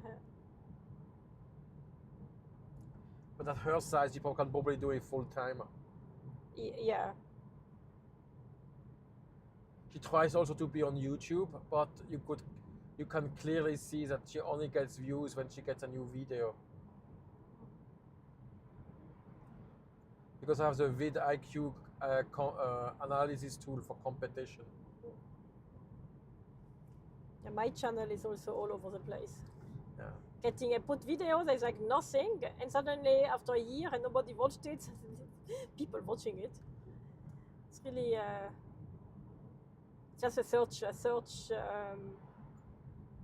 and people need it, they find it, and then they watch it, but not to follow. But I think if we would have to do a video off, I would win anyway.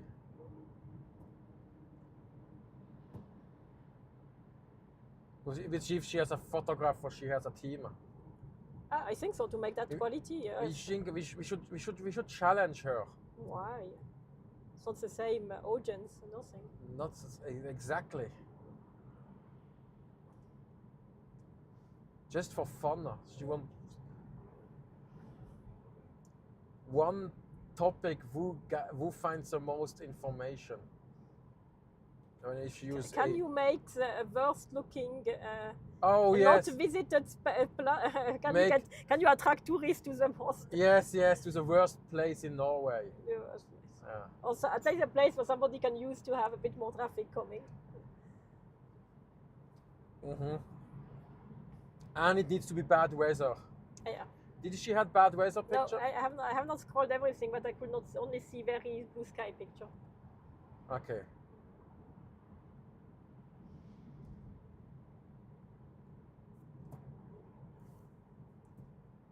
Il n'y en a quand même personne actuellement. C'est ça, elle.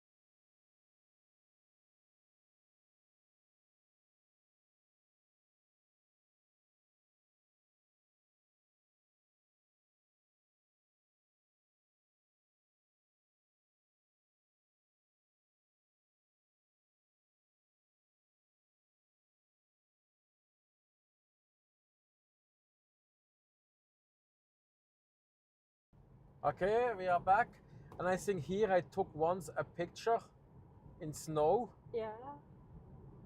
It was windy and cold. That can happen. As a sheeps. Un camion là au milieu du chemin. Ah, là, il y en avait là. Où? Là-bas. Ah non, elle est parquée. So that's okay. What do I rant about? Oh yes, there is my other competition, Norway with pole. No. So basically he has a guiding company in Oslo, and does quite a small group. He has a small group to Oslo and Lillehammer, and for a week or so it costs $6,000. It was on this list. In this hotel? I think it was regular hotels. It was not like. So he books you a complete travel. No. for 1 He week? comes and tells you stuff. But he books you all the travel and everything. Yes. Like Studiosos. Yes. It's a private guide. Yeah, a small group, maybe. Lot of. Yeah, it's a bit on the expensive side. Especially it's only Oslo and Lillehammer. Because if I do it with Studiosos, a city light, Does it have Studiosos exclusive? it's a small group. Yeah. Yeah, they are a small group. But anyway, he made like a document. He must have a cameraman. But he made like they call it a documentary about the Kon-Tiki Museum, where he interviewed the grandchildren of two Heddal. That's a Kon-Tiki guy. That's already a documentary movie, yeah. So it's not that it's a bad film, but it would belong more like on Arte. Or the third German channel. And it totally flopped. Yeah, it's a special audience want to listen to things like that. No, because his video about Oslo Bergen had like 200,000 views. Yeah.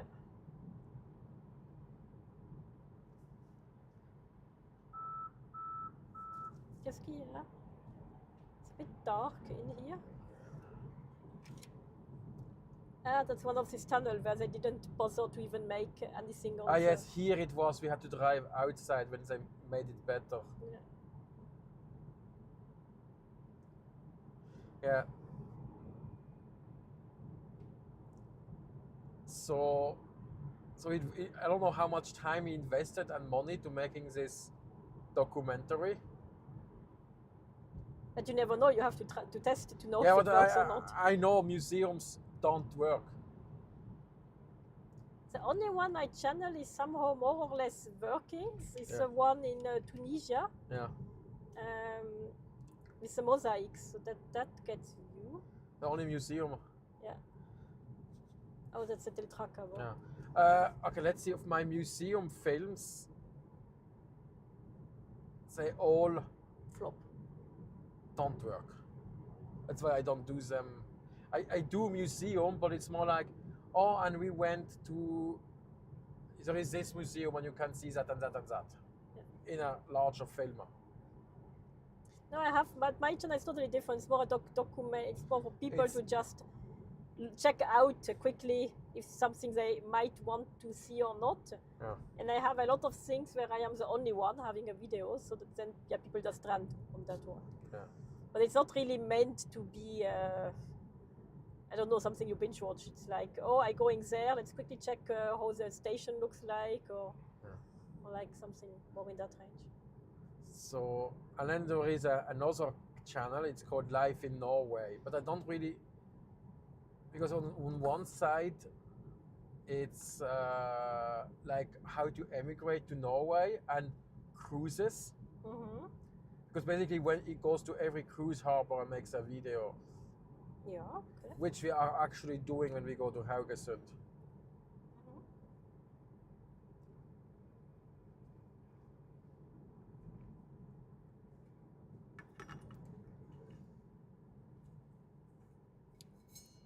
Okay, our batteries are 20%.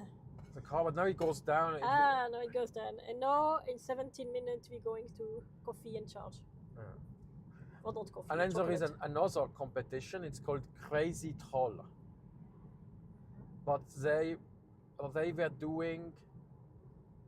It was a Polish couple which did caravan, Norway in a caravan. Mm-hmm. And they got a lot of view on that. But now it just goes to a place, films it, puts nice music, films it with a drone. Yeah, that's what I'm doing too. I just go to a place and film it and I put some music. Yeah, but you can see he doesn't grow anymore. I already overtaken him. Yeah. Yeah, but I'm not interested to go. It's because YouTube becomes more competitive.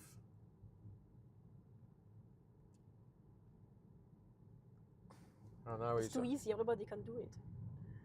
No, not everybody can. Everybody can try it. Yeah. I think I have more success on Udemy. So, and I have a huge queue, and he doesn't realize. But it's about how many cars behind us? Je sais pas. Can you put the back view? Yeah. In view, we can see maybe the cars behind. But we are also not overtaking, so. No. I count 6, 7 cars. No, I don't see nothing. I hope he sees it. But exactly, he should have stopped a long time ago and let us pass. There wasn't really much. But now we're going down in Heddal, so we are turning a lot. And there is also a truck blocking everybody, so it's not helping. He's going up.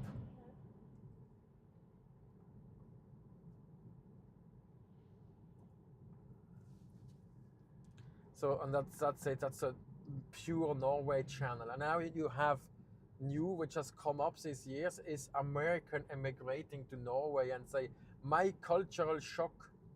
Yeah. Yeah. But there's a lot of these ones. There's also the one migrating to Netherlands or so. Yeah. You can go everywhere with a bike. Yeah, that's normal. Mm-hmm. If I wanted to do that, it would have been like 20 years ago. I wanted to do that. But then it would have been completed. I would have been the only one doing that.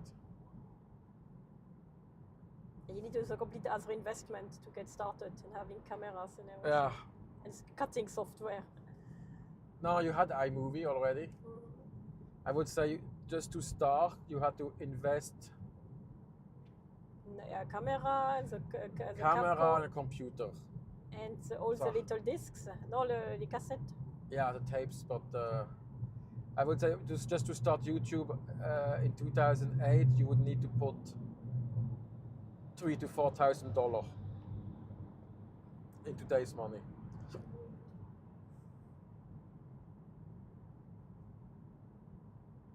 And the problem was also just to upload the thing, it would taken hours. Yeah. And my 360 takes forever to upload. It's because you have a shitty line, probably. No, I have a good line. How big is the file? I have gigabytes. That's not big. No. I uploaded once raw files to YouTube to get HDR because there was a problem at the beginning. So the biggest I uploaded was 128 gig. Took like 3 hours. La personne. La personne, même plus Mimi.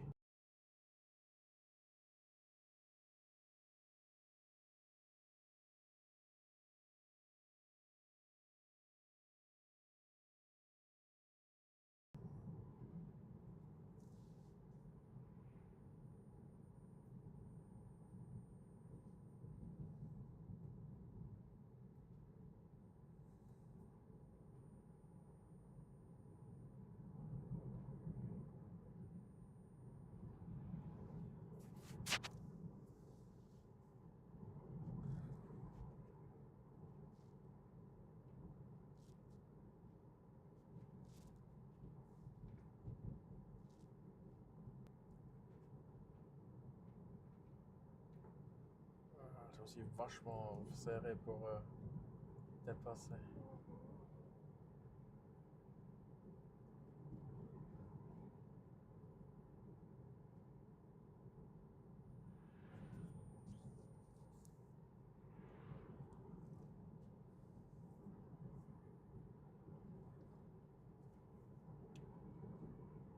Là, tu veux essayer?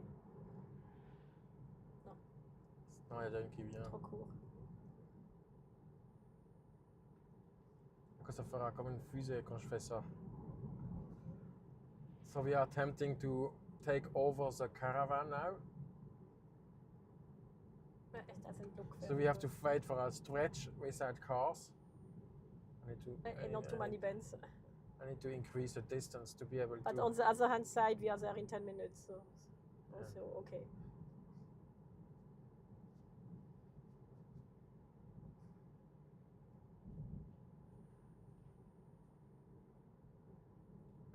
He probably doesn't realize. Yeah.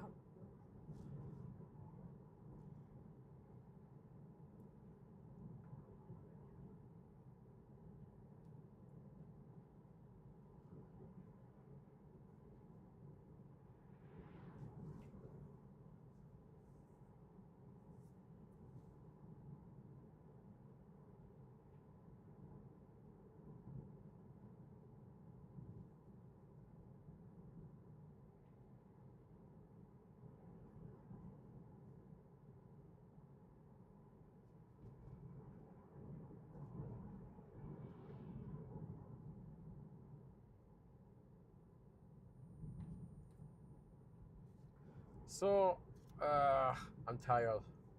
Yeah, we go getting you a Coke. But that's dangerous. Mobile home. You're an idiot.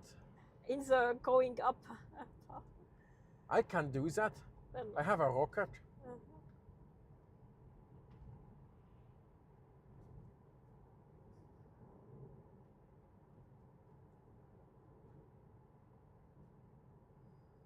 Maybe now? no. No.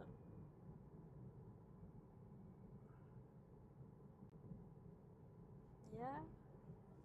No. It's a car coming. Too much car.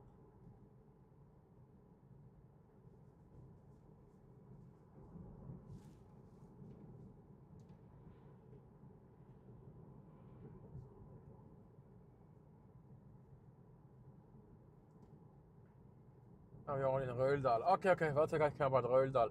Røldal has a Stave church. It's not that special. I'm missing a picture. Yeah. And yeah, shall I go there and stop and do a picture for...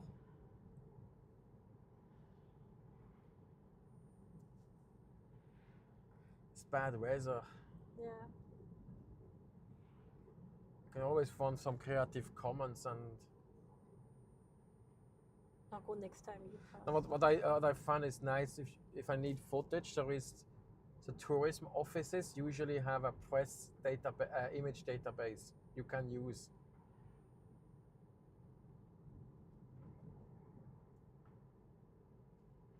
For free if you promote or inform about Norway, which is what we are doing. Maybe I can overtake him when it goes up. If it's okay, let's guess. Does he goes to Suldal or does he goes now to up to Odda? No. Suldal. You don't remember what that is? No. You remember Nesflatnes? No. Or he goes to the south of Fjella.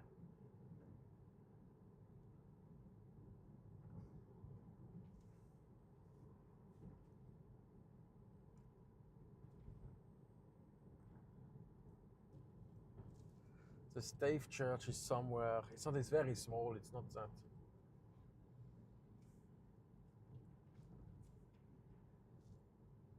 Ah, here you can see it. Yeah. Could see it.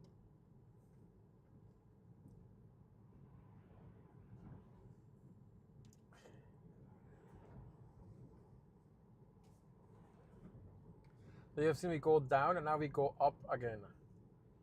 No, we go down. The battery is now at 21%. It was 19 before.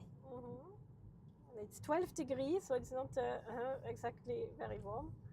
Yeah, it's better than the 37 they have in middle. I like actually warm, so if I have to choose, I like my 37. Yeah, she's crazy. Yeah, because everybody's dying and I'm like thinking, do I take off my pullover or not? Yeah. She's like a lizard. Yeah. Exotherm. My Seychelles was really nice. It was constantly 30 plus. I was one week here, in t-shirt. Røldal Stavkirke. No. Shall we go or you don't want? No.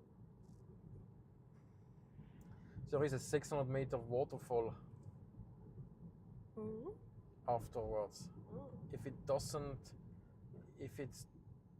Oh. finally it goes to the graph. It goes to the camping. I also heard if you have a caravan or a mobile home and you want to, All Johnny T are full. yeah, if you want to, what is it? If you come after 3 o'clock in the afternoon, it's already full. What's the charger? No, it's a camping place for the. But you booked that or not? Yeah, if you book, you have it, but otherwise it's full. Because a lot of campers, they don't make a plan. I know, I go where the weather is nice.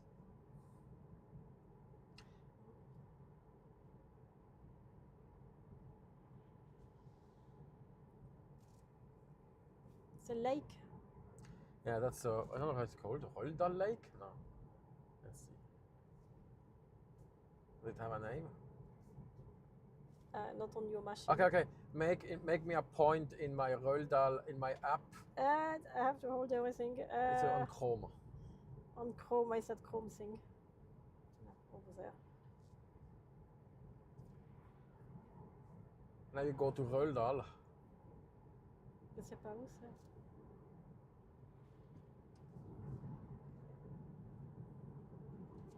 Zoom là dans le coin. Sauda? Un peu plus à gauche, en haut. En haut à droite après. Otta? En bas.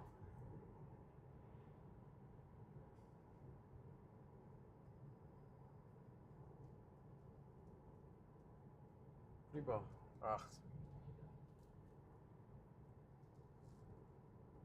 Oh, tu feras plus tard.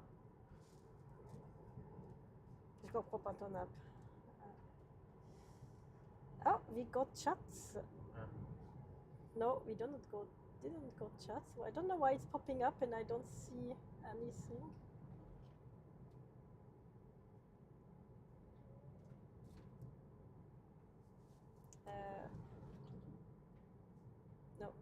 No chats.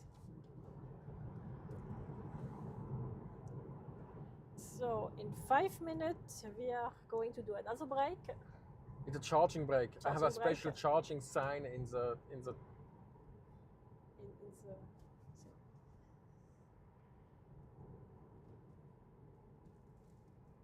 And we have 4 people online, so don't hesitate to drop any questions or topics or anything, or what. If you intend to come to Norway or whatever, just drop it in the chat. Okay, here they go to Stave. This goes to Nesflaten here.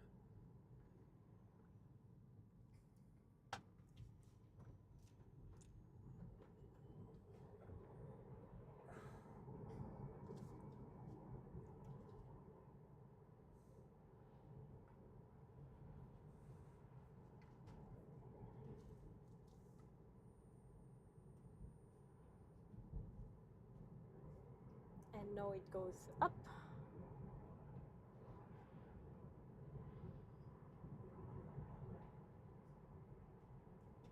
And a turning tunnel. Not sure if you can see it on the map. The tunnel does a. I think they can see it on the map.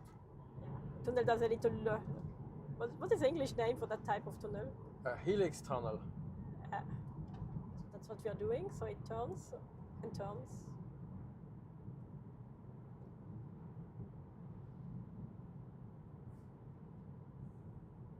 In Drammen they have one and you get car sick when you drive yourself.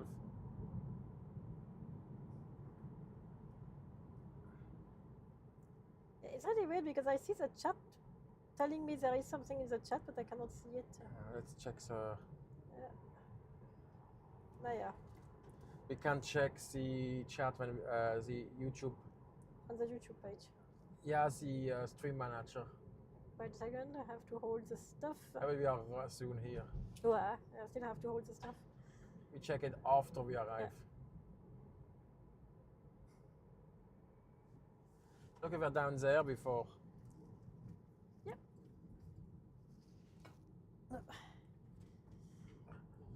That's full power. On the stream, where is the stream manager? It's on the bottom. If you look on that, there is a symbol with. Okay, I It's can't. okay. Here it goes to the Almanna Juve.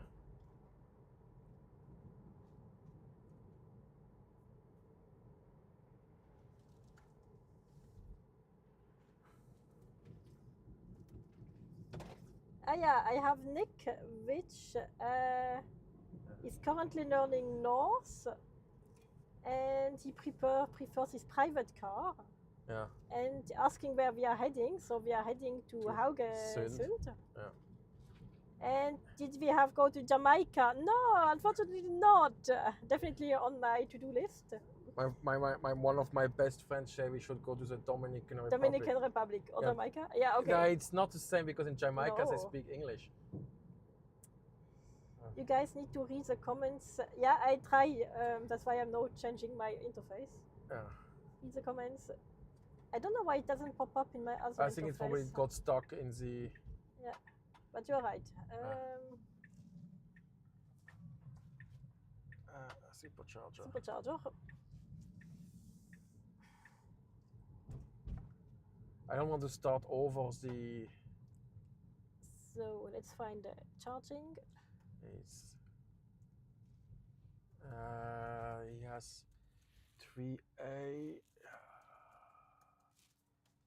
It's going to slow. He has a Golf, so he's probably slow. I have to go.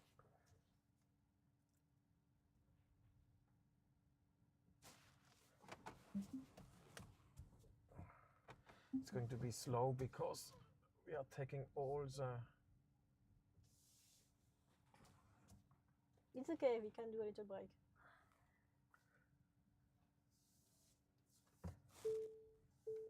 Go to indoor camera. Okay.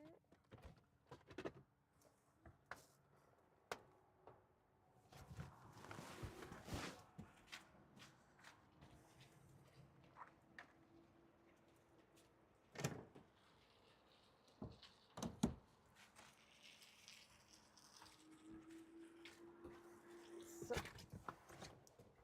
Okay. Yeah. Is it already plugged in? Yeah, it's already plugged in. Okay. Ladung gestartet and we want only 80. 80. Okay. 1 hour? No, it goes up.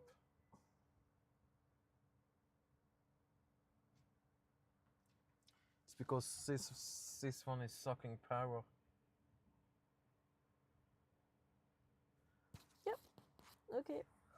Okay, now we are doing. You can put a nice here. I can have a little nice. If you go back to the inside, Übergang. Yeah. And then we have here in Außen, we have the charging.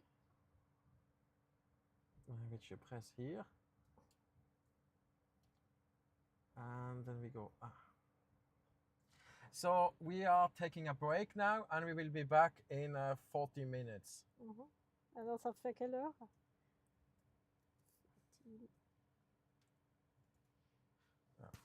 Okay, good.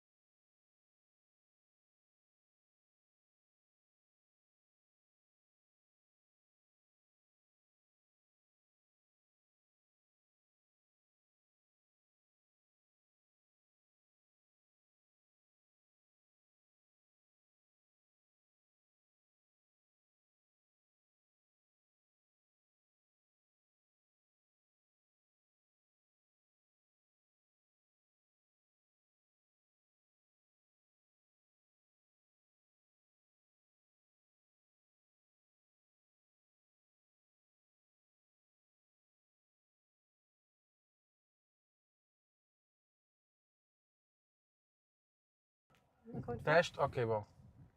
Non, ça démarre pas, je suis sous...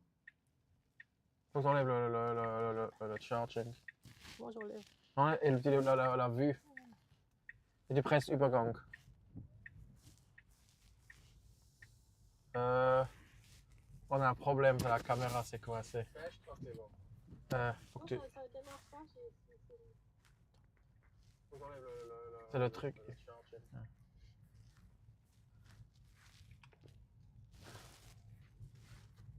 Il faut que tu tires la caméra. Ouais. We have to fix the camera. Ça peut mettre l'autre quand même. Là. So the problem was there was too many people at the charging station and it was not charging very fast.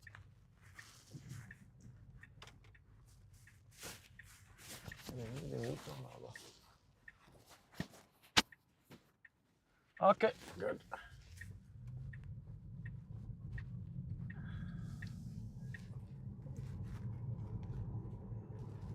Yeah, it really has a ski resort vibes here. It's a ski resort. Yeah, that's... People from Bergen would, and Stavanger would come here. La pochette est là. Oui. Ah, bon. With a 3D Regarde, ik heb ski resort vibe. Sorry, yeah. freaking chair. Yeah, before I have seen it, I was like, oh, it has ski resort vibes. Ski resort vibe. Sheeps. More chips? Ah, they're behind the wall. Yeah, okay. Ski resort vibe. That's a new sentence. I think we should clip it and make a short.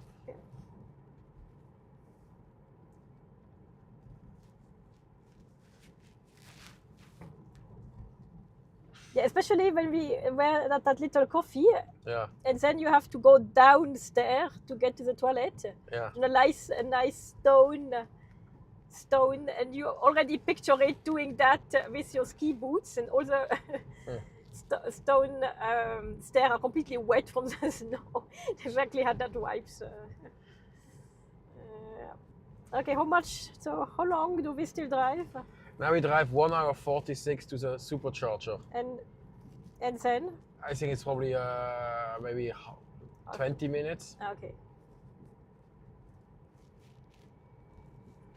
It still takes a long time.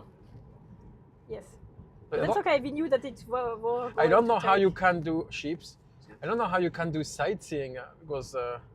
Yeah, we could have started 2 hours earlier, and maybe we had then a buffer of 2 hours to see something. Yeah. But getting my brother at 7 in the car and ready to go, it's sporty. Sport.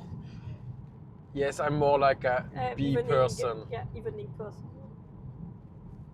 But I saw once a video about 2 young Americans doing a Norway trip.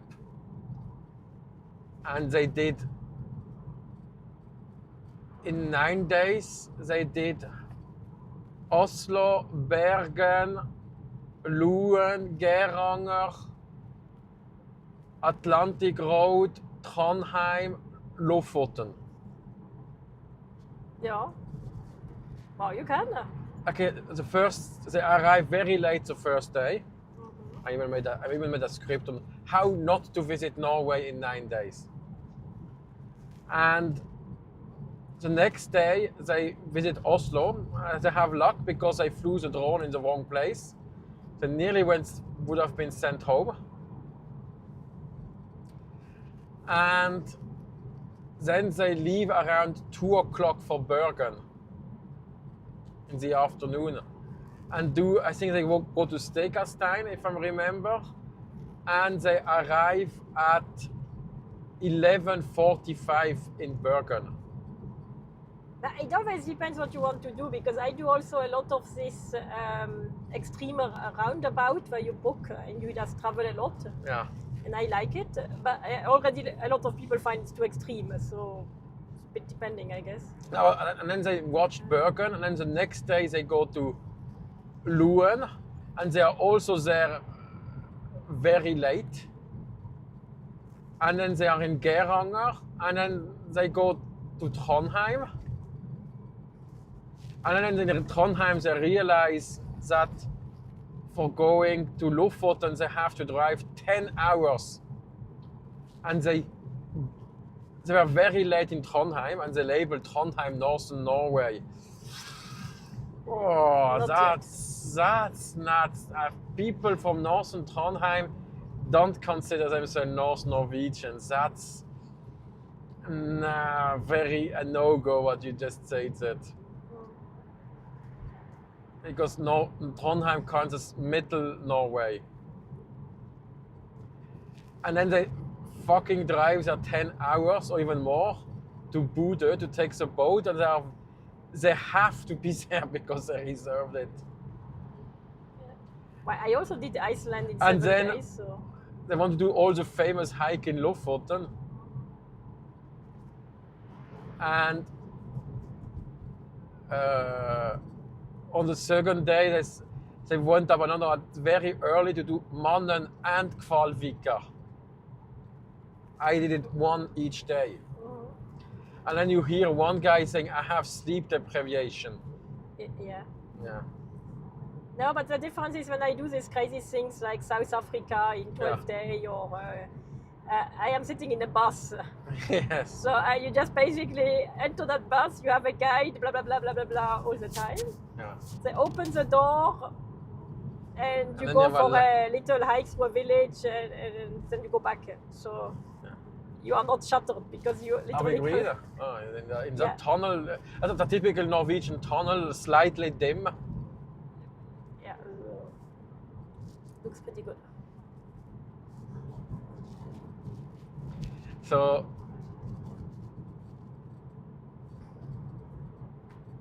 I think the Azor, that was the most adventurous, where we arrived. Yeah, but that was flight delay at 2 o'clock in the morning, and the guide looked at us and like, I'm so sorry, but we have to restart tomorrow at 8. And we were all like, yeah, whatever. That was, yeah.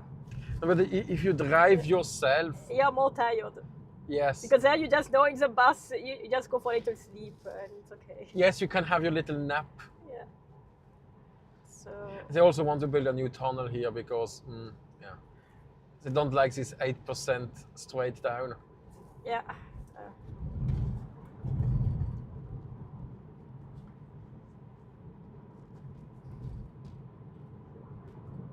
I mean, you're wasting 10 days and you're spending most of the time in the car. It depends what you want to do. If that's you are happy with that. Yeah, no. If you say I like to drive the car, but then I would not rush to Lofoten. I would, go to the nicer places. Yeah. Let's check. I have a comment. Let's see if the chat is good. Nick is back. Yeah. You guys need to link up with Vip Studio. He's a Jamaican living in Norway. Okay. Vip Studio? Vip Studio. I will put that in our to-do list. Can you Google it directly? Yeah. Because, I mean, that's why my assistant is here.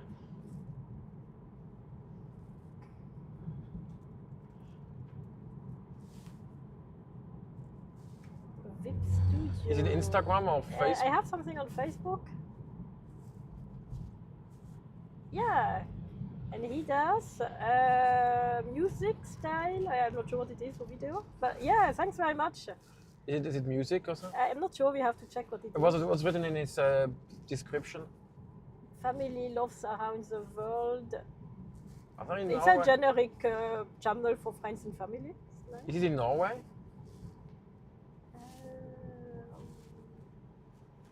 Yes, in Norway. Okay. I can ask my Dominican friend, she knows everybody. Okay. And she probably knows the right person in the right mafia. Or in... yeah, his son plays football for Denmark. Okay, so he's traveling. How far are you now from Oslo? How far are we from Oslo? We already drove probably 300 kilometers now. Yeah. And the complete travel is... I don't know, it's something, I haven't checked. 600. It was on... Yeah.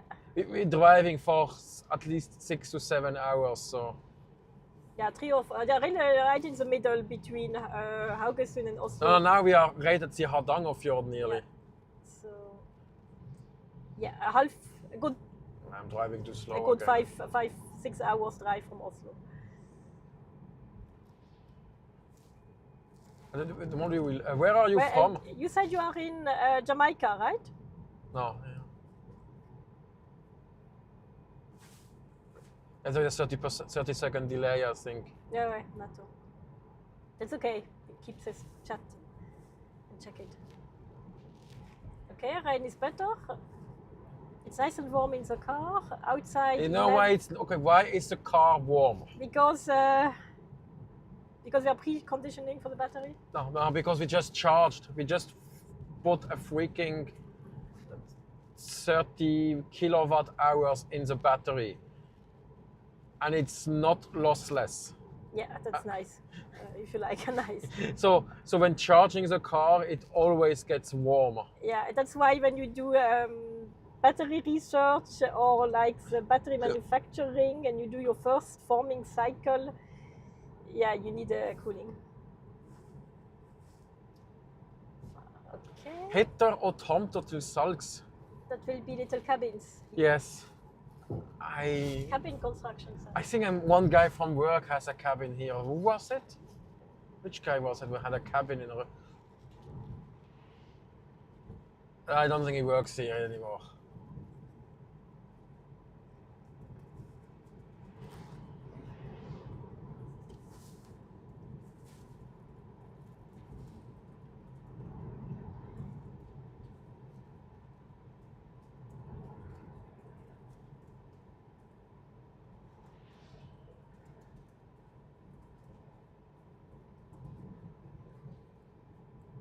And we have again a camping car. German? German. SV, where is that from? I don't know. Doesn't ring. It's not the places you were living No, in. it doesn't sound like Baden-Württemberg. Yeah, because I lived, I don't know, 7 years in Germany. From 2010 to 2017. Yeah. But you still But speak. I don't know every car sign. It's not that I'm really interested also. Let's say she cannot differentiate car brands. No, I cannot. No. So when people are asking, like, because I'm doing R&D on industrial R&D on batteries, so we have to send the samples. And people are, which car do you sell? And I'm like, oh, I cannot remember. Honda, was it Nissan, or was it, car something, I don't know. Then I confuse them, so it's a bit. She not cannot. that good. She cannot. I took her to. I forced her to the Mercedes Museum in Stuttgart. It was a nice museum. Yeah. Yeah.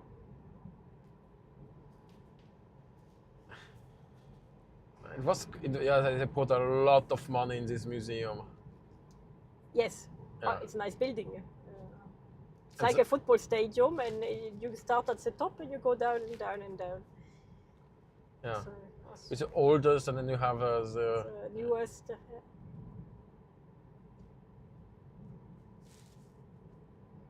Je l'ai écrit là. Ouais, j'ai la. Non, lui, il pas. Oui, j'ai déjà. Qu'est-ce qu'il y a écrit? Okay, wait. He's a YouTube. Yeah. I'm coming to Norway next year. Oh, that's cool. Yeah.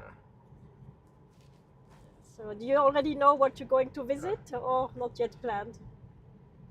And what was the first video you saw on this channel? We have to make some market research. And you're learning Norsk. Yeah, that's. It's not so difficult. It's okay, but I think depends which background language you have. As Germanic speaker, we were quite okay, I would say.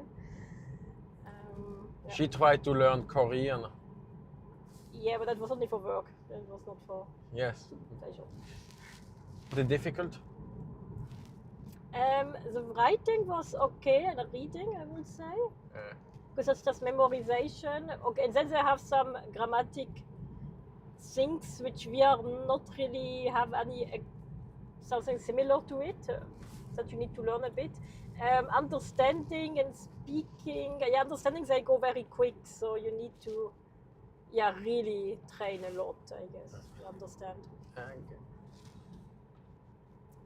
Là, j'ai tout commenté. So, But it's not at least Chinese. I would first need to do singing lesson to be able to do the tonality. But Korean, you don't have that, so at least you have a chance to speak it. And the taxi driver could understand what I told him, so it was okay. In Norway, everybody speaks English. That's also like it's nice and a curse because you will not learn it. Because if you go to France, like an exchange, they will force you to speak French. You can just see we have some beautiful valley in front of us. Yeah, if you continue up there, you arrive at the famous Lotefossen. It's a double waterfall there. Okay, so we have, I will just read out so that my brother can know what to say. You don't know how much I appreciate you guys. I am 25 years old, being... But what is that? Born homeless, and now in September I'm preparing for my international world travels. That's cool. Mm-hmm. That's really cool, and you're Jamaican, yeah. So we wish you definitely good luck for your world travel. I think Norway will be a good start. It's cold. It's cold. Good start Okay. Yeah. If you have seen Cool Runnings, probably you are too young for that, or I don't know. There is that scene when they arrive in Canada and it's cold. This can happen here. It's not that cold as Canada. Yeah, but I'm somebody, I'm always cold, so You were on the freaking mountain with minus 24. Yeah, I left Brussels yesterday at 27 plus and I arrived now at 11. I feel cold. Yeah. Yes. But I have my merino under. So she went to that mountain and it was freaking minus 24 and she had a very good time.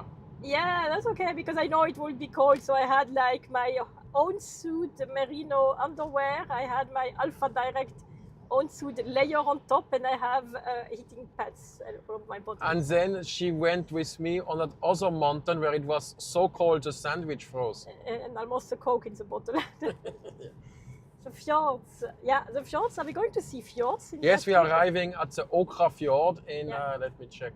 So fjords to be seen in?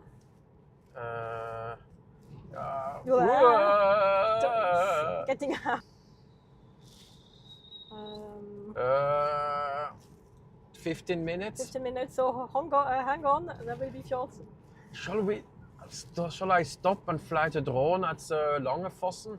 I hope to meet you guys soon. Yeah, just let my brother know in his YouTube channel when you come over next year. And we can arrange maybe a little sightseeing or something fun. Sure. I can lose him on a hike. Losing, yeah, that's my brother's specialty, to go on a hike and get it. That's actually my specialty. My other ex went totally in panic once because I got lost in the forest. Oh. And then I looked at the map and then I said straight here. We arrived. Yeah. But at that time she only did like the 5 same hikes. Yeah, so. Well, I went solo a lot hiking before really GPS time, so yeah, I kind of always calculated an extra 3 or 4 kilometers because I would mess it up, so that's kind of normal for me. I always mess it up. It's like normal, if I don't get lost, it was not a good hike. And then I had a GPS at a certain point, one of the very first Garmin. And I was like, yeah, I will not get lost, but you had to look at it. And then I was in thoughts and I didn't watch it. And I anyway missed the turn, so it didn't help that much. But yeah, it's okay. Yeah, but you don't get as much lost when there are trees, no trees. No, but it was in Germany and really get lost. And once we went to the wrong mountain. Yeah, that can. It was no signs and nothing. Well, it was like 10 years ago. Yeah. I remember my best one was with my colleague in Oxford, and we were like, let's follow the Thames. Yeah. And she was doing a postdoc, so we hadn't met, and we were like speaking and chatting a lot, and suddenly there was no Thames anymore. And we were like, oh, oops. You know, iPhones were already invented then. Yeah, but when I went solo to Ireland, that was 2001. 2001, and it was It was Just 2002. I know the yeah. dates better than you. There was really nothing on. There was internet. Yeah, but at that time nearly nobody had internet. No, you had to go to an internet coffee. Yeah, I had to go to we got voucher at the language school, so we had voucher. Yeah. But I had an email also. But yeah, there was something to do when you were there because not many people were using it. And like hotel and all the bus trips and everything, you just showed up at the tourist center and cold. So cold. You did a call and you booked. Yeah, that was when I was in England 2 years before. It was even worse, I think. Even before. So you had the internet was timed, by the hour or so. So I had to make sure I left exactly at 59 minutes before, otherwise I would be charged one more. Okay, so we get the question, do you guys know anything about Jamaican people? I have to be honest, no, not much. I had definitely postdocs in our institute. You have Bob Marley. But that's, no, from the Caribbean. I still on my to-do list, but I have not digged too deep. Jamaica, wasn't that part? That was an English colony once. Yeah, they still. Do you still have the king as a head of state, or is it abolished? Could I pay for you guys to join me on my live stream for my birthday? September 2, I will be starting travels in Lima. Peru. Yeah, we do live stream from time to time with my brother. Wait. Bring me some map. No, light September 2. Which day is that? Let me check which day it is. There is a calendar app then. There is like literally 40 apps open on your. It's a Tuesday. I don't think I will be live streaming that day. Yeah, so you can go on his live stream. No, but I don't think there will be no live stream. But he asked if you join his live stream. We can, depending on which time of the day it is. Yeah, depends. Best is to just drop us or drop in the message. Is that possible? Either on Facebook or Instagram or write an email. Isabel, email, and you can sort it out with my brother and myself. The sun, I should be around, but depends a bit daytime. Because if it's during the day, it's going to be a bit hard, but we can try. We can manage. Can you go to my Google Docs? Google Drive. Yeah, that's a good. Everyone knows Bob Marley, and yes, it was, and it's still ruled under England. Okay. Yeah. Good, thanks. Yeah, I would need to get my geography. And by the way, for the live stream, you don't need to pay us to join on the live stream. We just are also hobbyists, and we don't earn really a lot of money with anything. Just with our jobs, obviously. I have filming seasons. That's the thing. Yeah. And if you go on my planner. I'm not sure where your Google Docs are. Yeah, you open the browser. Okay. Now you have to find the tab with the drive. One of the many tabs. Click up. No, it's not click up. It's Google Drive. Okay, you open a new tab and you go to the Google. No, that's. I don't think we have internet now. C'est le mauvais account. Tu changes l'autre. Tu vas en haut sur le signe. Tout en haut. Best time of the day. Since we are both working, because for us it's, I would say, from 5 o'clock Brussels time, Central European. Yeah. But I did drop your email. C'est quoi ton email? Info? You can go to the about page. In the about page of the YouTube channel, you can see email, Facebook, Instagram. But I can also find it. No, nicht abposten. Abposten. Yeah. It's. Yeah, on the about page. About page.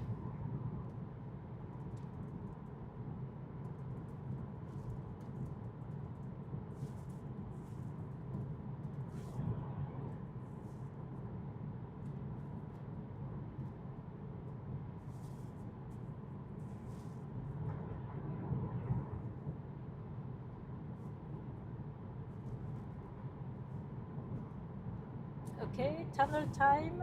Yeah. Let's see the internet connection. Nick will travel. Jättegrytten there is also one here. Now you don't need to check my other Google account. No, not up so well. Drive. Okay. I think I might do the Moscow's Ox Safari on the second. Yeah, but I should be around, I guess. It really depends if I do Tesla camping. Yeah. I have to see in which mood I am.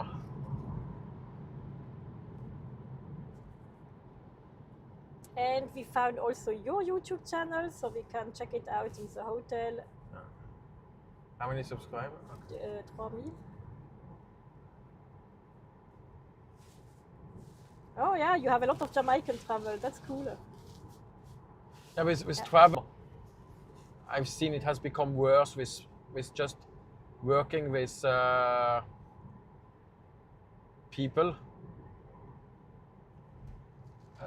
Because I know from one of my partners, they told me that they get so many requests by travel influencer, they want to get something for free, and they have now enough data that it's just not worth most of the time. Mm-hmm.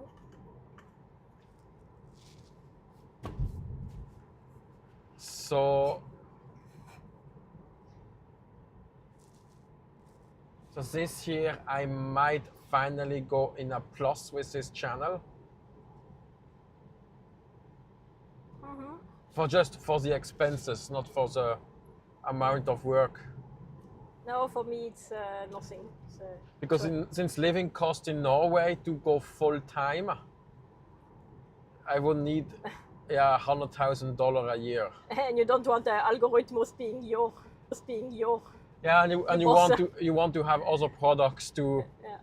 Yeah, and you want to have other products to. Yeah. It's a fun thing, so I just anyway do thing for or paying anything. It's just my own travel. Because the problem is going full-time YouTube is there is a stupid gap where it requires all your time. Oh, look at that nice mountain. That's something for climbing. Yeah. That's some cliffs. Yeah. It requires all your time, but it doesn't give all the money you need. Yeah. And that's usually when I don't know how many views usually it happens to people around between 50 and 100,000 subscribers. Okay, and we arrive at the fjord now. Yeah, it starts to get very steep here. Yeah. And we have some more. It starts to get very steep here. Yeah. And we have some more. I can measure that we have gone very low. I will. And also later we will pass a site where they repair oil platforms.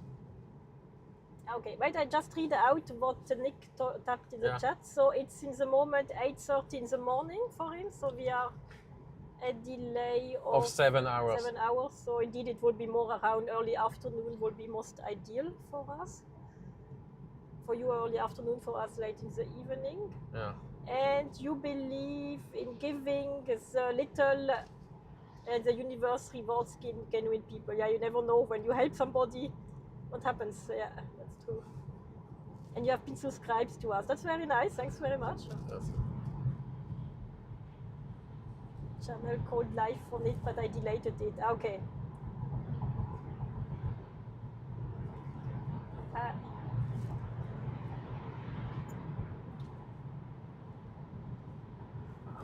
What would we need to do in that live stream?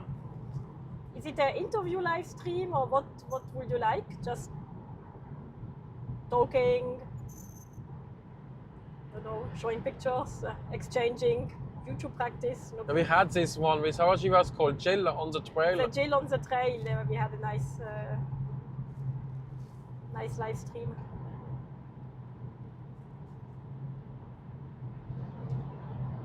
But if you want to chat YouTube, you should join the vidIQ Discord. Yeah. Because I'm there in their stages very regularly. Yeah. And you discuss YouTube stuff. YouTube stuff. And now we have the fjord. And fjord view is coming. Let me see if I can. That's the fjord. Yeah. Here we go. Okay, it's not that very big, spectacular one, but hey, it's already something. One more tunnel. I know it's a small one. Okay, and now comes the. For us to discuss everything Norway, my audience would love to meet you because they know how much I love Norway. Okay, just discussing Norway. Yeah, that's Yes. actually my brother's specialty. Oh, I like that. Look at that. That's waterfall. the Langfossen. Yeah. Okay, you want. The problem is it's 600 meter high, so we cannot reach the top. It's not that nice weather. Does it rain? A nice waterfall anyway. You want to stop? No, we don't need to stop. It's cold outside. It's 13 degrees. So this is one of the nicest waterfall in Norway. I flew with the drone to the top, but it was the old drone, so it was stuck at 500 meter. Mm-hmm. Because with a new one, I could actually fly to put it at 600-700 meters at the top. Yeah. Yeah. Okay, so you know what to do for your next channel, But for your next video. I mean, I can reuse the old picture, and probably at some point I can. I will try to point the camera. You can see it a bit better.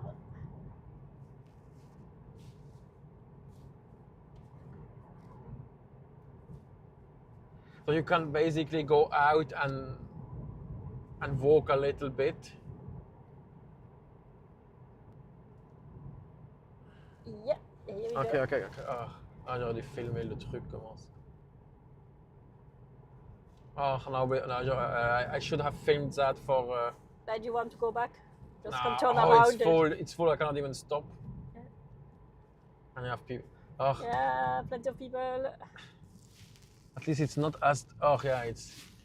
It's way more water than when I was last time in. But it was in March. And you always can turn around and go back if you like. It's a water. We can pass by on the way back. Yeah. Okay. If it's nicer weather. And Nick is telling us he has a loyal audience, mostly UK, US, and they are very support. So you can help us with our live stream. That's very kind. Thanks very much. Yeah, because you are like a Gen Z. Yeah, we are a bit too old, I think. No, she's a millennial and I'm a Gen X, so. I'm a xennial. Xennial, yeah. She doesn't want to be put in the same pot No, I'm not a millennial. Come on.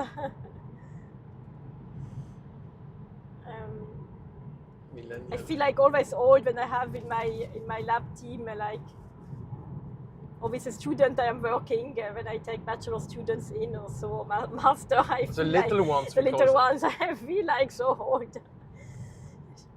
You are like, yeah. The first time I learned a ladder to get in the library. You must see, I already had uploaded my first video online before you were born. Yeah, that's, it was very difficult at that time, and nobody found your videos. Yeah, that's where you feel old. And then it was always the best thing. I downloaded it, but I can't watch it. Yeah, because you had the wrong MP. No, because the people were too stupid to follow the instructions. Or everybody with that Windows Media thing, VMV, and on Mac you could not watch that. Oh, yeah, it was pain in the ass. Was terrible. No, that's why I always made QuickTimes. Yeah. Because QuickTime exists for Windows. I think the first movie we did, just to share, was like already difficult. Yeah, because when we made that movie, every time we filmed, we sent a day or 1 or 2 days later, we sent them a little clip reel with all the funny moments which happened, just to have a good time. And then we always had the people, I cannot watch it. We cannot watch it. Luckily for the second movie, there was YouTube. Yes, that helped a lot. Yes. Oh, yeah.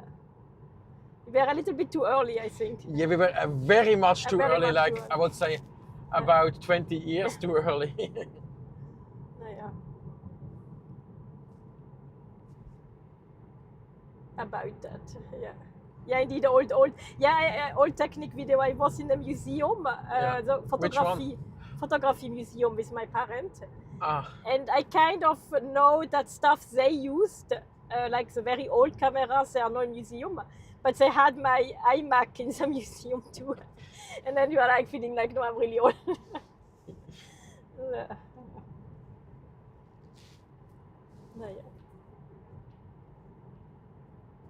And then when you are, sometimes when I'm traveling with groups and you have like that 95-year-old or 90-year-old woman with you, and you literally have spanned like all the century, it's like crazy what they went through. Wasn't the one which said why the Germans, why it was an old woman from East Germany. Yeah. Or Dresden and East Germany, yeah. Yeah, and she was like, yeah, and they crushed our country, but we women built it up again. We just put back our sleeves and we went to work and we just did it because most of the men were dead in war. So she was very tough. And she told me, yeah, you young generation, you are weak. And I am like, yeah, I believe you. when you did that, yeah. But I think she was at 46. She was about almost hitting 90, so she has lived it. So. Well, which trip was that? That was Lisbon, Portugal trip. That's also 5-6 years. So yeah. She's probably dead now. Yeah, it's possible. But she was very cool. You also feel old when your teachers are dead. Okay. Yeah. Wait, what's the best platform for me to learn Norwegian fast? Or do you know any Norwegian teacher? Tinder. Tinder. No, the problem you can go to courses. Yeah. But I see with my colleagues, it's not really useful. But even if you find a girlfriend, she will probably speak English to you. Yeah. Well, I think we just got like very traditional books, or at least I still learn from books on my own. Because she learned Dutch. I learned Dutch and I'm still repeating my Italian. Yeah, we speak multiple languages, so it's a bit easier. I'm trying to learn Spanish, but I bought myself an old-fashioned book. Old-fashioned book, and what I think is really useful today is artificial intelligence, like Jumpstreak or Linguistic, because especially for the start when you are not yet in deep philosophical conversation, you can just put it on and choose your topic you want to speak about, and you get immediate feedback and do it every moment. Or you can even use ChatGPT now. Or you prompt ChatGPT to do it, and that I find just as a convenience, and you can always have it. And later you always can find, I guess, on Fiverr or platform like that, somebody to speak. Okay, in Norway, if you want to integrate, you have to join some club or some organized recreational activity. Doesn't matter what it is. Yeah, I want to be fluent in the language. That's how Norwegian will know how much I love and respect them. Yeah, I would say first you are going to RE and then... You are going to study in NTNU, or was it the other guy?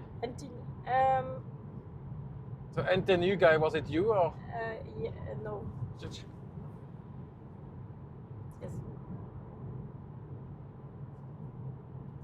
No. No, c'est un autre. Okay, that was I mix up. University, the Norwegian have a university in Jamaica called the Caribbean Maritime Institute. That sounds like possible that they have. They are a Norwegian Jamaican collab. That's nice. We don't know about that, but that's it's not that many Norwegian also in total walking around. But maybe on universities platform, I think that's where you could find also people willing to tandem. The advantage is if you learn Norwegian, you can also understand Danish and Swedish. Yeah, you get a 3-in-1 package. Because in Norway, there is certain things which are not in Norwegian, like always in Danish. And one of my ex, she was very keen to say that Pippi Langstrump, Longstocking, and Ronja Räubertochter. I don't know what it's in English. Daughter, I don't know what it's in English. Has to be watched in Swedish because that's how she grew up. Yeah. But the difference is pretty minimal. Yeah, but that certain thing has to. And for Norwegians, they also have, when they go to like Spain on a charter tour, it's like accepted that the guide speaks Swedish. Otherwise, because they just hire some guy and. Yeah. The Norwegians are very powerful, influential people. I know a bit about High German. Okay, but that's a good start. More interested in the Norse. The problem with the Norwegian is they think they are powerful and important, and they overestimate themselves, and then put their nose in stuff they were not supposed to. Yeah. Like what? No, oil trade? Or? No, they want to teach everybody about human rights and this kind of stuff. And then they are wondered why suddenly it backfired. Yeah, German, if you know already a bit standard German, it helps because it's the same grammatic structure and all. And you have all these cases which you don't have in Norwegian. Yes, so if you German is much more difficult. If you manage German, Norwegian will be definitely easier to go for. Someone told me that's the fastest way to learn Norse by watching Norwegian movie. Yeah, because then you get all the dialects. Yeah, at least you get it, you hear it a lot, that's quite nice. You get the sound and all that. Yeah, you have to watch strange Norwegian movie like this Kill Bouilleux. So the first sentence I understand in the movie was Du er god å knulle. You are good at fucking. Okay, very useful. You have to give a compliment to the woman.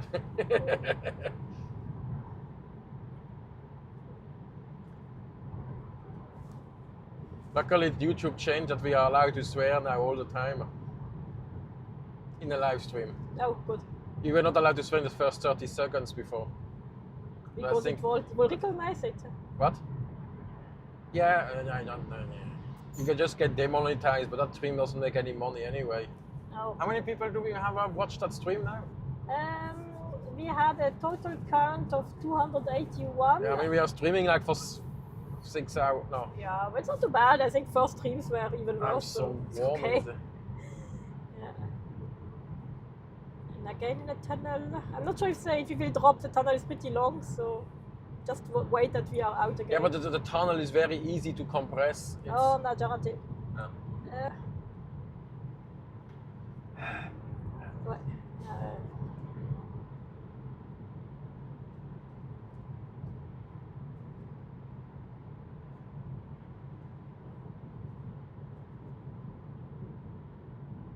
No data.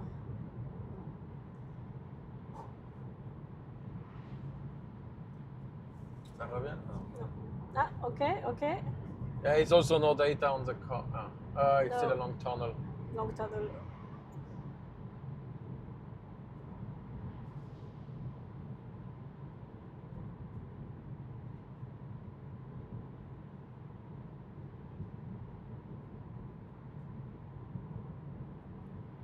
Comme un bout à rouler jusqu'à ce Haugesund.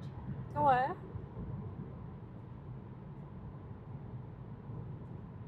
Okay, looks. Yeah, we have a bit signal. Yes, so we have to wait until we are out of the tunnel. Yeah, signal is a bit weak.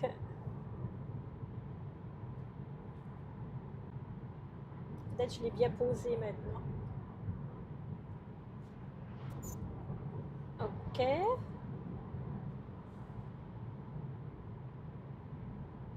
For a couple of seconds we are again having connection. I don't know from where because we are right middle of the tunnel. I think the exit is soon. But let's see. I wonder how the old road was when we had to drive this with such a long tunnel. Okay, we still have connection.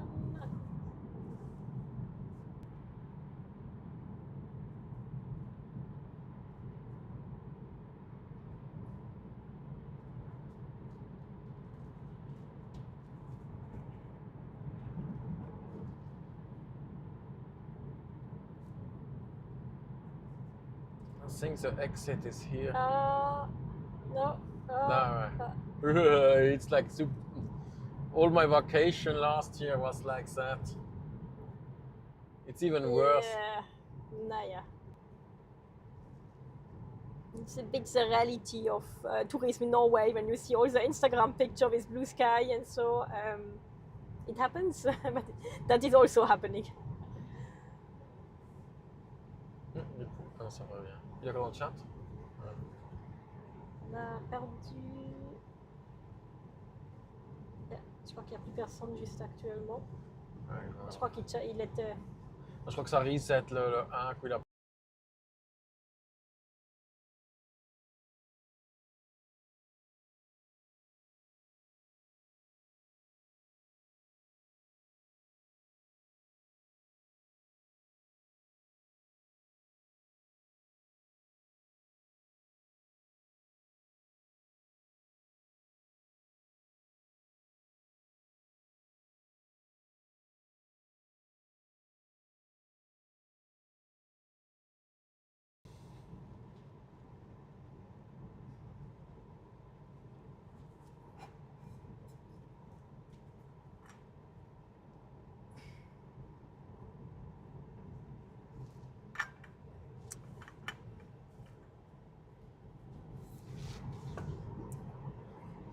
Okay, and Nick let us know that he shared our live stream out on UK live stream.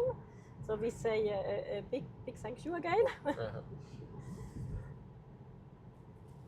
And let's enjoy a bit the rainy, misty weather. I always call it dramatic, but this Dramatic. is no this Mysterious. This is annoying because clouds are okay, but rain makes the camera go wet. One thing is once there was someone asking how she's claustrophobic of tunnels. Yeah. How can you drive around? I say no. No. So basically, if you have a claustrophobia of tunnels, you are screwed. Yeah.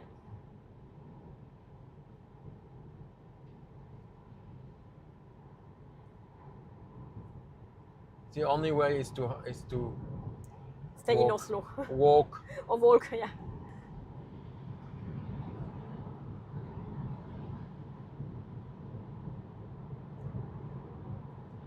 Because now a lot of tunnel, yeah. Because there is a reason why we have so many tunnels. There was I have to find that again. It was a new tunnel was open, and then they closed down the old road. And one guy, after a year or two, he went looking how does it look like on the old road and posted a picture online. And the road was covered with rocks. I'm not speaking about just small pebbles and stones. There was like a 5-ton boulder on the middle of the road. And then basically the road, why the fuck do you think we are building all these tunnels? Yeah. That was the one when we went by foot, this very old road. There was also a lot of rocks on it. Yeah. So it makes it a bit safer. I mean, there was another story. There was a guy driving through a tunnel, and then suddenly something got loose from a 1-ton piece of ceiling fell on his car, and it crashed on the back seats. So basically, was able to drive the car out of the tunnel, and it was then totaled. And if he had driven probably 40 milliseconds earlier, later he would have been dead. If he had driven, if he would have driven 40 milliseconds later, he would have been dead. And if he had these children within the car, they would have been dead. Yeah, but that's kind of often this rock falling and near misses. Yeah. Yeah, that was a lucky guy. It's foggy. Yeah, and a little bit rainy. Let's see if the artificial intelligence of the wipers blade is better. Is it better? Yeah, it was pretty dumb at some point.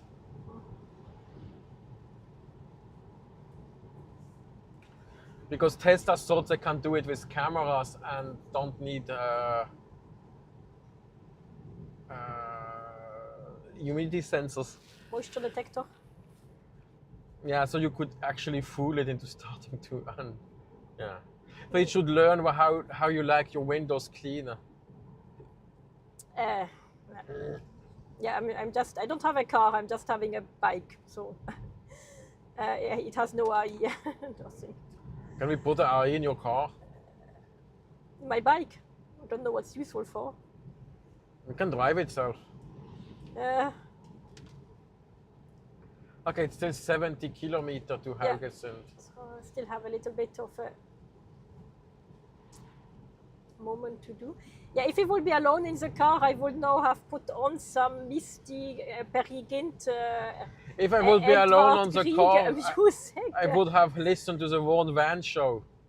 The which one show? The Linus Tech Tip. Ah, Linus Tech Tip, yeah. Yeah. Yeah, I'm Baroque and classical music, so my poor brother would have had to listen half of the Beethoven, I don't know, piano sonata or something. If he is lucky. If he's not lucky, he would have got church organ music from French Baroque times. So.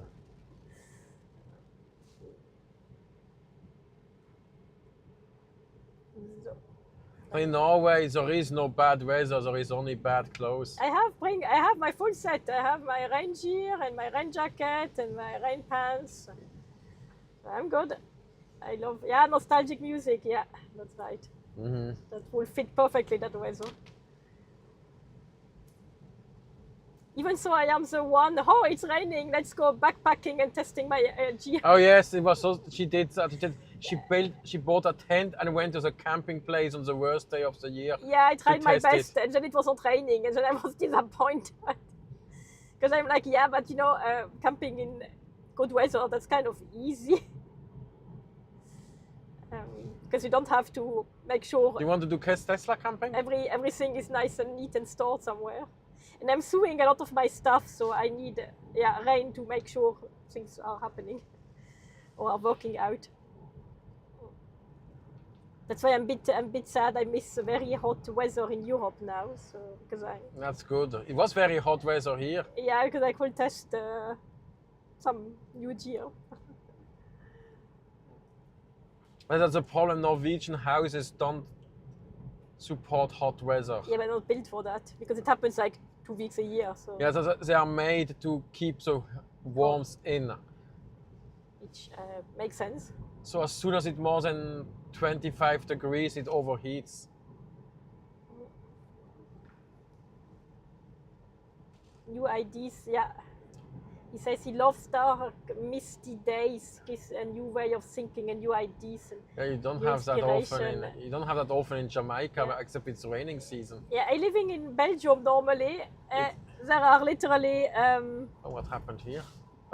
Motorcycle accident. Yeah. I think there was a year. Every day when I went to work for 3 months in a row, I had to put on all my rain gear. I arrived to work, dripping wet. And I arrived in the office, I hanged up all my stuff. And in the afternoon when I went home, it was the same again. You have forgotten the wind.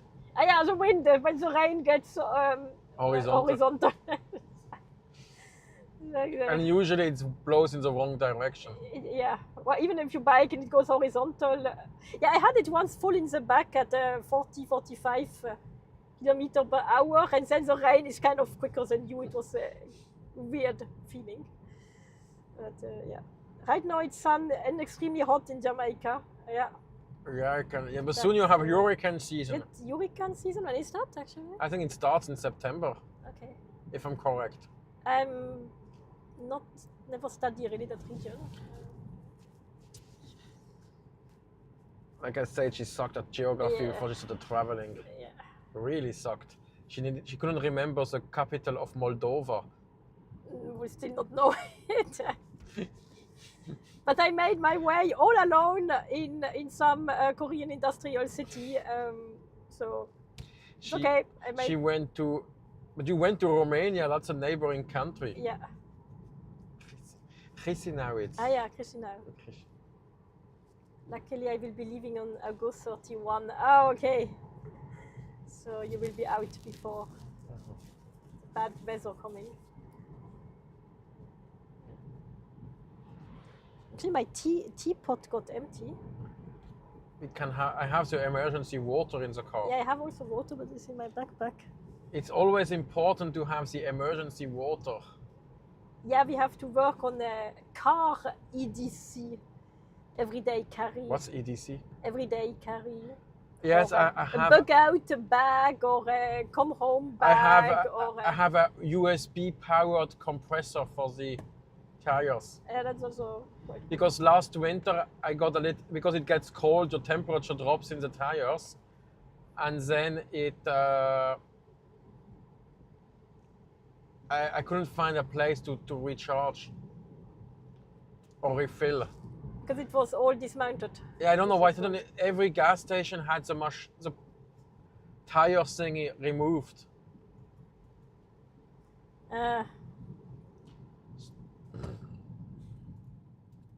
Oh, that's stupid now.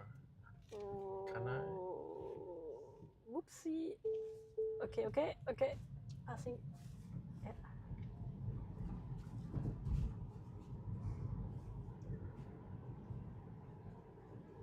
Okay, weather is a bit better, clearing up. What's in front there? Is there some accident?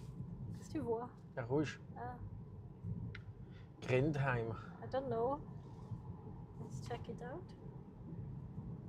Yeah, we can see on the GPS map that there is a red stretch in front of Could us. be either construction site or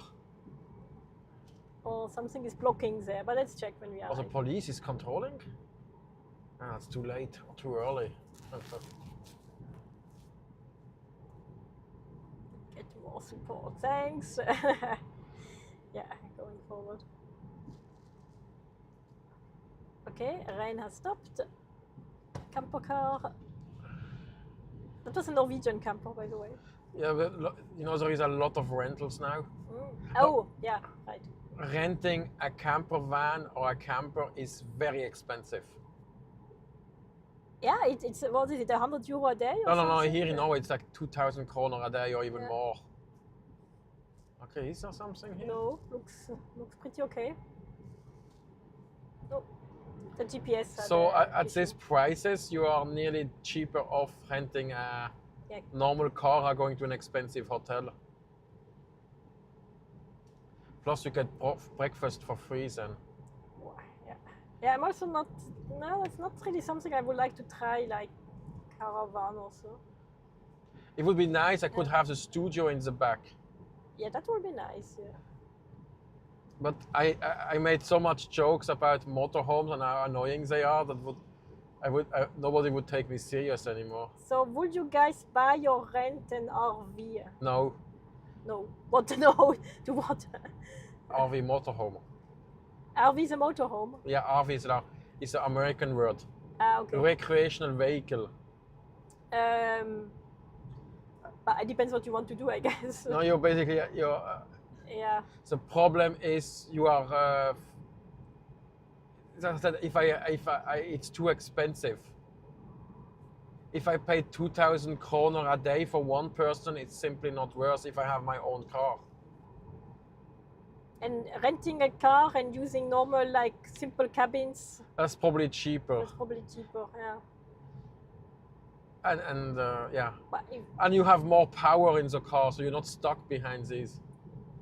Going up and down mountains. Yeah. The problem is that it has become so popular that the prices go up.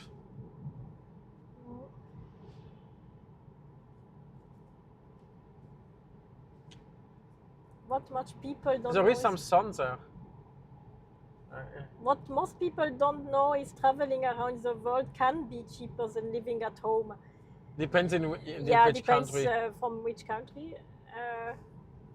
We are both from Switzerland originally, which is kind of hard to beat, to be more expensive. If you went to Singapore, it's probably... Yeah, even I went to Singapore and it felt still not that expensive. If you went to New York City at some point. I went to New York City and it was still okay. But okay, I was just a tourist, so No.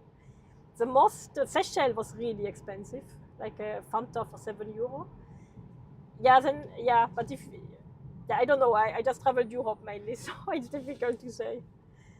But right, yeah, if you're making it. But even if you go to Eastern Europe, I remember when we were in high school, people were already complaining that Eastern Europe was not Eastern Bloc cheap anymore. Yeah, but it always depends how you travel and what you're doing with the money. Yeah? There's so many ways. Okay, and here we have another village. Is it here where they have? Or is it the next one? They have. I think it's the next. There are a station to repair oil platforms. I don't know where that is. Especially if you go to Southeast Asia and South America and Eastern Europe. Yeah, Switzerland is very expensive. It's the next. It's it's Norway and Denmark and Luxembourg. Yeah, Luxembourg. The thing is, in 2 days you have seen it, so you're okay. Yeah, and you don't need to stay in Luxembourg to stay in Norway. You can stay in Belgium. Yeah, I'm living currently in Belgium.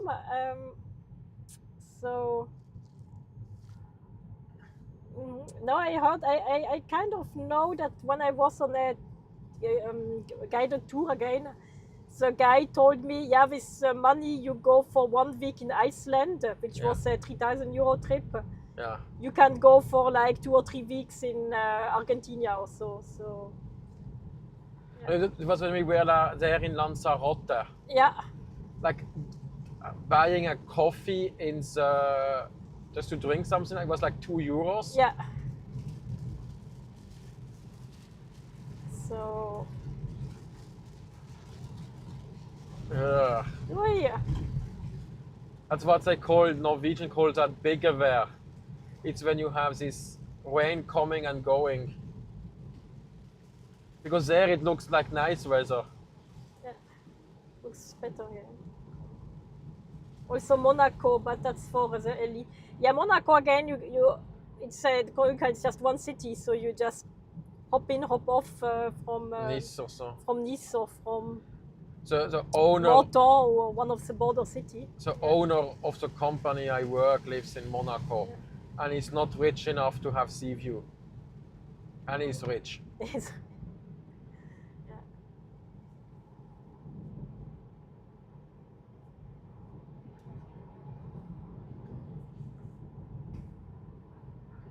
I have the feeling when people tell me about travel, they spend a lot of money on food and drinks. And since I am not really eating a lot, when I am on a travel, well, sometimes I just have a tea somewhere in the day, because normally I have my thermos, and then a little snack, and I am happy. So when I booked my organized tours, well, I have maybe a €7 a day. That's already a lot. I just saw another YouTube video where a family went to Disney World. And about the eating, first they had the hotel obviously, and then before lunch they already had eaten twice. Yeah, that's making it expensive. Because when we went to Disneyland, in Paris as kids, we had breakfast at the hotel, and we had like some zwieback in something very small at lunch. Yeah, maybe even zwieback we had brought along. No, I think we got more at lunch because it was still at the. We eat more at lunch and less in the evening. And but I am also an extreme, how you call it, hotel eater. I just like in the evening I'm too lazy to go out, so I have like a couple of nuts and one of these ramen bowl or soup bowl, and I'm very happy with that. But it depends on calorie.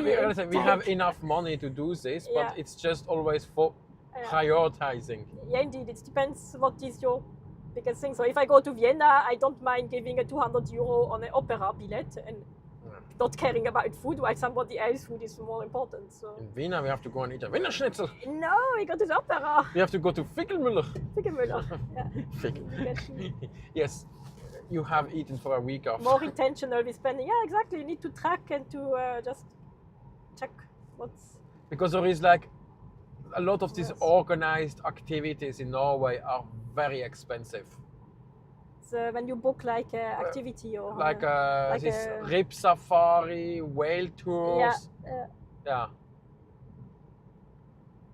It's easy 1,500. Oh yeah. No, like a good depends. €100. 200, 2,000? I haven't checked the prices. Yeah. I think in Iceland I also paid for sure €100 for an evening whale safari. That was many but on years. the other hand side, it was totally worth it because when can you ever see whales, you know? It's like when I have my colleagues going to Switzerland and should I go up that mountain or not, and it's so expensive. Yeah, but you can choose another cheaper mountain. You can do another cheaper, but hey, you know, Jungfrau Joch, there is nothing similar in the world, so then just eat twice, get a piece of bread at the bakery and in Norway, and drop your lunch and go up that mountain. I mean, I see people will, if you are used that you eat twice a day in a restaurant, that's going to blow the budget. Yeah. So you have to do like the Norwegian and do the matpakke, which is you pack your sandwich with and eat that at lunch. The biggest expense in any city is accommodation, yes. I think in Europe, a good hotel, I'm not speaking of under €150. Yeah. You can find under 20. It's finished here. But I would say with 150, yeah, okay, you still can go very, very cheap ones, but I count normally 150 for European travel. But I'm mostly also hanging out on 3 and 4 stars because for me the hotel is a nice room is more important than the food, but it's again a priority thing. In Norway, at the last year, the cheapest I found was 120 kroner. And in our including breakfast. Yeah, and in our companies, they tell you we don't pay over €120, and people are like, okay, go and find a hotel. Okay, go and find a hotel for €120. I mean, in a conference. Okay, you can still go at the Munich airport, a rental car or something. Then yeah. You spend like 2 hours every day in the. So no, traveling is not the most cheapest thing. The problem is you see you have these low-cost airlines and tell you can fly for €20 to this strange city or to. Mm-hmm. But that was when I was on Flixbus last time. I had behind me some young boys, and they were complaining because they somehow booked that the day before and decided, hey, let's go to Amsterdam. And when they were in the bus, like at 2:00 in the morning, I have no clue what they were doing. Yeah. That guy behind me was like, hey, but the cheapest thing is a €70. And the other were like, but we don't have that money. And you told you have that. They were like beginning to fight like at 2:00 in the morning. And I'm like, what did you expect? I mean, go maybe to Groningen or so. Maybe there you find something cheap. No, but you have to see if you got Amsterdam the wrong week. It's not, because we have our company goes to IBC, which is the biggest show for broadcast technologies in Europe. And if you want a hotel, you're going to pay 300, 400, 500 euro per night. Yeah, that's quite easily done. Yeah, indeed, the cheaper ones probably they won't have the amenities and comfort. Yeah, that's why you have the star. That's why they are cheap. Is that your construction on oil platform? Yes, that's Ölen. Yeah. And here there is again a picnic place. Okay. Let's see if it's nice. Yeah, I have to say we are both having a more or less decent paying job, not extremely paying, but yeah, you can go traveling without. No, I prefer to spend my money on other stuff. Yeah, you are more not that I prefer to travel, but you can travel without having to worry that if there is an issue, you are stuck. So even if I would have been stuck in South Africa, you're like, yeah, okay, you know. You nearly got stuck in South Africa. I got stuck, but I had I had a business class flight, so they were unstucking me quite quickly again. And I didn't show any expense. I took everything, so. You had to spend one more night. But then you don't know there's a volcano breaking out and you are stuck a month somewhere. Yeah, because a volcano will not be covered. reimbursed. Yeah, exactly. Not every insurance, some do. Yeah. But if you're on a company trip, it doesn't matter because the company it takes care. happened. Some of the company were Yeah, stuck they in got- Vegas. Yeah, we had also people stuck in US, but they were luckily having a hotel and. Yeah, but it quickly adds up, you know. Because the first thing you would need to do is to move to a cheaper hotel. Yeah, and we have back to basics with Auntie Rose. Good day, Nick. Happy Sunday to you and your Norwegian family. Yeah. Hey, Rose. Yeah. No. Yeah, but that problem was because so many people were stuck, you could not easily find anymore a hotel. Yeah. And that's where the power of a travel agency comes in. So you just delegate, you just say, hey, I need a hotel at your company's travel agency, Yeah, or and you relax. If you have a good travel insurance, they will do that too. Yeah. That's why I like the organized trip also, because even you get stranded, you just know. The guy will figure it out. They will like in Azor, we arrived at the airport and they said, yeah, airplane cancelled. Yeah. And basically the guy took us on an extra tour, while in the background the complete local agency had to relocate and find a hotel room for 25 people and the next flight and. And it didn't end like that. Yeah, it was kind of fancy, but yeah, we got new hotels, we got a rebooked flight. Okay, and now we arrive in Öland, where they do the but they build oil platforms and maintain. I'm not sure if you can see it on the camera, but there is definitely 2 oil platforms there right in the middle of the fjord. We're coming much closer. We got closer, so keep an eye on it. C'est quoi? Un petit film de ça.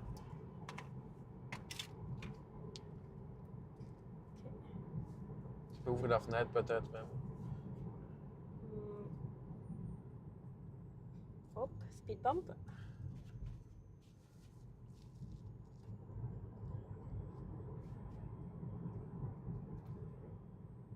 T'as mis en marche?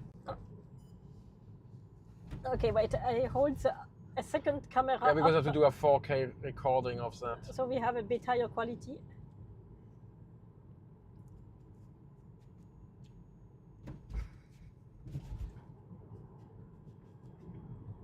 Okay, can you see the platform? Yes. Yeah. Yes. Oh, touche pas.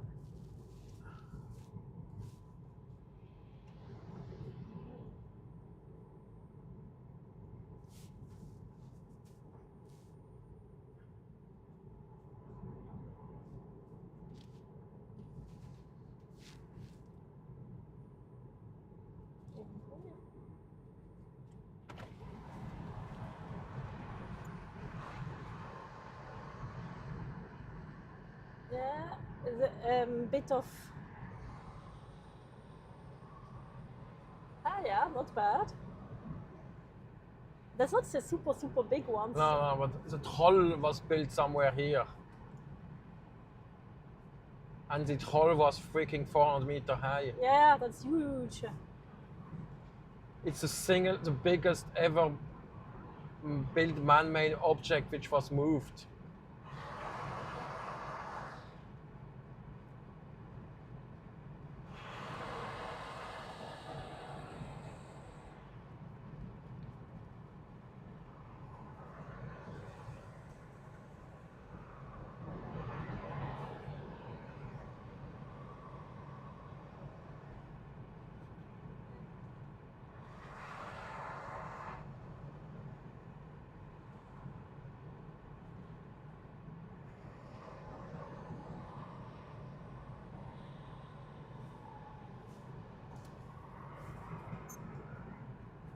Yeah, you see it.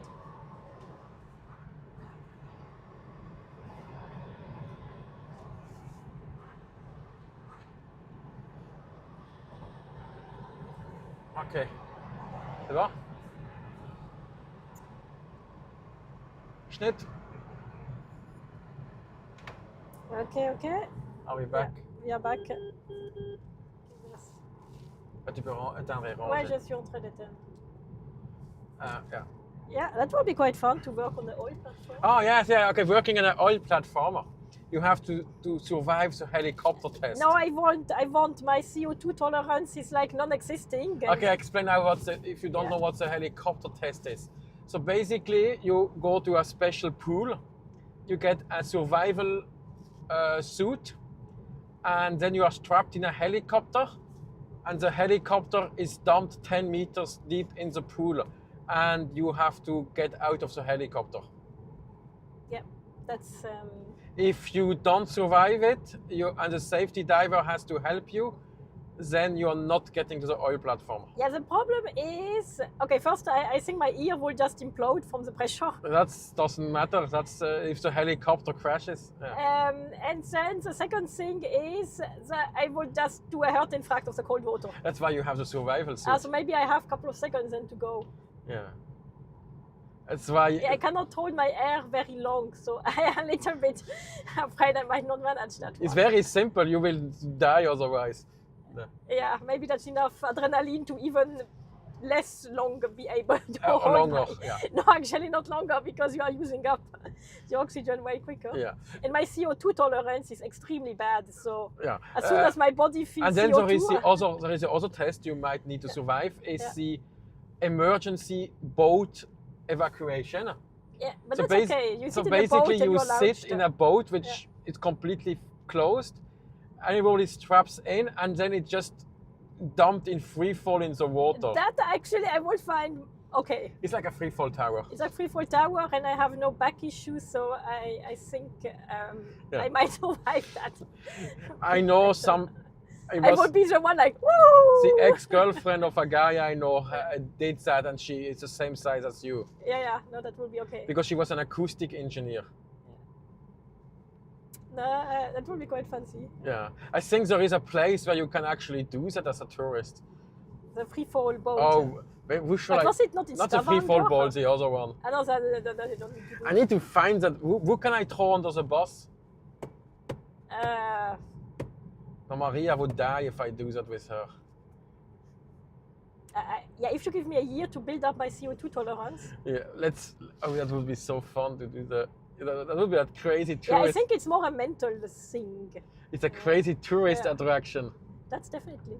Because as soon as you are out of the helicopter, the safety suit will go to the surface. Or even if you cannot swim, it will go up. Even if you faint halfway through or black out. Yeah, but you will black out, I guess. Then it's as soon as you reach the surface, it should be okay. You just need not to inhale water during all the day. Yeah. But then when you black out, you have the mammal reflex, so you should not breathe anymore. Yeah. Hopefully. I have no clue. That would be... Okay. Have you been to Svalbard? No. No. On our to-do list, I guess? On her to-do list. On my to-do list. No. A neighbor of me, she goes so often, she counts as a local. Oh, okay. She's an artist, and then she painted some nice picture of Svalbard.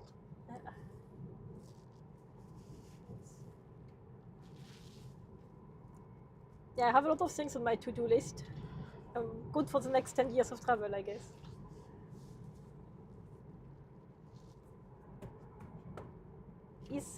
That's a very interesting place. Yeah, I think it's very unique. Yeah. It's almost Greenland, you have all that history, you have this, one of the most north. It's probably the most northern place you can easily access as a normal person. Yeah. Well, it's definitely expensive. Yeah, if I go there, I will definitely take from my favorite travel agency.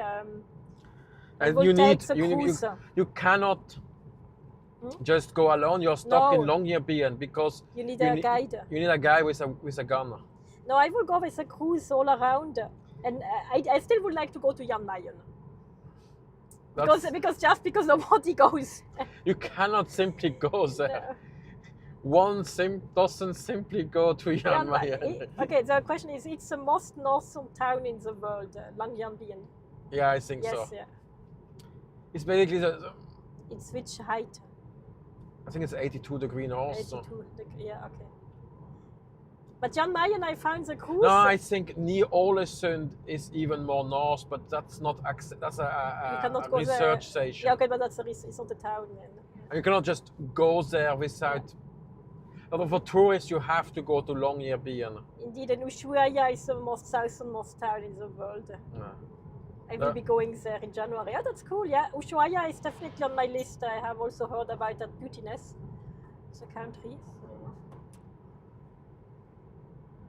Yeah, so many nice places in the world.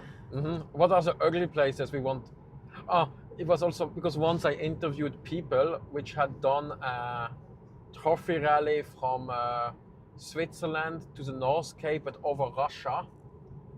That was in 2015. Mm-hmm. And they basically told me they are not going to go to Russia anymore. Yeah, they told me that's a place I'm not going to visit anytime soon again. Yeah. Well, you always have these places. And our cousin was there. Yeah. When she I think she went where? St. Petersburg? Or? Yeah. But the other drove through the countryside in... I have to drive faster, I'm too slow. Do you follow Cecilia Blombard, a Norwegian travel vlogger? And she lives on Svalbard. Doesn't ring a lot to me. We have to check. Good suggestion. Just go look. Vlogger, is it? Yeah, I'm checking. That's for you if she's a travel vlogger.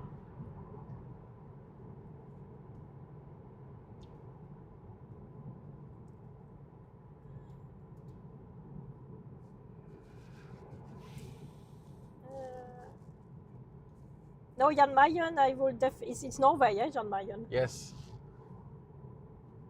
But it's like not Norway, it's one of his territory. Yeah. Because also Svalbard is not Norway like that, it's a special territory. Yeah, indeed, I see Cecilia Blomberg. Yeah. I think I have seen video from her. She watches every outdoor. Yeah, but that's a 1 million subscriber. That's another level as little hobby guys, girls. It's not so much this hobby is why anymore. I live on a remote Arctic island. Oh, that looks really cool. I think I have seen that snowstorm at the cabin. Yeah. I had snowstorm at the Explore Norway HQ. Yeah. I couldn't get out of the balcony anymore. Yes, but there was no polar bear. Quoi? No polar bear next to it. Archipelago that's owned by Norway. Yeah. I think there is why I came to that. There is a cruise starting in Vlissingen, which is nearly maybe 1 hour drive from where I live. It's in just at the border of Antwerpen, and it goes then to Scotland. Yeah. And from Scotland, Scotland. Yeah, from Scotland it goes, I think, Iceland. Yeah. And Iceland it travels to Jan Mayen. Yeah. And Jan Mayen, I think not sure if they went all the way to Svalbard. But they explicitly mentioned that they do not guarantee a landing in Jan Mayen. Yeah. Because the weather must be perfect. Yes, the King of Norway visited Jan Mayen this summer. Yeah. And it was bad weather, but he insisted.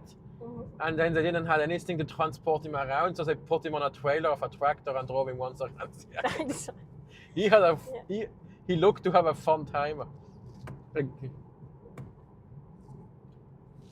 No, that's because the king and the queen, when they turned 70, had enough of having done a lot for Norway. So they decided they want to travel the world. Yeah. But I think that's over because last year the king had heart problems in Malaysia. Yeah. And they had to get him back. And then it's Nedre Watson, that's one guy from work, he comes from there. Yeah, that's unfortunate. That's always, traveling, you need to be healthy. Yeah. And you need to be able to walk at least some good, more or less medium distance. Yeah, but the king, he has the king's boat. Yeah, he has a boat, okay. And then they basically travel before the summer vacation, they travel all up Norway and visit, because they want to visit every municipality of Norway once. Yeah. And for the people, for Norwegians are quite royalist the most. So for them, having the king and the queen coming to their place, that's like the biggest event in their life.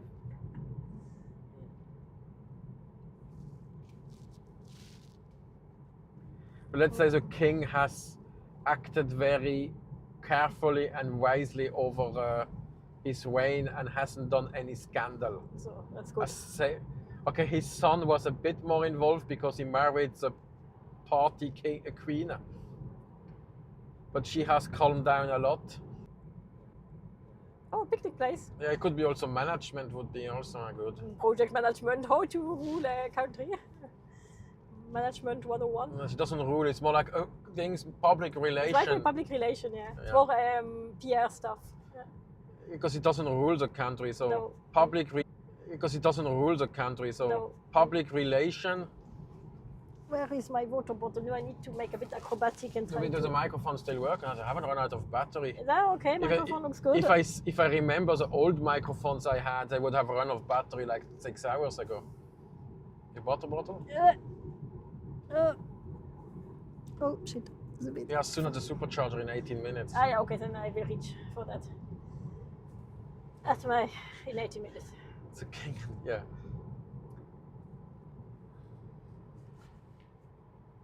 Okay.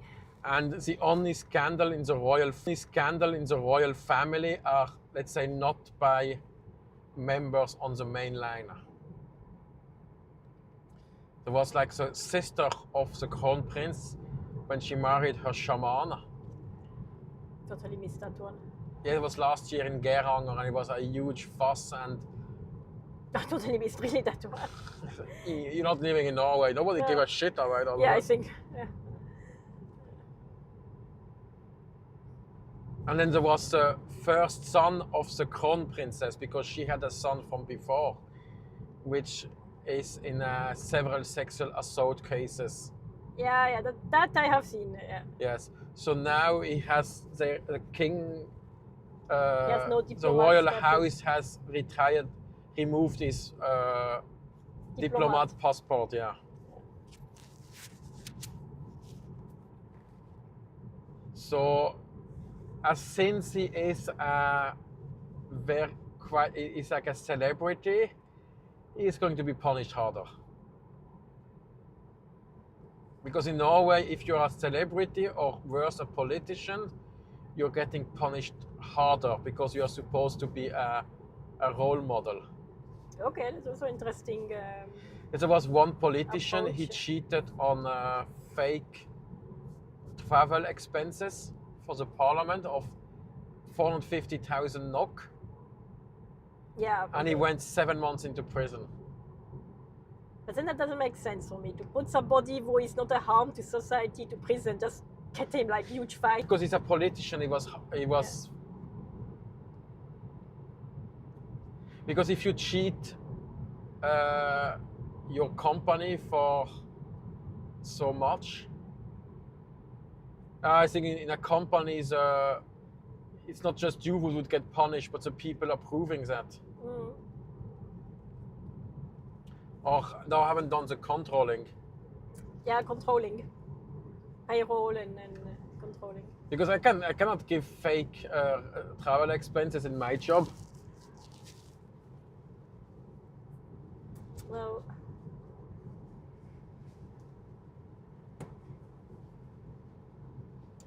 And a little rain. You are going out to put the plug. I have my rain jacket. Without it. The thing is, I'm not easily to move because I'm like having the laptop and all the cables on my lap. I'm showing how to quickly charge the car. Yeah.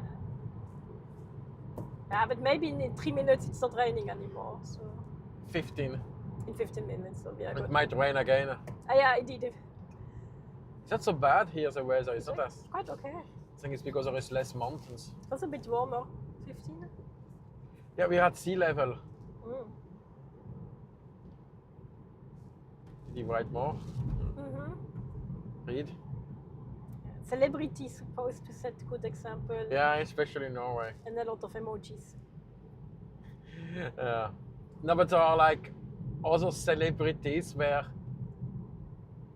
they are like excused. Because again, the other princess, the sister of the crown prince, she was first married to some artist which was a bit out of the norm. But but everybody liked him anyway. Yeah. He was not evil, he was just a bit. Weirdo. He liked being a royal. But unfortunately, then they divorced, and he was like bisexual, and she never wanted anything, And then she married that shaman or had an affair, and she allowed him everything he had wanted. Yeah. And then he committed suicide. Oh, Yeah. it's really like some gossip drama. Yeah, so because he had 2 kids. It was around Christmas Eve, I think it was. Nick has a good idea. A charger for human. When people get tired, you just go at the charger and you. Yes. Is it not called a coffee machine? That's called an AI. A coffee machine? I'm not drinking coffee, so I don't know. She can drive, but she has forgotten it. Yeah. She doesn't know how to drive. To treat the Tesla properly.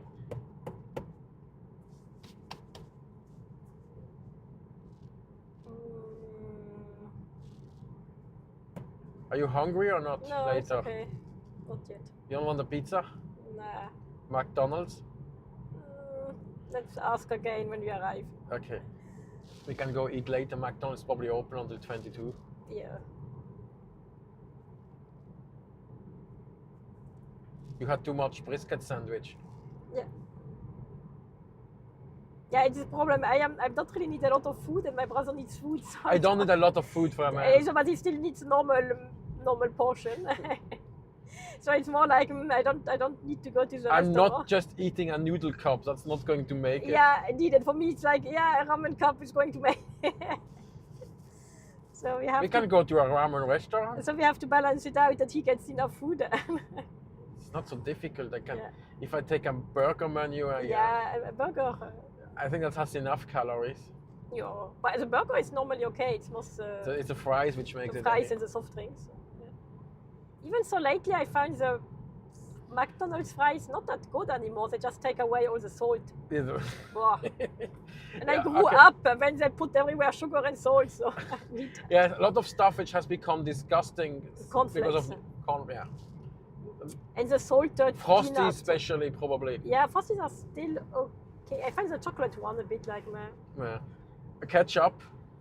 Eating brown cheese with straw waffle. Yeah, you have to be Norwegian for that. The brown cheese? Oh. There's a problem. Waffle, yes. Yeah, waffle for sure. She's Belgium. I like waffle, yeah. Brown cheese, no, not that much.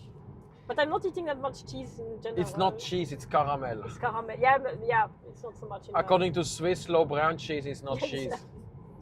Because it's basically you take the leftover from the cheese and then you caramelize it. You caramelize it until it's zero.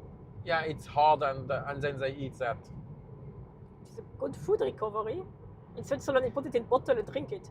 Yes. Or you feed it to the pigs. Yeah, feed it to the pigs. Okay, now we are soon in Aksdal. That's like one of these places before Ålesund. Not Ålesund, Haugesund. You have to be. It's like a lot of people, they mix up Kristiansand and Kristiansund. Yeah, I will also mix that, to be honest. Kristiansand is where there is a zoo.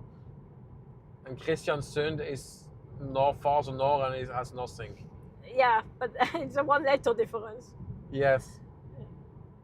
As people have booked wrong and are in the wrong place. Yeah, it's like the airport from Brussels and Brussels South. You remember Timo Wurenzola? Yeah. He was invited at the film festival, Southwest Film Festival in Austin, Texas. And where he did? To Houston. Yeah, it's not really the same place. I'm not that good in like American geography. It's like 3.5 hours to drive. Yeah. Yeah.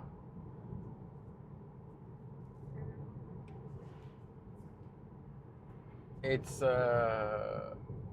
Where are the places people mix up in other countries? And we have Kams saying, blessing everyone at church. I will watch the replay later. Yeah. Have a glorious day. Sure. Nick will travel. Bless up. Thanks very much, Kams. Yeah.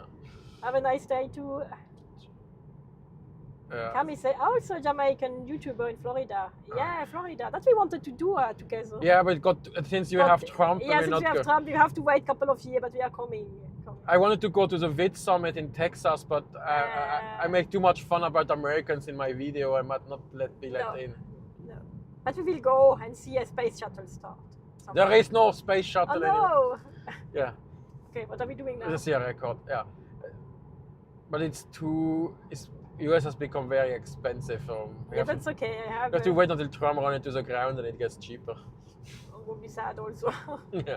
Now we are definitely not allowed into the country. No. He doesn't like Swiss people anyway. Yeah. Yeah. So, but I have been to the US previously. But that's like now, it was 2007 and 2009. But we have still a couple of good traveling here in front of us. We can still go to Canada, they are nice. So we still will be able to do it. I want to do the Northwest Passage actually. Yeah. That will be cool. It's not that's even more expensive than That's even more, yeah, okay, I see. Don't you want to do the around the world cruise like for 150,000 euro? That's no. I'm more a slicer on my holiday, you know, like max 2 weeks and coming back and work a bit and 2 weeks or 1 week. Actually, I like that she's so bad for the environment by flying. Like as much Flixbus and train as I can. Yeah, that's not what you said last time to excuse yourself. But I don't go to Namibia, so it's okay. No, that was not the excuse. That was when you went to Singapore. No, that was work. No, that was work. That was when you went to South Africa. Yeah. I said you had used so much CO2s and I could drive the Tesla for like several years until I would get... No, I don't think so. Because you said, oh, in my work I compensate for it. Yeah, I compensate for my work for it. I develop a better manufacturing process. Then I can compensate. Polluting. It's still polluting, yeah. If you want to not pollute, you would go to the Belgium coast. That's more. By bike. Yes, and then you can take the Kystram. Yeah. And now we have a lot of toll roads here. Oh, yeah. Here you go. You see that cameras up there. Yeah, and this one, let's see. Okay, I have an electric car, so it's max half of that price. Bing, bing, bing. And it just took picture and it will send... yeah, I get a bill at the end of the month. And even foreign people get a bill. Now they changed it. Now you will be definitely tracked down. Yeah. Because they got access to the European Information Exchange. I think they even found my parents. Yeah, but that was the old system. But the new system is more efficient because like Germany didn't have a public system. And they are losing so much money from people not paying. But now they said they're going to go 3 years back in time and find you. Yeah. Okay. We are soon at the supercharger. Last time we slept somewhere here. Is the battery not going to precondition? I think it's warm enough. Checking the battery of the laptop. I think it's 80%, we are good. Yeah, I just charge it. It's leading the EV market, yeah. Yeah, Norway is fully... If you buy a new petrol car, you will be shamed. You're like an outcast. But they also run, most of the country run on hydropower. So yeah. Pretty impressive too. That was before already. Yeah, it was before. There is a map where you can see Europe and which country uses what in the moment. And you see like Norway was just green because it was 100% hydro. Actually French was green because it was 100% atomic. But now a lot of people build solar panels, even in Norway. Okay, in winter it's a bit useless. Yeah, okay. But during summer they can save a lot of power. I still think it's very nice solar and battery combo. Depending where you live, you really can catch maybe 80% of your electricity. Maybe not the moment you go to the shower, or yeah, depends how you warm your shower. No, but you can use one of these water heater, solar water heater. Yeah, the solar water heater. Yeah. No, I think it's. I have a rented flat and I have a north balcony, so there's not much I can do. Yeah. And you live in a. Yeah. And I live a bit in a. But there was in Norway there was that case of the Sami and the wind park, which. Yeah, it went into nearly to human rights courts, and that the human rights were violated because they put some wind park, and then the Sami activists were some ID. Since the state has said it's illegal, everything needs to be demolished.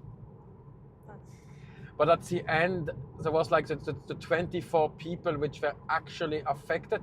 They just shoved enough money in their ass that they accept it, and they say that it's a why. Yeah. Yeah, the thing, because Nick mentioned that the wind turbine is the best and most effective.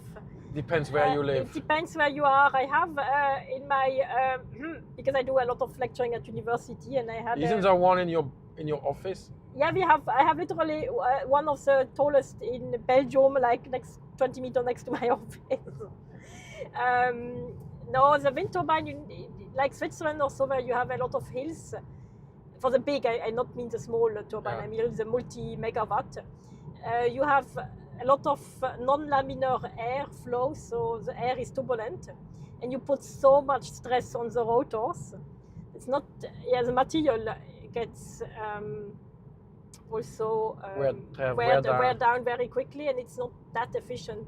Belgium also very flat country. Your turbine sits at 100 meter, 150 meter, and you have this very laminar airflow, very constant. That is very effective. Yes, basically we are running a metallurgic company with germanium blast furnace and stuff. We are running like more than a half on solar power, solar on wind power. So that's. And when the big one will come in, it will be even more. So yeah, but it's it's a bit. You get into that problem, or not in my backyard problematic. Yeah, the NIMBYs. And on the sea. That's a very interesting road. That's interesting construction. And on the sea, you need to construct them, and it's very expensive to construct it on sea. Offshore construction. And also it's quite good fun, like around the coast of Belgium. There's one wind park after the other, and they're taking away, when the first wind park is there, and you construct behind, you're taking away the power. Yeah. But I still think there is still a lot we can do. In Norway, the problem is you cannot have really wind parks because it's not like flat, shallow sea. Yeah, I'm not so sure if you need that much more in Norway, because you're covering already everything with hydro. There are some places which are ideal even on land, but then it disturbs the reindeers. Yeah, poor reindeers, the one technology I would have to read a bit more is that tidal water thing. Yeah, you could basically you have underwater turbine, and when the tide goes up and down, it sounds in paper very, very good. Okay, we have a supercharger now. But I have to check actually why it's not done so often. Because they want to build floating turbines, but then you could have this current. Underwater current, that's also, there's sort of a very interesting. And we have Agatha saying hello. Hey Agatha, nice to meet you too. Okay, now we are going to the supercharger. And we are doing next round of charging, Okay, where is it? Where is it? It says here somewhere. Can you see? Is it there, up there. No, I don't see it. Let's see. But there's a McDonald's somewhere. There is a McDonald's here. It's on construction. The McDonald's. Okay, how do I fucking get? Okay. Oops. Did it written something? It's up there. Oxdal Center, because before it used to be here on the left side. That's the right side.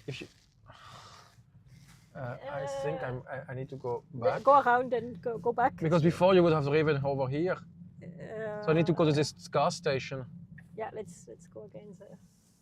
Yeah, there's a half-finished bridge. Interesting. I think it's a half-removed bridge. Half. Because before it was there. Now it got moved because sometimes the lease ends up. I don't see why, but there is an electric car going up there, so. Okay, let's go to the gas station. Okay, here is the gas station.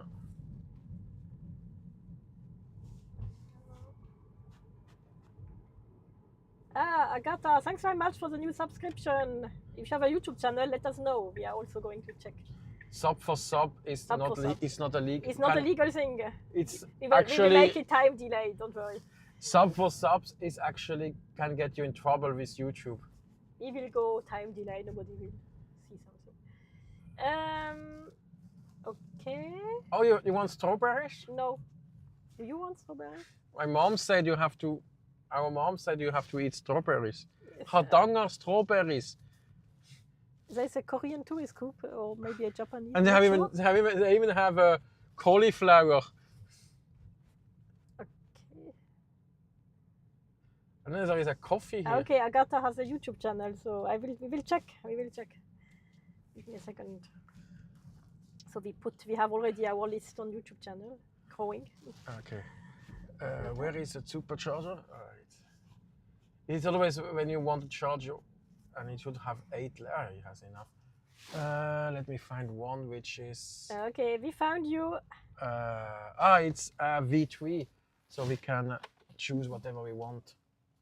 Okay, dette ser abonnement d'ailleurs. Really? Okay, getting.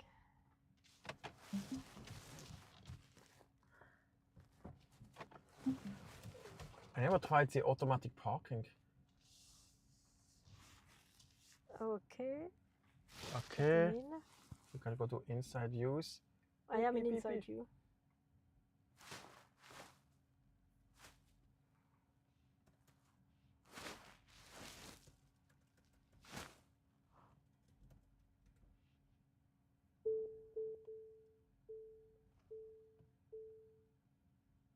I'm not touching. No, but you're very close. But there's still the guy standing there. Yeah, I should take a camera and can film what you're looking here at. I should put the camera here. Yeah, on your Oh, way. it's warm. Okay, my brother is going to charge. Getting the plug in, but I don't think we will go for a coffee break or something because we just had. What does it say? Okay. It says. Laden gestartet. Ladevorgang. Okay, how many kilowatts are we getting now? Let's check. Can I take the camera and move here? We can. I don't know how it will look like. So now we have the screen here. You have to change it. Sorry, I'm changing the screen. So now we are charging at 100. It's a V3, so it should get to 250. No, but we are very charged already. So I think we get max 180. And it will go down to 107. 170 kilowatt. And how long does it say? It's 20 minutes. 20 minutes. Yeah, that's good. So now you will have time to go and pee. I don't need to pee, I just pee before. Yes. You could also grab a bite, but that's usually with a 20 minute a bit on the short side. But we just had. Unless you just want to have a Ventepulse. Or we just go and watch YouTube. Okay, yeah, that's a nice thing about the Tesla. We can okay, let's see. Who has ever driven in a Tesla in this chat? Okay, if you are bored, it has nice functions. So I will show you some of the nice functions. We can see a statistic. So we can see that we have used less electricity for the last trip, and then more, because there was wind.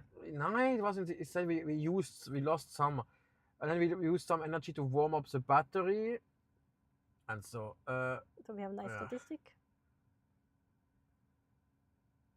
Yeah, we because we went down, we saved quite a lot of energy. So, okay, and then in a Tesla you also have. Ja, je pas commentaire. You can also do. You can also watch movie if you have a subscription. It's this button. Oh. And we have Netflix. We have Disney Plus, we have YouTube, and we have Twitch. And if you don't know how to use your card, I need to watch some Tesla tutorials. yeah. And then if you don't want to do that, you can also play. You have games on the Tesla. Yes, and you can actually put a controller. As this game, you actually play with a steering wheel, but it's not good for the wheels. Yes. I didn't even know that. As I've put a lot of games, I never play. I never play my phone. Last time I played my phone, it was like, I don't know, 2000. Okay, and then you can do some funny stuff like having your car blink. Can I have a romantic fire? I think gemütlich machen. I think that's for the car camping. Yeah. Yes, that's if you do. Yeah, so Nick has never driven in a in a car. Yeah, so it's basically okay. You can a kind of a smartphone. I don't know, a kind of a PlayStation on wheels. Okay, you can clearly see this car has been designed by engineers for engineers for nerds. For nerds. Yeah. And you can have Santa. And yeah, okay. We don't need that, but hey, we have it. What else do we have? You can also surf the internet if you need. Descends ta main un peu plus. Quand tu montes, ouais. Ah, yeah, okay, that's quite okay. I guess. That I actually find it useful when I want to do, when I go to a ferry. How's it called here? The ferry on this part. Talking Tom. Yeah, Elon Musk should install Talking Tom. Yeah, we should get Grok in the Tesla soon. Oh, that will be special, I guess. Sun Vogues, I think it's.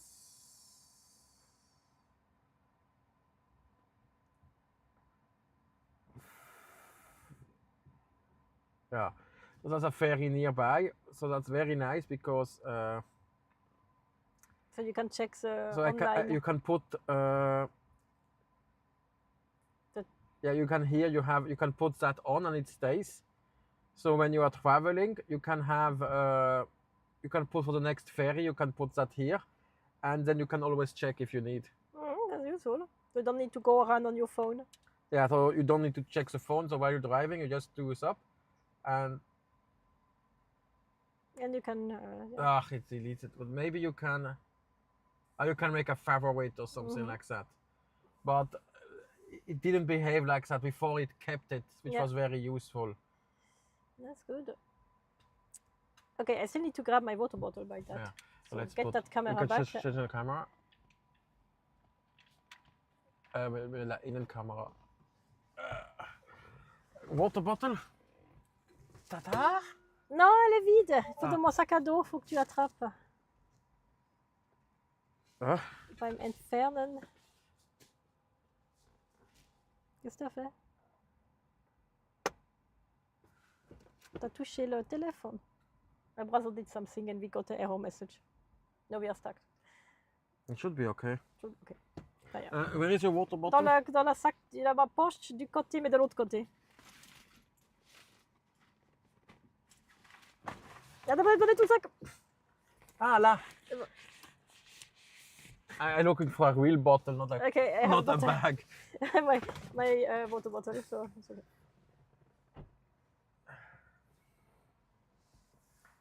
Before, when you went to a supercharger, people talked to each other. No, but it's not too normal now. Because you were like special and everybody knew everybody. And then when the Model 3 came, the Model S and Model X driver complained that there is now a mob. Everybody has one. How is that? A gemeiner Pöbel. Yeah. Okay, so there is left and right people. What is it? Is leading country in the. Yeah, so basically the problem with leading the digital area is if you are not able to join the system, let's say you are screwed. Because I have a friend which is Norwegian but doesn't live in Norway and it doesn't have a bank ID. He cannot use it anymore because he doesn't have a Norwegian number.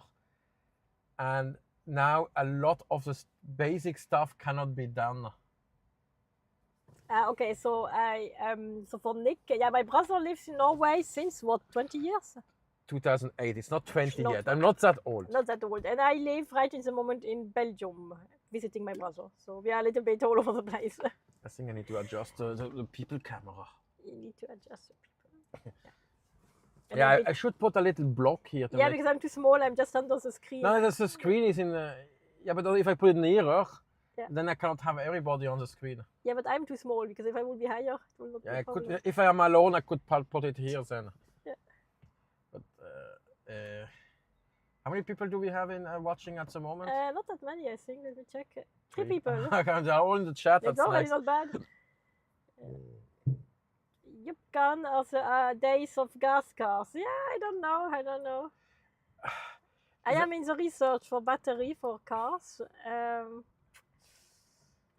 Yeah, I don't think in Europe people are ready completely for that. No, I guess India, China will be electrified before us. no, the problem. It's a lot of psychology. Okay. In your company, everybody was forced to get an electric car. Yeah, in Belgium, the company cars needs to be electric, so that's kind of easy. And how did the people react? There was like this weird, yeah, but you know, I cannot have an electric car because once a year I go to Spain with my 3 children. Yeah. And I cannot because I need to charge every now and then. And you have 3 children in your car, you need every 2 hours to stop and because someone needs to pee, so I don't get it. Yeah. And to the CTO, he was because we are developing on the 1,000-kilometer battery, you know, blah, blah, blah. And I was, we need that because like the people will be able to afford 1,000-kilometer car are like old men, and they all have prostata problem. And I told that to our CTO. He was very glad about it. So they have to stop also. Yeah, I think at a certain point you only might need to stop. I would say after 3 hours you want to stop anyway. Yeah, so. And then if you charge in like 20 minutes or 17 minutes and you quickly walk a bit and stretch your leg, it's not that bad. For taxis and things, okay, I can see that's a bit more difficult. But even a taxi, if they had charging station at all the place, because most taxis wait a long time. Yeah, but if you're doing only inner city. Because in Norway we also have trucks, also local trucks, which are electric. Okay, there is an idea of Oslo nightlife street interview. Yeah, there's a bit of an issue on that one. Neither me nor my brother are really into life. Okay, there is nightlife, so we might need to give that away to somebody. I had the idea about doing like a best pubs or most interesting pubs in Oslo. So I met with some guy which are really into nightlife, and I discussed. And the problem is, you basically stand in front of a pub or in the pub and say, oh, this is this pub. It's there and there and then, and there are cool people. And then you repeat that 10 times. And there is no cool people anymore. No, and then it gets boring. So I think it should be like a short, where you just present tack. Yeah, that would be good. But that's not something for me. I'm really not nightlife. Yeah. But I'm okay to go to the opera and give a review on the opera. I think if you go to the Visit Oslo website, they have a place for best nightlife. They have a place for gay people where to go out. They have a list for vegans where to go out. Because, let's say, on the countryside, it's difficult to be a vegan. But and we have self-driving trucks are also in Norway. I'm not sure, actually. Self-driving? No, real self-driving things are not allowed on the road yet. No, not only test rider things. Tesla has gotten a license to test the first self-driving Model Y. Okay, I need to put but in Europe, we will be again the latest on that one because of legislation. Who pays if it happens? That's going. That's a matter for legislation. So it's not an engineering software. Because in every stuff there is always like the technical part is always the easiest. There's a lot of low stuff. What? I think the road here is closed because it doesn't make. We have to. It makes us fucking go through. Why is it closed? Gaat zo Google?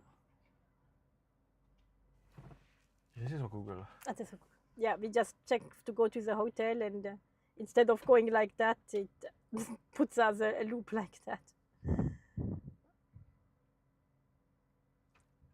Even so, it's still half an hour, so it's still not that crazy. Yeah, but it should not be 33 kilometers. It was made public. No, I don't think there's I self-driving. think it's just get confused. Oh, okay. So we just, if there is a blockade, it's right there. Yeah, we can have a look and try. Are people going straight forward there, or they're all turning? No, there is a sign Haugesund there. Okay. I think the machine got confused. So we are good. So we are soon charged. So there's another coming. And It's really close, a Model X. it's a bit bigger than yours. And that's a Model X, it's the biggest. Yeah. Look, she can drive, nothing. It's like me. And if you have time and you want it cheaper, you can go to one of these slow chargers right in front. But here is, like if you go to the shopping center for 1 hour or two, then you go to a slow charger. Yeah.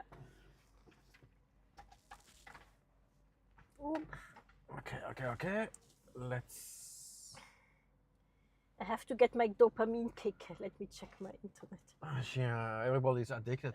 One of the students told me that she got addicted by Instagram so bad that she had to delete it. Oh, no. And then she got addicted by YouTube Shorts and she had to delete it. Actually, I find that so annoying, the shorts. Yeah. Are we ready? In 1 minute. What, we are ready in 1 minute? Yeah. Ooh. Oh, I have to hurry getting my dopamine kicks. Emails. I have an email. Oh, it's airplane asking how the trip was. It was perfect. It was very good.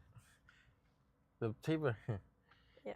It's also something. But the thing is, and you click, they ask you in that email, like, rate it. Yeah. And you are like, yeah, I just click 5 and I'm done. No, they are putting you on the other and you have to, you know that thermometer you gave me? Yeah. It asked me, I had to register to make it use. Yeah. And then it asked me if I like it. How my brisket was. So cute. You know what I responded? Yeah. I don't want to fucking have an account to make my brisket. Yeah. That's okay, it's ready. Modern day. Okay. I am finished. Wait a second, let me check the news.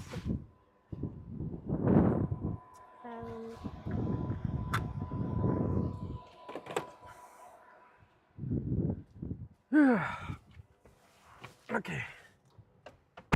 Plotting a course. Okay, nothing happened in the world, so we can continue. Well, at least when you depends which newspaper you are reading. It's sometimes switch view. Sometimes you are like, are we living in different dimensions? Yeah, it's really when you look at newspaper from different countries. And we have a very interesting topic: Aurora Borealis. It's not a season. Yeah, that's Trondheim is too low. Trondheim, if you live there, you will definitely see it. Yeah. But if you just go there, you might have like a 4 to 5% chance of.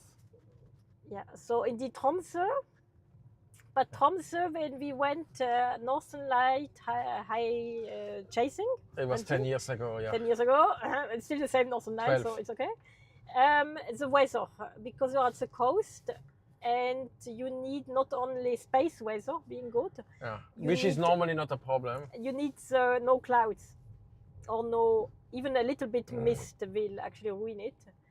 And yeah, so you need to have both together. We tried 4 days and only one day we just found a hole and could see them. And what was quite a good success was that Kiruna trip, so almost Finland, Sweden. And with the Hurtigruten, yeah. Yeah, because in Finland, Sweden, it's so cold. You had minus 25, minus 30. Yeah. You don't.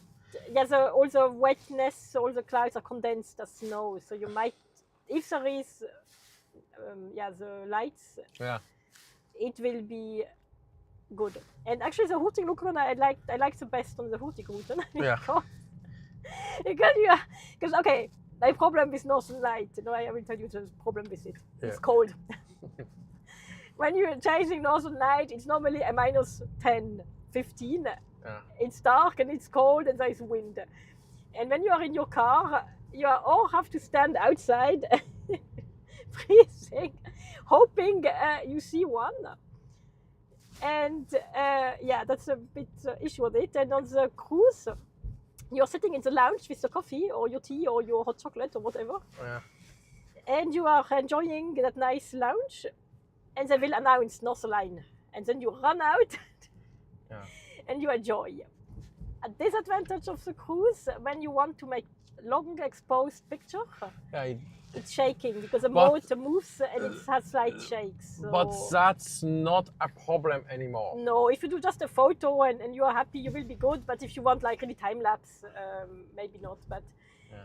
I would say, or having or a hotel or something indoor where you just hop out when it happens. Or you have a cabin and you. Or a cabin. I think I was sitting in that sauna. My brother was outside. She was with the sauna enclosed. I was in the clothes and to warm me up, and then he was screaming Northern Light. And I ran out, watching them and going back inside.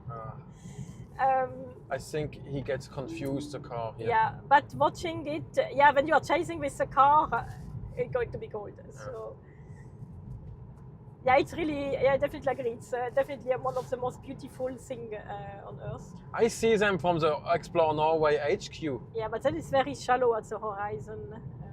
Yes, and the last time was in April, and it was not cold. Yeah, and then, And 1 year it was in August, and it was not cold. yeah, and Nick said, die Kälte wird deine Knochen kriechen. Yes, I totally agree on that one. Ooh. Nick said that. Yeah. Okay. No. And now he has understood it. Now it says only 12 meter- kilometers and 13 minutes. Almost there, 12 more minutes. Yeah. No. Yeah, the thing is, you often have also the Northern Light, which are not that powerful. Yeah, that's And then you are not really sure, is it now a light or a cloud? cloud.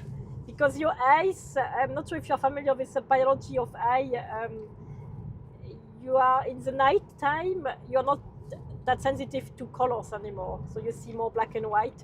While your camera lens will see it. yeah. So to be sure, it's Northern Light. Yeah, you have to make a picture. I take my iPhone, put it onto night exposure, and look if it's green. Yes, and then know if you're looking at a cloud or at a night. But I see nothing. Yeah. And then when you have that really that green flash, It's I very don't know, short. It's short and it's like going through the We saw one which was We like saw a couple of very strong ones. it's like a neon tube in the Neon sky. tube, Yeah. and then I think we were like in front of the hotel, and then all the people went like cheering. It was Yeah, but that was bad in front of the hotel because a lot of light pollution. yeah, indeed. But okay, still it may give you a feeling how it is when you really get once. Yeah. No, I really can recommend once in a lifetime Northern Light chasing. But you But, obviously don't need to come to Norway No, to do that. You there's can also choose other places. to do that. But you need to be frustration tolerant on that one. It's nature. So, no, that was. I think that was one of my first animated video when I did the explanation of Northern Light through the electromagnetic field and the ionization of nitrogen and oxygen and whatnot. More tunnels. Tunnel. So now it's more urban because we are closing in on Haugesund. Yeah. Ålesund will be in 2 weeks. There will be the live stream from Oslo to Ålesund. Yeah. Are we live streaming when we drive back? Maybe, I don't know. Let's see. Because I don't want to pack out all this thing for just 2 hours. Ja, ihr solltet die Glasvilla in Longyearbyen besuchen, sie in ihrer ganzen Pracht zu sehen. Yeah. Yes, like we say, it's on to-do list. The problem is, Yeah, it's going to be definitely a 5,000 euro travel, I would say. it's going to be an expensive trip to go to Svalbard. And normally I try to have like one big and maybe 2 small, so keeping the I need to have a couple more of 100k videos to be able to afford that. So it will be on my list, definitely. And the problem is there is so many people doing videos about it, it's more difficult to compete. Yeah. Because here in Haugesund, I analyzed it. Nobody does video of Haugesund. It was like 5 decent videos. Yeah. Oh, that's not Or bad. not two decent videos. Because there are like 300,000 people coming every year with cruise ship. Yeah. So it's definitely Less competitive area. yeah. Get sponsorship. Yeah, maybe we will get once. I'm not sure actually. We're not big enough for sponsorship. Yeah, we have Atle. We have Atle. Yeah, but he needs more. Yeah. He was like the first sponsor when I had 20 subs. Yeah. You know what he did to promote his resorts this year? No, yeah, I saw him. Wait a second. What did he do? I saw him going on a motorcycle down a mountain bike trail. Yeah, that was the only. First, you could win a free hotel if you could motorcycle from the hotel to a light post about 150 meters and then do the flag. You know, hanging. Oh, but I'm not sure how many percent of population are able to flag. No, that was not important. He just wanted to make people trying to Yeah. for 10 seconds. But that's quite. I know that He did it. My PT does flag, but he's a profi athlete. Yeah. Yeah. I not do a flag, not nearly. And then he anything. jumped into the lake in full suit. Yeah, okay, well that's still okay. I think you could do that too. Yeah. Not worrying on that Oh one. my God, you know the problem with this, Yeah, you're just heavy. he has a very good product, but people don't really want to go there. Because I can clearly see the only Valdres video which somehow works Yeah. is best second. It's the most famous. Yeah. And the others, okay, so the guide to Valdres goes somehow. Because I mean, I'm the only one having something decent. Yeah, but mainly people are just have already their travel plan and then they look for a video. And since Valdres is not really on You said probably drive through it. the drive through it maybe, but it's not like, oh, I go to Norway, I go to Valdres. Jotunheim and Yeah, Jotunheim is a different story again, yes. Yeah. Because I mean, we had always a good time going to Stølen. Yeah. But it's like not this. It's a bit like old style vacation, a bit quiet. And Nick is telling that he's typing in German to us, Yeah. in Swiss German. So Nick, I'm correcting you. You're typing in standard High German. Yeah. If, Swiss German. If you're going to speak Swiss German, a German has trouble to understand. It will not. The dialect is pretty far away. It's Alemannic dialect.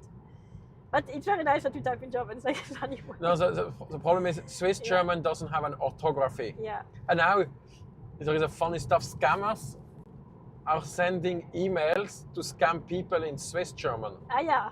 That you see about on the first click. Yes. I don't know Yeah. what they are thinking because any sane person in Switzerland would know that the official language from the bank would be standard German written, not Swiss German. that's something you would only write in Swiss German to the closest friend or so, or Yeah. the sports club, not the bank. Yeah. Yeah, your WhatsApp friends, yeah, that's normal. It's like in Belgium, I get like Kempish dialect from my friends. It's like with Spanish they also have a different. Yeah, the Castilian. I mean, is there because now we have all our newest video are like dubbed in several languages. I don't know if you watched that. No, I have not tried the dub. Actually, I switched Because it the German is totally useless. Yeah. But also for other video channel, I often I think my YouTube doesn't know which language I'm speaking. I get like a range between. I want to see the original. French and I'm speaking 5 languages. Okay, I watched some Korean channel and it was nice. That makes sense, yeah. But with like 5 languages, I'm covering already quite a good ground. So. Yes. Yeah. Okay. So now we are arriving in Haugesund. Haugesund. Okay, let's check what we are seeing. So I was here with my ex 11 years ago. 24. Her parents lived here. And yeah. So Yeah, our last video in German was indeed weird. that's the problem. Is the French is okay. I can understand French. The French is fine. Dutch was not that bad, I think. So I tested the Spanish with Spanish friends, and they say if you don't know English, that's a very good alternative. I think the Portuguese is the same. I had someone check Hindi and they said that's okay. If you don't know anything else, you would.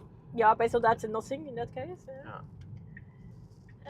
But I haven't had someone check the Korean, and the Dutch you checked, and you said. I just checked, so it was pretty okay. It was, how I say,